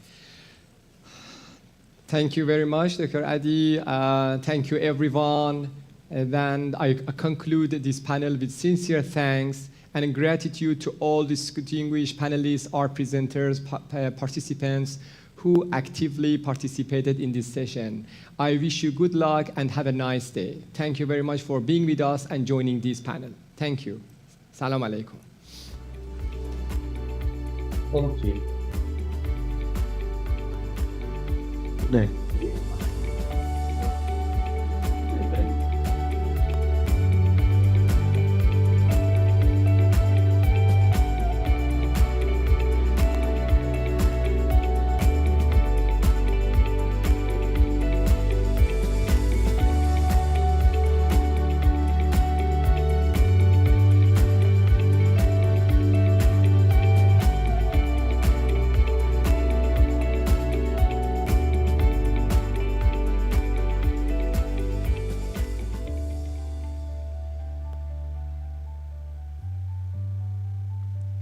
Thank you, Dr. Ali Falahi and all the panelists. We believe it has been a productive day for those of you joining us from across the globe with enlightening insights during the panel discussion today. We have now arrived at the closing session for our event. Before we wrap up, I would like to invite Mr. Arif Wibisono, Assistant to the Minister of Finance of Republic of Indonesia for Financial Services and Capital Market to deliver the closing remarks. Ladies and gentlemen, please welcome Mr. Arif Wibisono.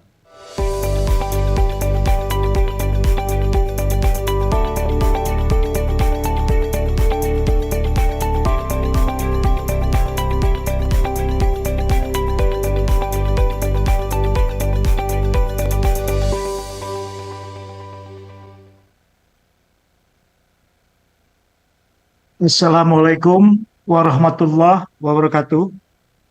Alhamdulillahirabbil alamin. All praise be upon Allah, the most gracious and the most merciful.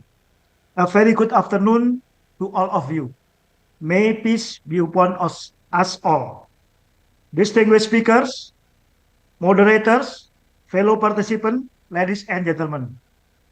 First, let us praise and thank God Almighty for only with His mercy and grace that this event could be held successfully for 2 consecutive days.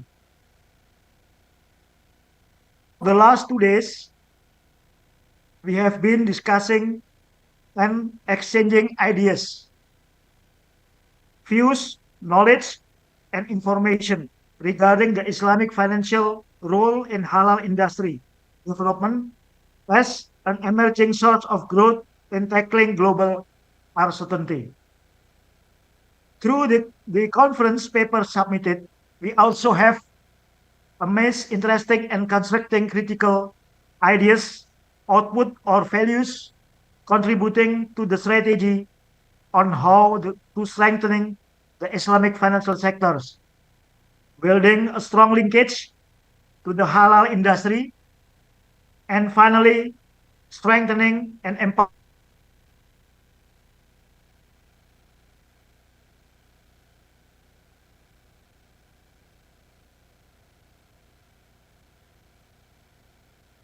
we have heard ideas and arguments from our distinguished panel and speakers on the variety of key issues which cover, among others, the scope and definition of halal economy, which provide more than sufficient guideline and framework to achieve sustainable and balanced growth through social and economic justice, inclusion, circularity of nature, and life sustaining element, maximize and preserve public benefit or masalih, and reduce negative externalities or mafasid. It recognizes an important paradigm shift of Islamic finance and economy, which aim to realize zero waste, zero emission, zero riba, and embedded economic goals. Therefore, as an advanced form of halal economy, a halal value chain comprising producer of halal product and services with highly mature halal awareness should become a bold and ambitious target for countries with strong halal economic potential. The effort to develop halal value chains includes developing and enhancing Islamic finance, where its role and position in halal ecosystem is imperative in supporting and enabling halal industry performance and sustainability. This can be done mainly through, among others, expansion of Islamic finance instrument and offering, commercially and socially, advance of the halal value chain ecosystem, and startup innovation investment. Less reliance on leverage instrument and development of sukuk structure. In terms of inclusion effort in halal value chain, we acknowledge the importance of community-based approach and the role of Islamic boarding school to help develop halal value chain. In addition, the participation of women community is also crucial in role in the development of halal value. To improve the inclusion further, it's also important to strengthen the education and socialization of halal lifestyle. It's very interesting to note that there is a substantial untapped potential access in the halal food industry since 89% of the food market is non-pork and non-alcoholic segment, but naturally halal. Yet, out of 86% of 16.6% caters to the Muslim segment. This leaves 72.4% of naturally halal food market as a huge potential for halal quality product to expand through halal value change. Halal certification played a key role in halal value chain. We acknowledge the important role of controlling and monitoring the quality of halal product through end-to-end halal process. This should be supported by the strengthening of applied research and halal education to further strengthen trust and promote awareness among the population.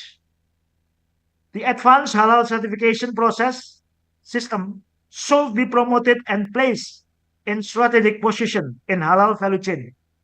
It should comprise of innovative, traceable, trusted, and relevant governance in managing and certifying halal products and service through the advancement and application of technology.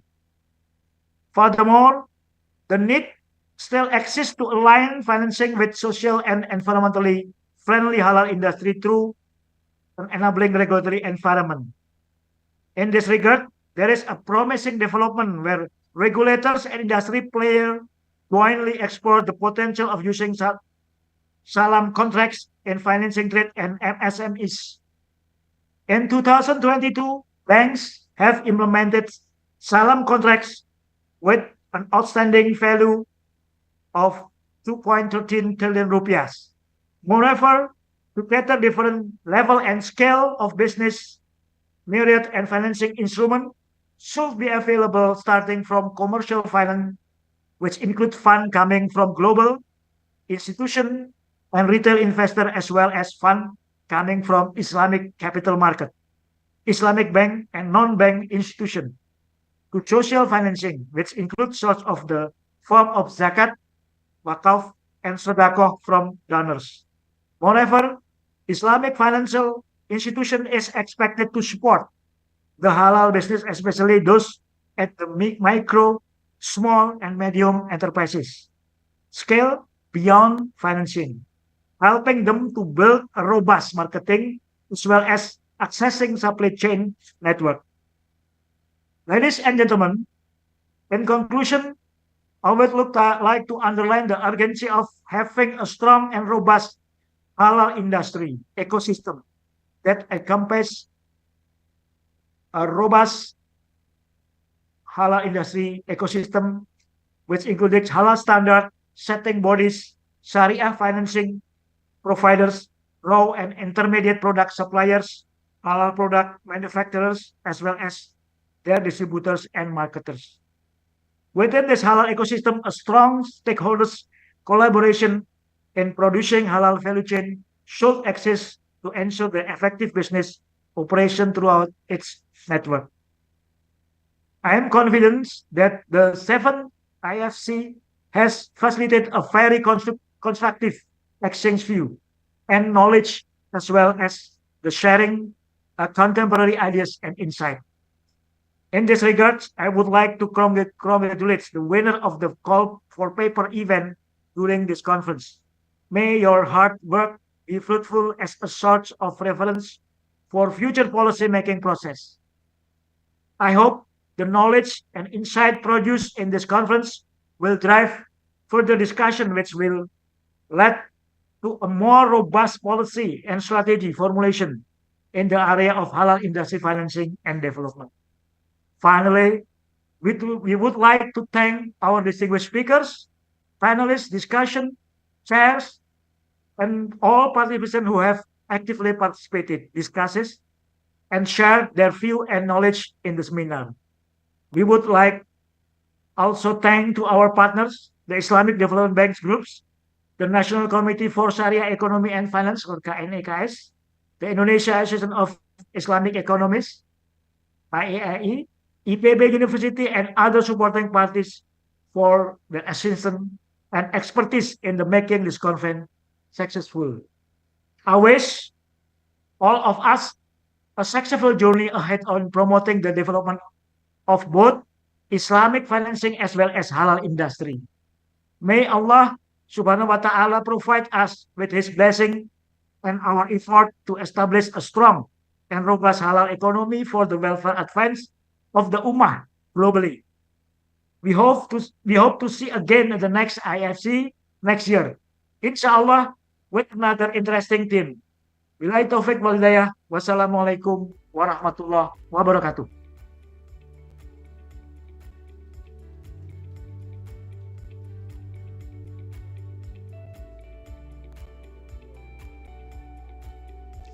Thank you, Mr. Arif Wibisono, for your encouraging message.